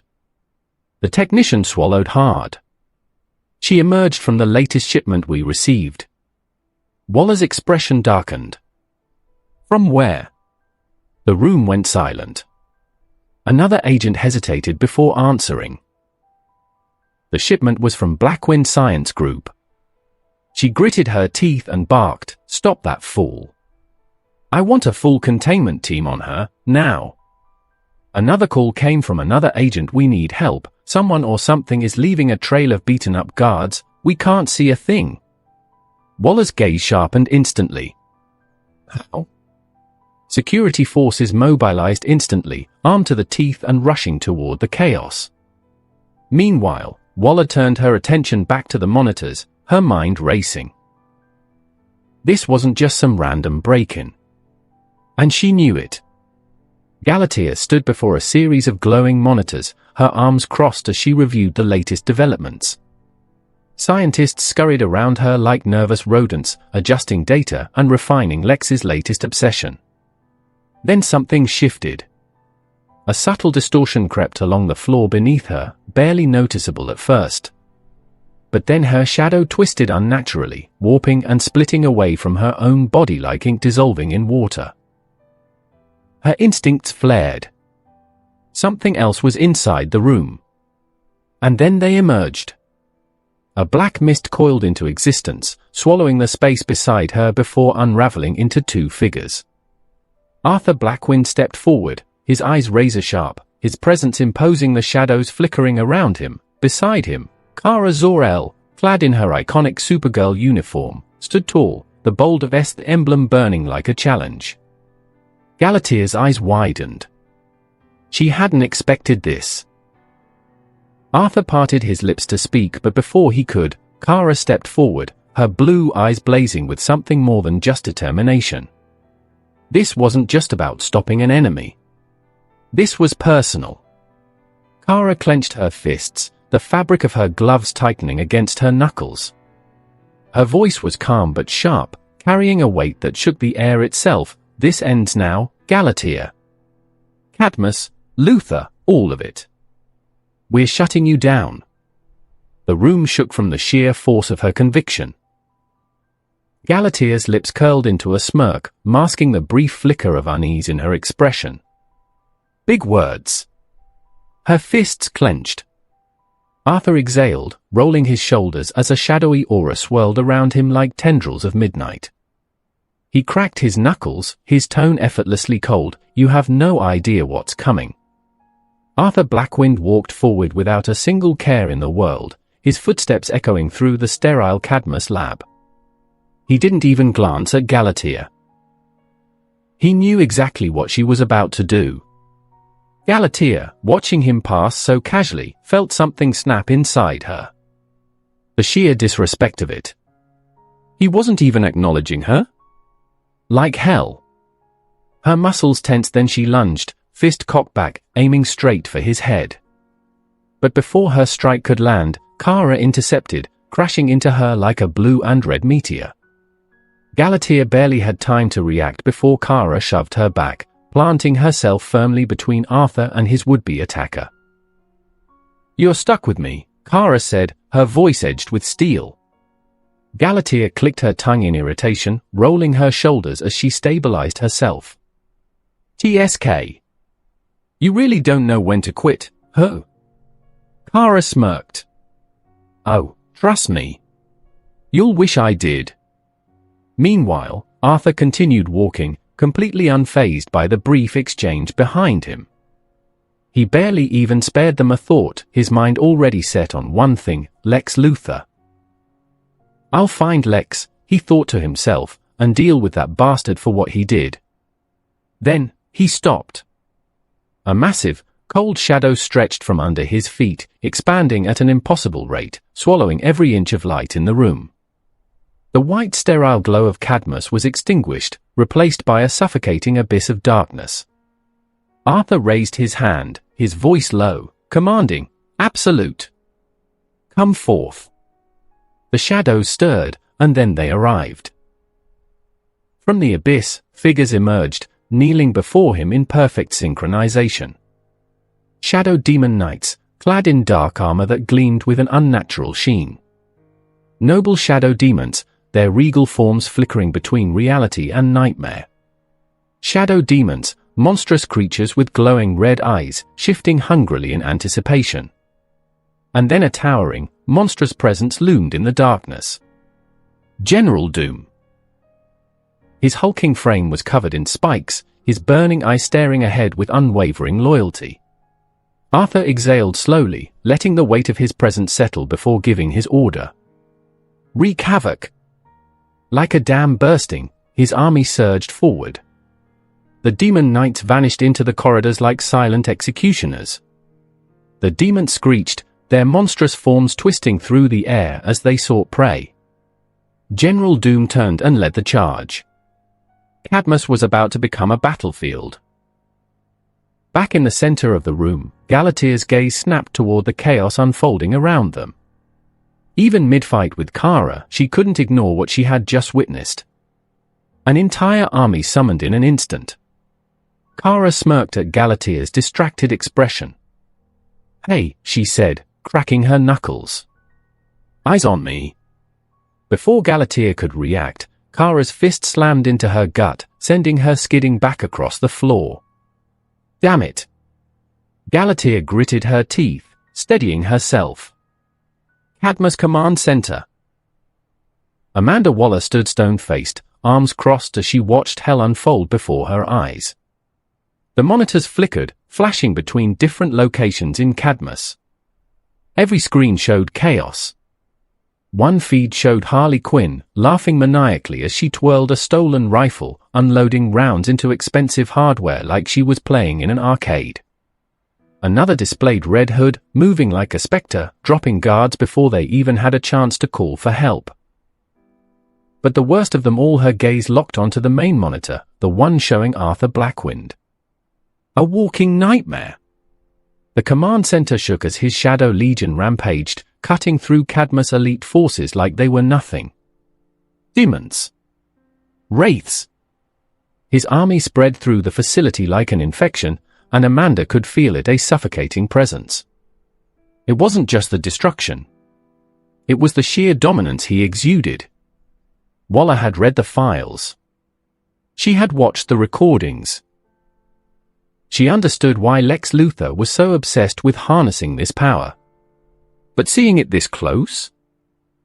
For the first time in years, a sliver of unease crept up her spine. "Director, what do we do?" One of her subordinates asked, his voice barely steady. Amanda's jaw tightened. "We burn them to the ground." She turned sharply, barking orders with the precision of a battlefield commander. "Deploy all available units, shock troopers, drones, experimental squads, I don't care what it takes, rain fire on them." Her voice was absolute. Ruthless. The command center erupted into movement. Operators scrambled to input commands, the facility's automated defenses whirring to life. Heavy turrets unfolded from the ceilings. Security mechs powered on. Armed reinforcements moved in with kill orders. This wasn't about containment anymore. It was extermination. The chaos kept escalating. Arthur's shadow army wasn't slowing down.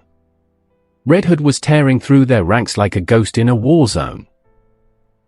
Kara and Galatea's battle had reached a devastating pace, their strikes causing shockwaves that cracked the very walls of the facility that was built to hold this kind of beings. Her fingers twitched. A final option lay before her. Her gaze shifted to a locked-down section of the facility. The screen labeled only as Project AM, one of her officers, sweating, hesitated before asking the director, "Should we unleash them?" Amanda's eyes narrowed. Then, she shook her head. "No. Not yet. It's unstable.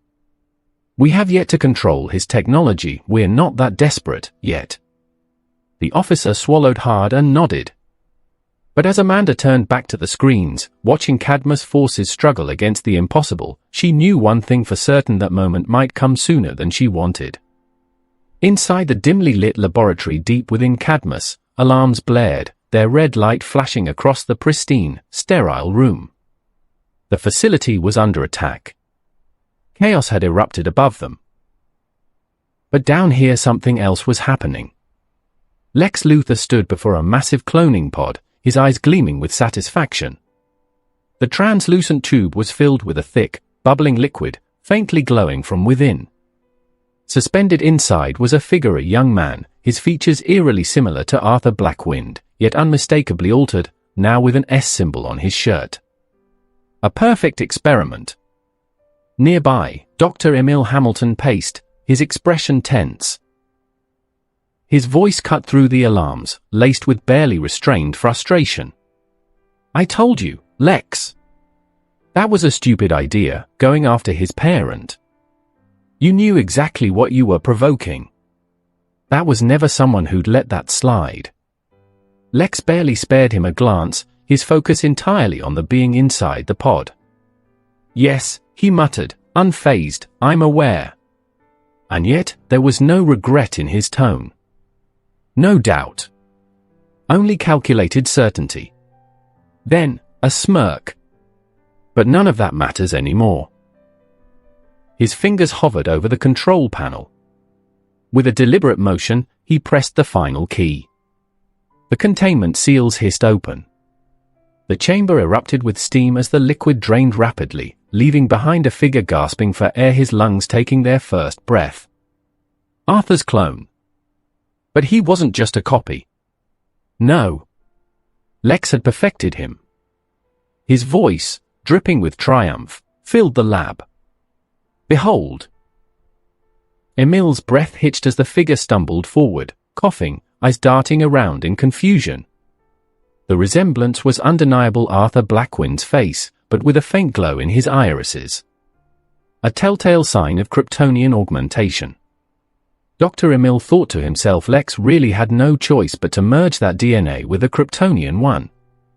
How desperate. Lex's smile widened. A perfect fusion. I modified him with Kryptonian DNA, it should accelerate the emergence of his powers. He'll reach his potential far faster while he is in this state. It can take minutes. I even left him in a radiation similar to that of the sun for quite some time. From the other side of the lab, another containment pod hissed open. Superboy stepped out, his piercing blue eyes burning with intensity, muscles taut with readiness. Lex turned to them both. Their expression still dazed. Still processing. It didn't matter. They didn't need clarity. They needed orders. "Go," Lex commanded, his voice absolute. "Eliminate the intruders." The two clones exchanged glances, uncertain but bound by their programming. They obeyed. As they marched out, Emil hesitated. His hands clenched into fists. "This is dangerous, Lex. Other than Superboy, you've created something we can't control. I don't even know what to call that thing." Lex's smirk didn't waver. "It doesn't matter. Hamilton exhaled sharply, frustration mixing with resignation. And if they fail? For the first time, Lex's expression darkened. His gaze flicked toward a final, heavily reinforced vault.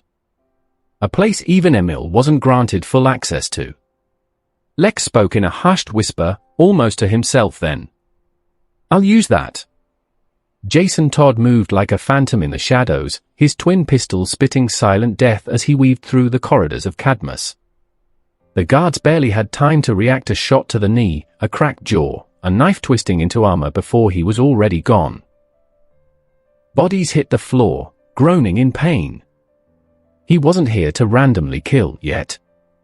But that could change real fast. Then, he paused. A movement from down the corridor caught his eye. Not his allies. Not Cadmus guards. Someone else. Jason ducked behind cover, pulling his visor down to zoom in. What he saw made his stomach drop. "Oh, you gotta be kidding me." Moving in from a separate access point, another team of infiltrators made their way through the facility, but these weren't enemies. These were the goddamn Justice League. Batman, his dark silhouette, led the charge. Every step measured, every action calculated. Green Arrow wasn't far behind, bow drawn, eye scanning every inch of the hallway like a hawk waiting to strike. Black Canary moved like water, elegant and lethal, followed closely. Cyborg, his metallic form humming softly, scanned the area with his cybernetic eye as he whispered to Batman, something Jason couldn't quite hear. Then, a blur of lightning. The flash. The Scarlet Speedster zipped through the hall, stopping only to check something on a console before whooshing away again. Jason let out a long, deep sigh. Not the kind of company we need right now. The League wasn't here for him, they were after Cadmus. Same mission, different motives. This was about to get complicated. Arthur strode confidently through the cold, sterile halls of Cadmus, the sounds of battle and destruction echoing around him. His shadow demon knights had scattered, wreaking havoc as per his command. And yet, he felt something. A presence. Something unnerving. He stopped. Then, footsteps. Not from behind. Not from above. Ahead. Arthur turned the corner and froze. Standing a few feet away, illuminated by the flickering emergency lights, was him. No, not him. But close enough to make his stomach twist. The figure bore his face, but his eyes glowed faintly, red, his stance stiff, controlled, almost unnatural. An echo of himself, but warped. Arthur blinked. Silence. The tension hung thick in the air, two versions of the same man staring each other down. Arthur narrowed his eyes. Took a slow step forward. And then he spoke. What the foo? Arthur Blackwind stared at the figure standing before him, his own face reflected back at him, but something was off. His expression twisted in a mix of amusement and disbelief. They actually made a clone of me, he muttered, scoffing before shaking his head. When the hell did they even manage that? Then, like a bolt of lightning, the answer struck him. My fight with Doomsday. Arthur exhaled sharply, recalling the sheer brutality of that battle. His blood had painted the battlefield, scattered across the lab. Idiots, he thought, a smirk forming. This thing should be nothing more than a mere human. The nature of my power isn't from my DNA, it's something deeper. More spiritual rather, especially since I have a SYST. But before he could dwell on the thought, his glowing eyes caught movement. His clone had closed the distance in an instant. What? A fist came rocketing toward his face, barely giving him time to tilt his head.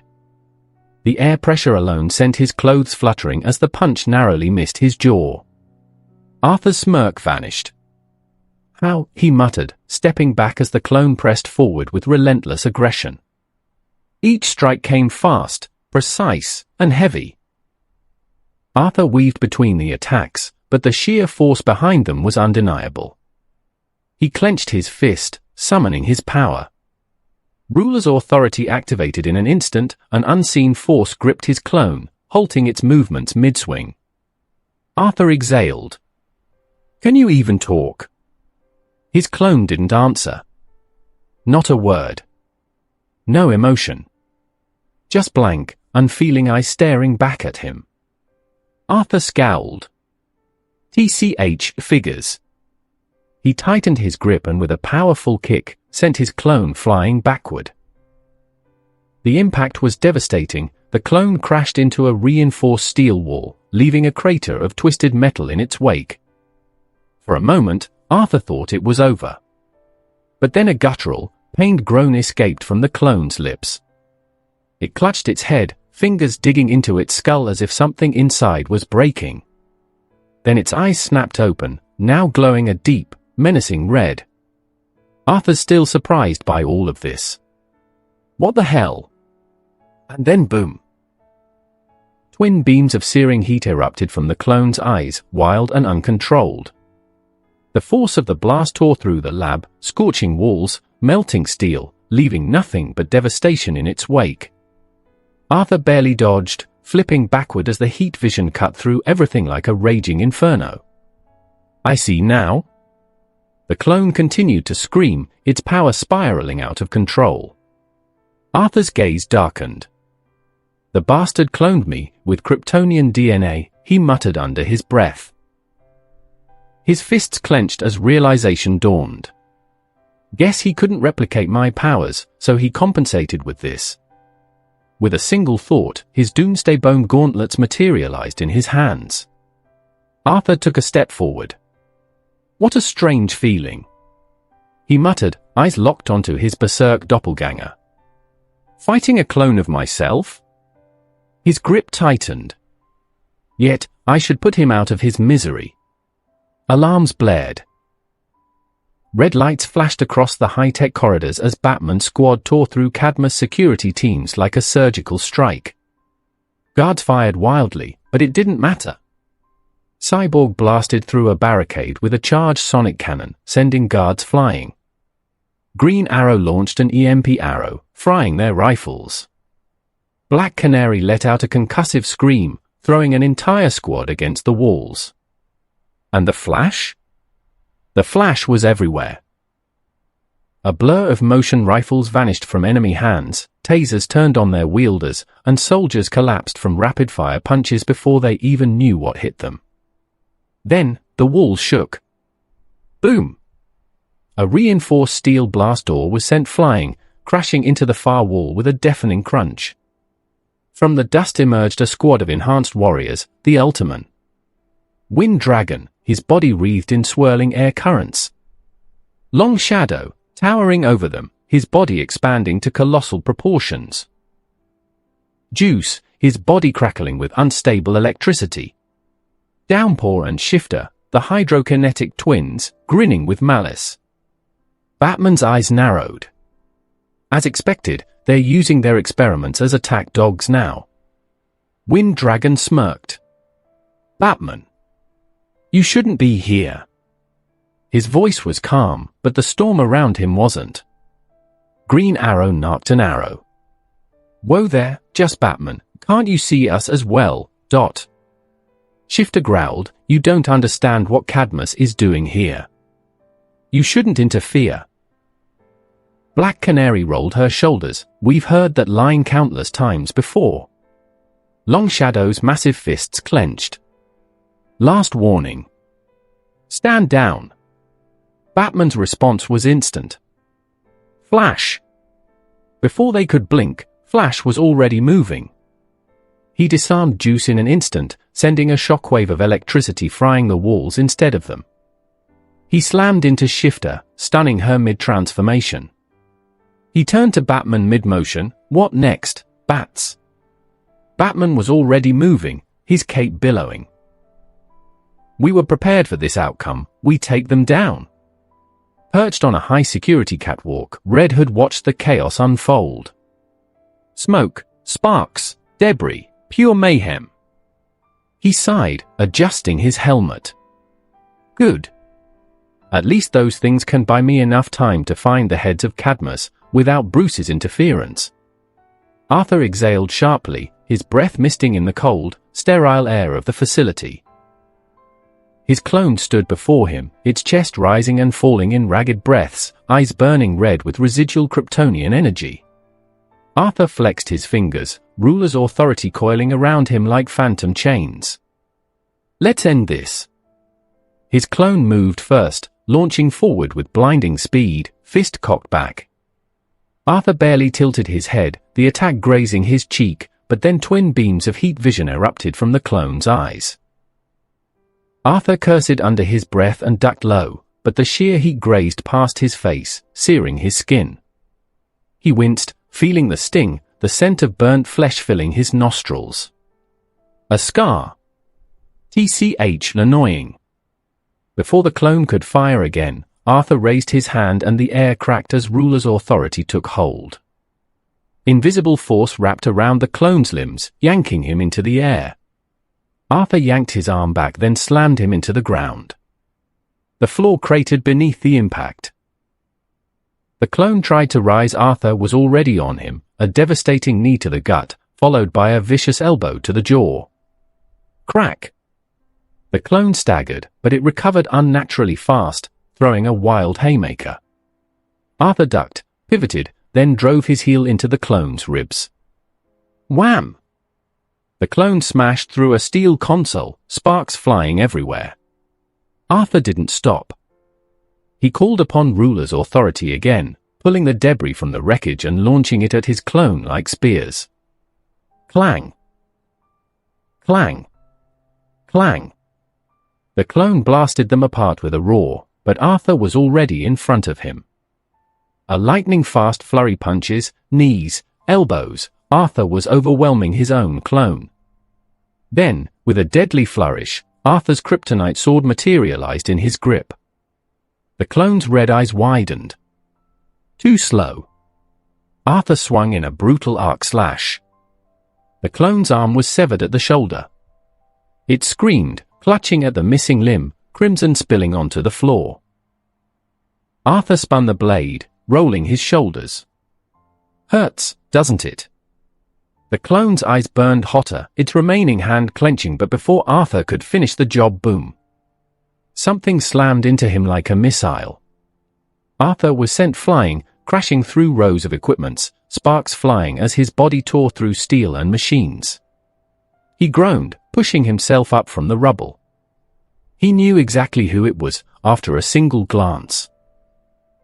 Emerging from the dust, standing tall with arms crossed, Superboy. His piercing blue eyes locked onto Arthur's. I won't let you do whatever the hell you want, Superboy growled, taking a step forward. Arthur grinned. For some reason, you look more human than my clone. Superboy's expression hardened. Don't compare me to that. Arthur scoffed, rolling his neck. TCH. This guy really just can't help himself. Superboy frowned. What? Arthur wasn't talking to him. A dark shadow loomed behind Superboy. Before he could react, Doom's massive first crashed into his back. Superboy was sent flying, smashing through a reinforced steel pillar. Doom followed, roaring, slamming his fists into Superboy in a relentless, bone-crushing assault. Boom! Boom! Boom! Arthur sighed, walking toward them. Why are you here? I can handle them myself. Doom paused mid-strike, glancing back at Arthur before kneeling, growling lowly in apology. Arthur sighed. Never mind. He turned away, stepping back toward his crippled clone. The clone's eyes flickered red, rage still burning in its gaze. It clenched its remaining fist. Arthur lifted his kryptonite sword. No, you won't. One clean, powerful swing. Cheeing. The clone collapsed. Dead. Arthur exhaled, closing his eyes for a moment. Then, cracking his neck, he looked toward Doom and Superboy, a smirk tugging at his lips. Now, where were we? Deep inside Cadmus' cloning chamber observation deck, the room was bathed in the glow of flickering monitors, each screen displaying a different nightmare unfolding. Arthur Blackwind butchered his clone with terrifying ease. His Shadow Legion ran rampant across Cadmus, tearing through security. Doom was pummeling Superboy into the ground like a savage beast. Lex Luthor gritted his teeth, his hands gripping the edge of the console so tightly his knuckles turned white. His calculated smirk was gone. His usual aura of control and superiority? Shattered. Then, Arthur's sword cut clean through his clone. Cheeing. Lex flinched, his eyes widening. No. No, no, no. He slammed his fist against the console. This doesn't make any sense. That clone had the same physiology. No, it was enhanced beyond him. It should have been a match. It should have. His voice cracked with rage as he turned toward Emil, eyes wild. Pathetic. Emil sighed, rubbing his temples. I told you. That clone was merely a human. Using an unstable Kryptonian DNA was even a bigger mistake. It was an experiment, Lex. A half-baked one at that, very unlike you. In fact, he did us a service there. If it had lived any longer, it would have mutated into something even worse, a monstrosity beyond our control. Lex's face twisted in fury. He whirled on Emil, jabbing a finger at him. Everything is falling apart. Do you realize that? Our security is crumbling. The Ultimen are being torn apart. Cadmus, Cadmus, is being brought to its knees. He grabbed a nearby chair and hurled it across the room, sending it crashing into a wall of monitors. And it's all because of one damn boy. His breathing was ragged, his mind racing. But then a realization struck him. His hand stilled. His posture straightened. His eyes gleamed with something dark. A slow, sinister smirk crept back onto his face. There was one last option. Lex turned back to Emil, his voice dropping to a chilling whisper. I have one last resort. Emil's expression darkened. Lex ignored him, already typing commands into the terminal. The room trembled as hidden mechanisms began shifting beneath them. I've been working on something for years now. Something special. He exhaled sharply, his fingers hovering over a final authorization key. No test subject has ever survived exposure. I don't even know where they exactly disappeared to. His lips curled into a cruel grin. He'll be the first to take the full force of it. The air crackled with tension as Arthur stood before Superboy. Doom, still kneeling from before, snarled, his body tense, ready to lunge. But Arthur simply raised a hand. No. Doom's eyes widened slightly, but he obeyed, his massive form melting into Arthur's shadow like a ghost vanishing into the night. Superboy frowned, confused. That thing was the strongest one here. Arthur chuckled, rolling his shoulders. The strongest. He gestured to himself. That's me. Superboy exploded forward, throwing a full-force Kryptonian punch aimed straight at Arthur's head. Crack! Superboy's fist met empty air. Arthur had already tilted his head to the side, his expression bored as Superboy's fist shattered the concrete wall behind him. Arthur sighed. That was slow. Superboy spun, throwing another punch. Arthur leaned back. Dodging again. Punch after punch, each one missing by mere inches. Arthur effortlessly sidestepped, ducked, leaned, weaving around the attacks like he was dancing. Superboy gritted his teeth, his frustration boiling over. Boom! Superboy lashed out with a devastating uppercut. Arthur caught it. One hand. No effort. Superboy's eyes widened in disbelief. Arthur tightened his grip on Superboy's fist and twisted. Snap! Superboy grunted in pain, his arm wrenched at an unnatural angle. Arthur's smirk widened. You're like a newborn. You can't even swing a punch properly, maybe because you are only a half-breed. Superboy growled, trying to pull away. Arthur let him go, only to drive his knee into his stomach. Superboy gasped violently, his body folding in half as spit flew from his mouth. Arthur didn't stop. He grabbed Superboy by the face and drove him headfirst into the ground. The entire floor buckled, sending cracked spiderwebbing across the facility. Superboy groaned, trying to push himself up. Arthur let him. Whoosh! Superboy lunged again, this time with a kick blasting straight at Arthur's face. Arthur vanished. His kick hit nothing. Arthur reappeared behind him in a shadowy flicker.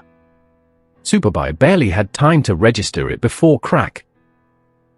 Arthur hammer-fisted him in the back of the neck, sending him crashing face-first into the floor. Arthur casually stepped on his back, pinning him like an insect. And letting the likes of Lex Luthor order you around. Arthur scoffed. Pathetic. Superboy snarled, trying to push up, but Arthur pressed down harder. Crack! Superboy screamed in pain. Arthur crouched down, whispering just loud enough for him to hear. You are better than this. He lifted his foot. Superboy weakly got up, eyes burning with anger and humiliation. Arthur tilted his head, amused. You done? Superboy lunged one last time. Arthur simply turned his body slightly and a vicious backhand sent Superboy flying like a ragdoll, slamming into a wall and burying him in debris. Arthur cracked his neck. Yeah. This is a waste of time. Arthur stood amidst the aftermath. To his left, Superboy groaned in pain, buried beneath concrete and steel. To his right, his lifeless clone lay in a heap, its severed arm still twitching slightly as the Kryptonian DNA burned itself out.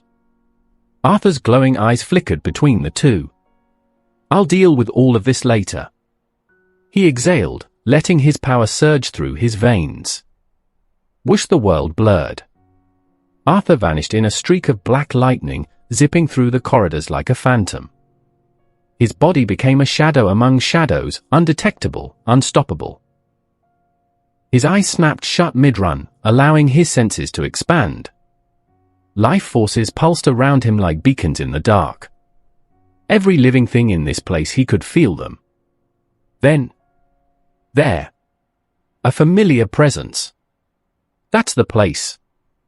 Arthur's eyes snapped open as he pivoted, his momentum twisting him toward a reinforced door deep in the heart of Cadmus. But before he could get closer, a squad of armed guards burst from the corners, rifles blazing. Bullets screamed through the air, the muzzles flashing in rapid succession. The bullets hit Arthur. Did nothing. They bounced off his skin like pebbles against steel. Arthur stopped walking, staring at them blankly. Still shooting. Still trying. Arthur sighed. I saw you.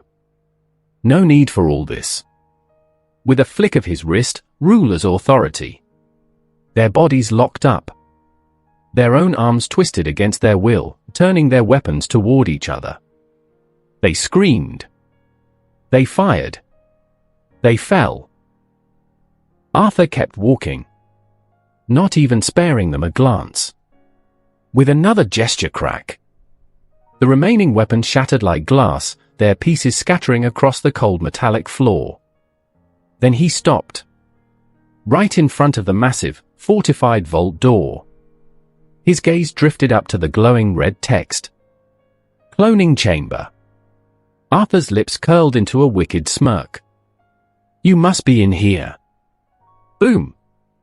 His fist slammed forward with monstrous force. The impact rippled through the entire facility. The reinforced metal screamed as it bent inward. Then the entire gate exploded inward, torn from its hinges. Smoke and fire billowed out from the ruined doorway.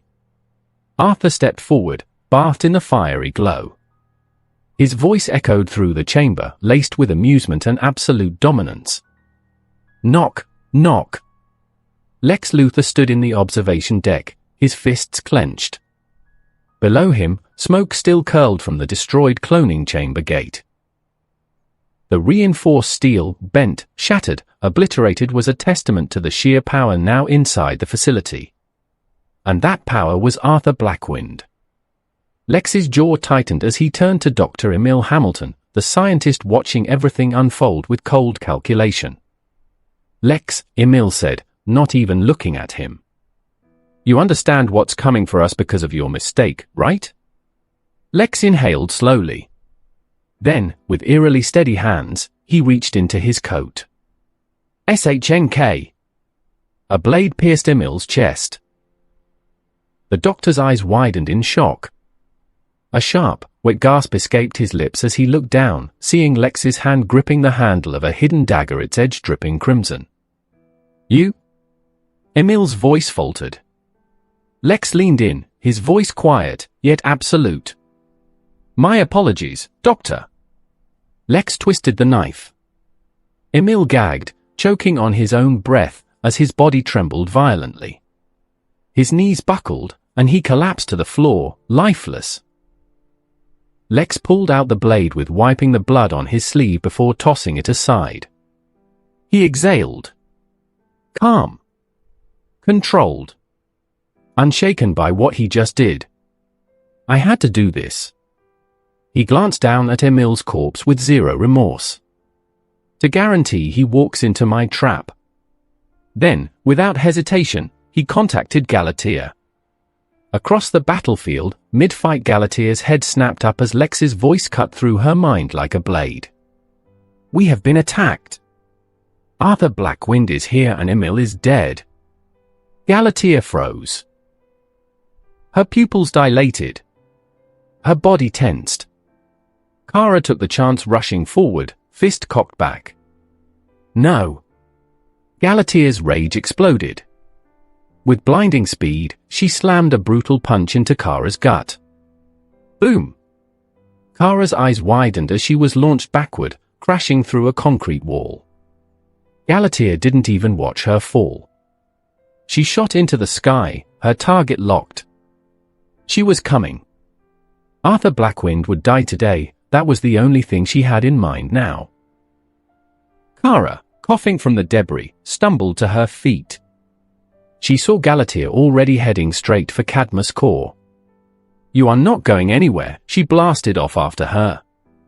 Lex Luthor exhaled slowly, standing high above the chaos below. His sharp eyes scanned the ruined remains of Cadmus. Fires burned. Smoke coiled into the air. The screams of dying soldiers echoed like a tragic symphony. Then, he locked eyes with Arthur Blackwind. A chill slithered down his spine. Arthur stood there, motionless. No smirk, no amusement, just pure, cold, calculated fury. His doomsday bone gauntlet flexed, fingers curling like talons, ready to strike. Lex barely had time to react. Arthur raised his hand. A crushing force clamped around Lex's throat. GHK. His airways squeezed shut. His feet lifted off the ground. Ruler's authority. Before he could even process it, he was yanked forward like a ragdoll. Sure, IT. Lex flew through the air, dragged mercilessly toward Arthur. His mind raced, but Arthur was already cocking back his fist, the doomsday-clad gauntlet gleaming with raw devastation. Lex's pupils shrank. Hurry up, you useless pie! Boom! Something slammed into Arthur like a missile. A blinding fist collided with his face, crushing him into the nearest steel wall. The impact dented metal like paper. The force shook the entire chamber. Arthur's vision blurred for a split second before he felt the full weight pressing against him. A hand still clenched around his skull, holding him in place. Through the dust and fractured metal, he saw her. Galatea. Fierce. Eyes blazing red with raw vengeance. Her grip was like a vice, her knuckles whitening as she forced him deeper into the wreckage. "You," she hissed. "Will pay with your life for what you've done." Arthur scowled. His muscles coiled, and before she could react, a devastating kick launched her backwards. Galatea slammed through several consoles like they were made of glass. Sparks rained down as she landed on her feet, instantly rebounding relentless. Arthur barely had time to steady himself before she was back in his face, throwing a vicious right hook. He blocked. Their arms clashed. The shockwave rattled the entire room. Blow after blow they exchanged fists like titans. Every strike a seismic event. A shockwave exploded behind them. Boom! A streak of blue and red shot into the room like a meteor. Kara! She landed hard, the force of her arrival sending out a powerful gust, her cape billowing behind her. Her blue eyes burned with fury as she took in the scene, Arthur, the ruined lab, Galatea who was engaged in a fight already with him, and finally. Lex. Kara's expression hardened instantly. "I knew you'd be here too, freak." Her eyes were laser-focused on Lex. There was no mistaking the venom in her voice. Lex, ever the calculating strategist, didn't even flinch. His eyes merely flicked toward her for a brief moment, his lips curling into a dark smirk as if the fight was already decided in his mind. Galatea didn't even flinch. She barely glanced over her shoulder. Kara's fists clenched. "Surrender, you guys lost already." Galatea screamed. "Shut up. You're weak. You can't even keep up with me." But Arthur's focus wasn't just on Galatea. "Lex!" His eyes snapped back to him.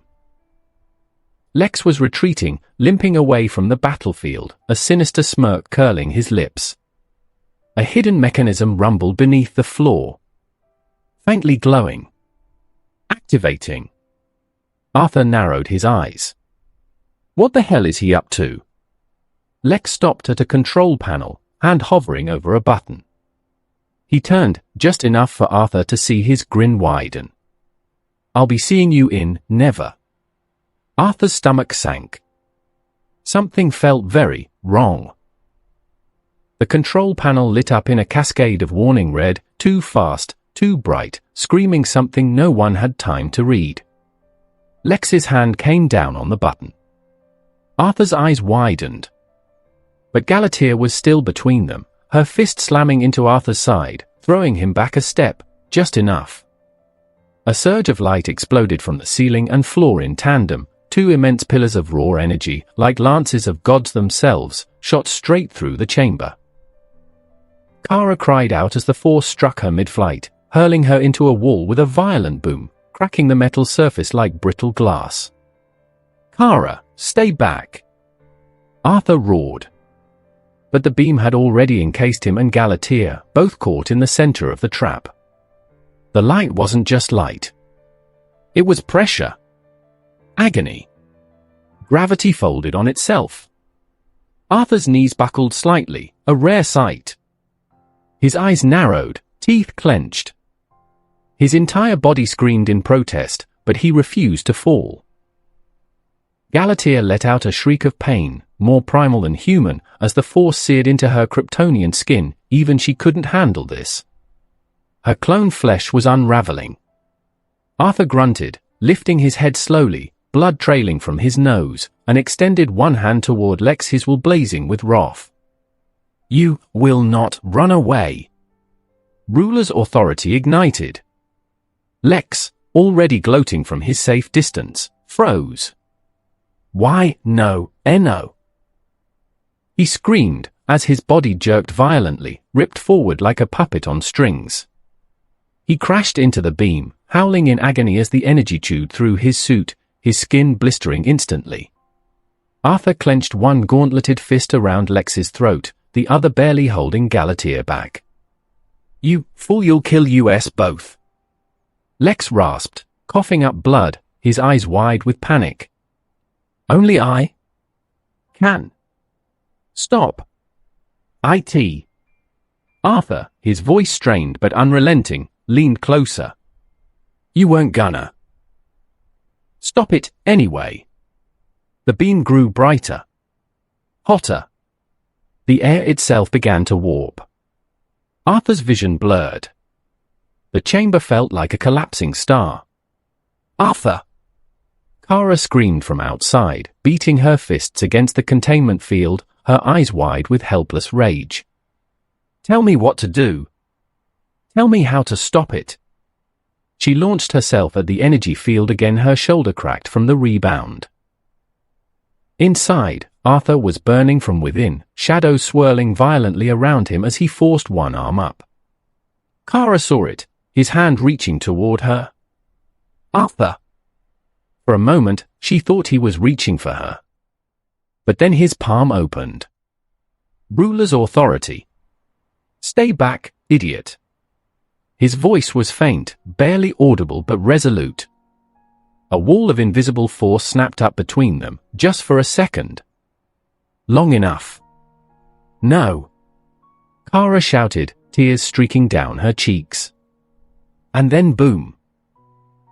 A flash of light so pure it was blinding, then a shockwave that shattered everything in its wake. Kara was thrown back, crashing through walls, debris, and steel like a ragdoll. She tumbled through the air before slamming hard into the facility's outer hull, cratering the wall. Silence. Smoke. Sparks. The burning hiss of melting metal. She struggled to stand, her knees shaking. Her breath hitched in her chest. The chamber was gone. The beam was gone. Lex. Arthur. Galatea. All gone. Arthur. Kara whispered. Silence answered her. Her fingers clenched into trembling fists. No. No, no, no. Her breath hitched again. You idiot. This wasn't supposed to happen. She fell to her knees, staring at the crater where he had stood only moments before. Where he had smiled. Where he had told her to stay back. The girl of steel stared into the void he left behind, eyes burning. And for the first time maybe ever, Supergirl felt despair. After the explosion, through the smoke and ruin, Kara stood unmoving in the crater. Her cape fluttered in the wind, but she was a statue of fury and grief. Her communicator crackled in her ear. A voice, gruff, familiar, persistent. Red Hood Supergirl, are you there? Come on. Kara, do you copy? There was a long pause, and then Supergirl low and broken, yes. Jason asked calmly, I just heard a massive explosion from 5 clicks out. What the hell happened? Another silence. Arthur is gone. Kara said. Jason couldn't process what he just heard. What do you mean Arthur is gone? Kara then snapped at Jason. He's gone, Jason. The line went quiet. In the background, Jason could hear glass breaking, metal bending, and the unmistakable sound of Kara losing control. Her rage was a tempest now, tearing apart the remnants of Lex's cloning chamber. Jason sighed, lowering his head. Yeah, well. I'll let you have your moment. But I've got work to finish. No time to dwell on this. Cadmus Command Center, a steel door slid open with a hiss. Jason Todd stepped through, twin pistols held loosely at his sides, his red helmet gleaming under sterile white lights. The alarms were silent. He had already silenced them, along with the guards who tried to stop him. Across the room sat a curved desk. Behind it? Amanda Waller. General Eiling. A few surviving Cadmus board members. No guards. No backup. The room was dead silent except for the low hum of the monitors. Jason's boots echoed on the metal floor as he strolled in, calm as a storm waiting to break. He twirled one of his pistols idly as if he hadn't just dismantled an entire security team on his way in. He looked at the scene before him, Amanda Waller seated, composed as ever, and General Eiling nursing a drink like this was any other Thursday night in a war room. A couple Cadmus suit stood awkwardly behind them, pale-faced, sweating bullets. Jason tilted his head. Well, well. And here I thought I'd walk into a villain lair. Test tubes, mad scientists, maybe a half-finished clone in a tank. He slowly raised both pistols. Not this sad little PTA meeting. Eiling's hand darted for something under the desk. Bad move. Bang. Bang. Both hands burst red as Jason blew through them, followed by a third shot tearing through the general's shoulder. Eiling let out a guttural yell, slumping back, blood spilling across the desk. Next one takes your head off, Jason said coolly. Amanda Waller didn't move an inch. You're far from Gotham, Jason. He let out a chuckle behind the helmet. Wow. First name basis? Color me flattered. Thought I was just a ghost story to people like you. You've always been on my radar. They might have dragged you back from the dead, but your choices since then have been rather interesting. You have been useful without realizing. Jason stepped forward, boots crunching on glass. Spare me the talk. I didn't come here to have a conversation. We came here to burn it all down. For every innocent you played God with. You built weapons. You used people. You unleashed monsters. Waller's eyes narrowed. You all are fools, you and that Arthur Blackwind. He was unstable. Dangerous, everything we stand for here. Everything Cadmus is to fight people like him. I know. Jason muttered. But Waller leaned forward now, elbows on the desk, her voice low and sharp like a scalpel. Is this really about innocence, Jason? Or is this about you? He said nothing. She pressed on, cutting deeper. Do you see yourself in those metahumans we experimented on? Is that it? Do you see yourself strapped to that chair, screaming, while Joker carved the boy out of you and left something else in his place? Jason's jaw clenched under the helmet. His grip on the pistols tightened, knuckles white. Do you actually care about the innocence? She asked, voice like venom. Or is this just the only way you can unleash that anger left in you? Because your real target's already dead, and there's no one left to blame but the rest of us. The silence that followed was suffocating. Jason didn't respond. He didn't have to. Waller exhaled, slowly. You do this, there's no turning back. He raised his gun, calmly. Without hesitation. I never planned on hesitating. 2 shots. Night-night. And just like that, the room fell into silence. Red had turned, walking back out into the hallway. No regrets. No second guesses. Just footsteps echoing through the corridors of a crumbling facility. Arthur's consciousness flickered in and out, pain screaming through every nerve in his body. His breath was ragged, uneven. He coughed, hard blood splattering onto the scorched ground beneath him. His vision blurred, the world spinning before it slowly came into focus. The air was thick, humid. The scent of damp earth and greenery filled his lungs. A forest. Somewhere, unfamiliar. His body ached with every small movement, but he forced himself up, staggering onto unsteady legs. His clothes were barely hanging onto him, burned and tattered, his exposed skin riddled with fresh wounds. He took a slow, painful breath, his chest tight. Where the hell am I? His voice was hoarse, strained, every word a battle.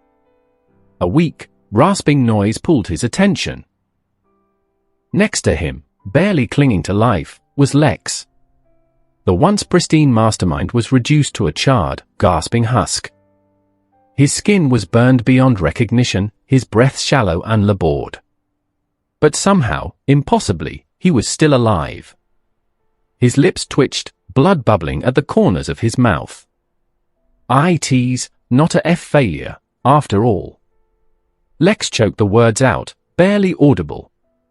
Arthur didn't hesitate. His boot scraped against the dirt as he stepped forward, looming over the broken man. Then crack. One stomp. Lex was gone. Arthur exhaled through his nose, barely sparing the corpse a second glance. Bastard! But the moment the words left his lips, his strength faltered. His legs buckled. He dropped to one knee, body screaming in protest. His vision blurry again. Arthur groaned, his body screaming in defiance as he forced himself upright. His legs trembled, every nerve in his body alight with pain, but he stood anyway. Blood dripped from his mouth, his chest rising and falling with jagged breaths. Damn it! He muttered, clutching his side. That was some weapon. I couldn't even exchange my way out of there. The ground beneath him was still scorched, the earth torn as if reality itself had been punched. And then, he saw them. Bodies. Dozens of them. Each one twisted and broken, their flesh blackened and ruined, yet unmistakably familiar. Just like Lex. Not copies of him. Just people in similar state. Each one lying at the heart of its own shallow crater. The air reeked of ozone, of death, and something unnatural. This? Arthur whispered, eye scanning the twisted forest clearing. What the hell is this place anyways? A sound. Faint. But enough. His head snapped up. A figure moved through the shadows, wounded, blooded, stumbling. But very much alive. Galatea. She stepped into view, one arm hanging limp, the other curled into a trembling fist. Her suit was torn, her lip bloodied, a deep wound carved across her shoulder. And yet her eyes still burned with fury. They locked eyes. Two broken warriors. Two survivors. She said nothing. But her expression screamed everything. Grief. Rage. Confusion. Without a word, she charged. Arthur didn't hesitate. His instincts roared to life. His right hand surged with energy, dark tendrils coalescing into a weapon of death. The kryptonite sword shimmered into existence, alive with a sickly green pulse. Galatea came at him with everything she had left. A scream. A punch. A flurry of movement. But Arthur's eyes, they glowed. That familiar skill of his bloodlust ignited once more, casting a darkness around her. And before she could even realize it, the blade was already through her chest. Her eyes widened. Breath hitched. She gasped, blood bubbling at her lips as the green glow of the kryptonite pierced her very core. Her body trembled. "The doctor gave me her soul," she whispered. Her voice was so small. So fragile. "Father." Arthur's grip tightened on the hilt. Her hand shakily lifted, as if reaching out to someone who would never answer again. Why did he leave me? Her eyes welled. Not with anger. Not anymore. But with grief. Arthur's expression softened, if only a little. "Just to make you feel a little better," he murmured, lowering her slowly to the ground, "I didn't kill your father."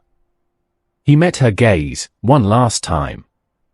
"It's clear to me who did, and he is lying dead there." Arthur gestured towards Lex. Galatea's lips twitched into a faint, pained smile. A breath. A tear. And then? Nothing. Her hand went limp. Her body stilled. The sword fading from his hand. The wind whispered through the broken forest around him. A moment of peace in the wake of chaos. Arthur just stood there next to Galatea's lifeless body, his breath shallow, his blood hot. Silence engulfed him, save for the soft sound of wind rustling through the broken trees. He didn't speak at first. Then, softly, "I need to go back," he muttered, clenching his fist. And finish off Cadmus. Without wasting another second, Arthur extended his arm, shadows curling from his fingers like smoke. His eyes pulsed with dark light as he whispered, "Exchange." Nothing. His heart skipped. "Exchange," he said louder, trying again, this time with urgency. Still nothing. His eyes widened. "No. Exchange now?" Nothing. And then, system notification, unable to complete exchange, target exists in a different reality. You must be joking. Arthur staggered a step back, his breath catching in his throat. The weight of the message crashed down on him like a hammer. His fists clenched, shadows reacting to his spike in emotion, tendrils slashing at the dirt. That wasn't a weapon, he whispered slowly, piecing it together. His eyes darted toward the craters around him, the disfigured corpses, the charred remains of failed jumps. That was a teleportation machine. He looked around again, suddenly everything made sense. The dead people around him. The strange environment. The silence of the system. The air even felt different. These dead people, they were lab rats, he growled. Lex tested this on them, and I just got added to the list. His mind raced. What a situation? Arthur exhaled sharply, then nodded to himself. I left a significant number of shadow soldiers behind. Kaisail and Blade are with my family. They should be fine. Still, he felt the tight pull in his chest. This wasn't just separation. This was exile. Arthur turned toward the horizon, his expression hardening with grim resolve. First, I need to figure out where the hell I even am. He looked up, stars looked the same. The moon was still there. Nothing really unfamiliar. At least this is Earth, still though. I have no idea what kind of alternate reality this is. Arthur stood alone amid the wreckage of bodies and smoldering craters. He stared into the horizon, still grappling with the reality he was stranded in another world. With no way back, yet.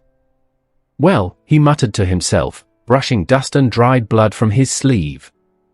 I'll do this first, and he'll figure it out. He turned and walked slowly toward Lex's mutilated corpse, still twitching slightly in the dirt. The sight of it stirred no emotion in him. He extended his hand over the ruined body. Arise. From the remains of Lex, the shadow took form, creeping like black smoke until it took shape. A hunched, twitching silhouette that resembled Lex Luthor himself, kneeling in silence before Arthur. A notification flickered in his mind. Shadow extraction complete, grade, normal. Arthur eyed it with disdain. How weak, he scoffed. But I'll need you for your intellect, not your strength. Lex's shadow bowed wordlessly. Arthur turned away without another glance, walking over to the body that did give him pause, Galatea. She lay lifeless, her blonde hair stained with blood and dirt, her once terrifying power now reduced to cold stillness. Arthur stood over her. His hand twitched slightly.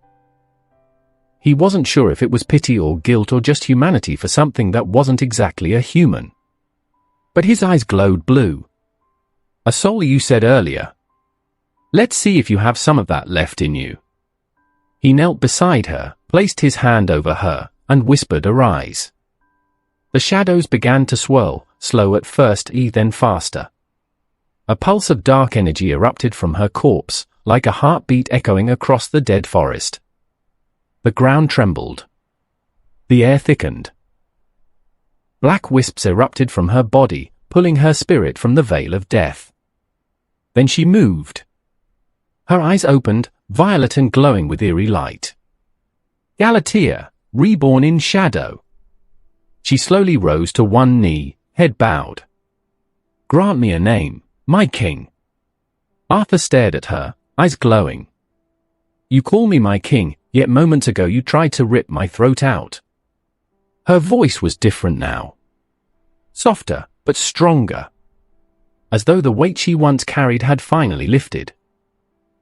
I had no purpose, she said, eyes still lowered. I was forged to be a weapon. Used. Lied to. The only person I truly cared about, Dr. Emil, was taken from me. Her fists clenched. Her voice cracked, not with weakness, but a painful clarity. I felt grief, but I didn't understand it. I wasn't made to feel. But now, I see clearly. She finally looked up at him, glowing eyes locked with his. You gave me closure in death.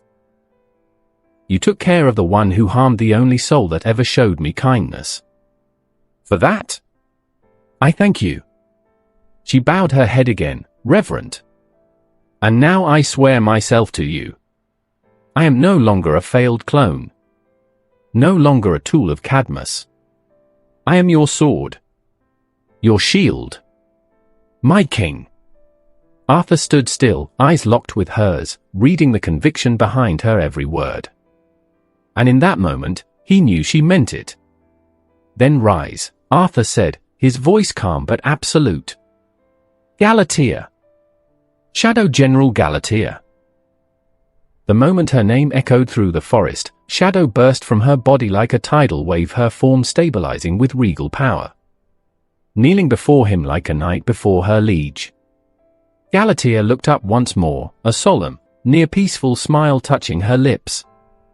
Your will is my command, my king. Arthur turned toward the skies of this unknown world, a grim smile playing at the edge of his lips. Well then? Guess it's time to figure out how royally screwed we really are. Back in Cadmus, boom. The reinforced steel corridor exploded inward as a blur of red and blue ripped through the hallway like a missile. Kara Zor-El, hair whipping like fire behind her, eyes glowing with seething rage, tore through the walls, obliterating security drones, barriers, and guard units as if they were paper. One scream. One punch. Another wall gone. She wasn't holding back. Sirens wailed. Lights flickered. The facility was coming apart at the seams. Supergirl burst through a chamber and landed face to face with the Ultimate and the Justice League squad. They barely got into stance before Kara's fist was already on someone's jaw. Get out of my way. It didn't take much time. They collapsed in a heap. Broken. Beaten. Silent. Enough. Batman's voice echoed from down the hall, just as Flash blurred to her side. Green Arrow took position, already loading a kryptonite gas arrow. Kara. Batman stepped forward, tone calm but sharp. You left them on the brink of death. That wasn't necessary, they already suffer from rapid aging. Locking them up is the least human thing we can do. She didn't even glance at him. They were dead the moment Cadmus made them, she said coldly, eyes still glowing. Flash looked between the bodies, stunned. Green Arrow hesitated, lowering his bow slightly. They were clones, Kara said. Disposable. Like everything Cadmus touches. Kara. Batman tried again. That's not justice. And that's not you talking. No, she snapped, turning her head slightly, voice low. That was a message. Just then, her comms crackled to life.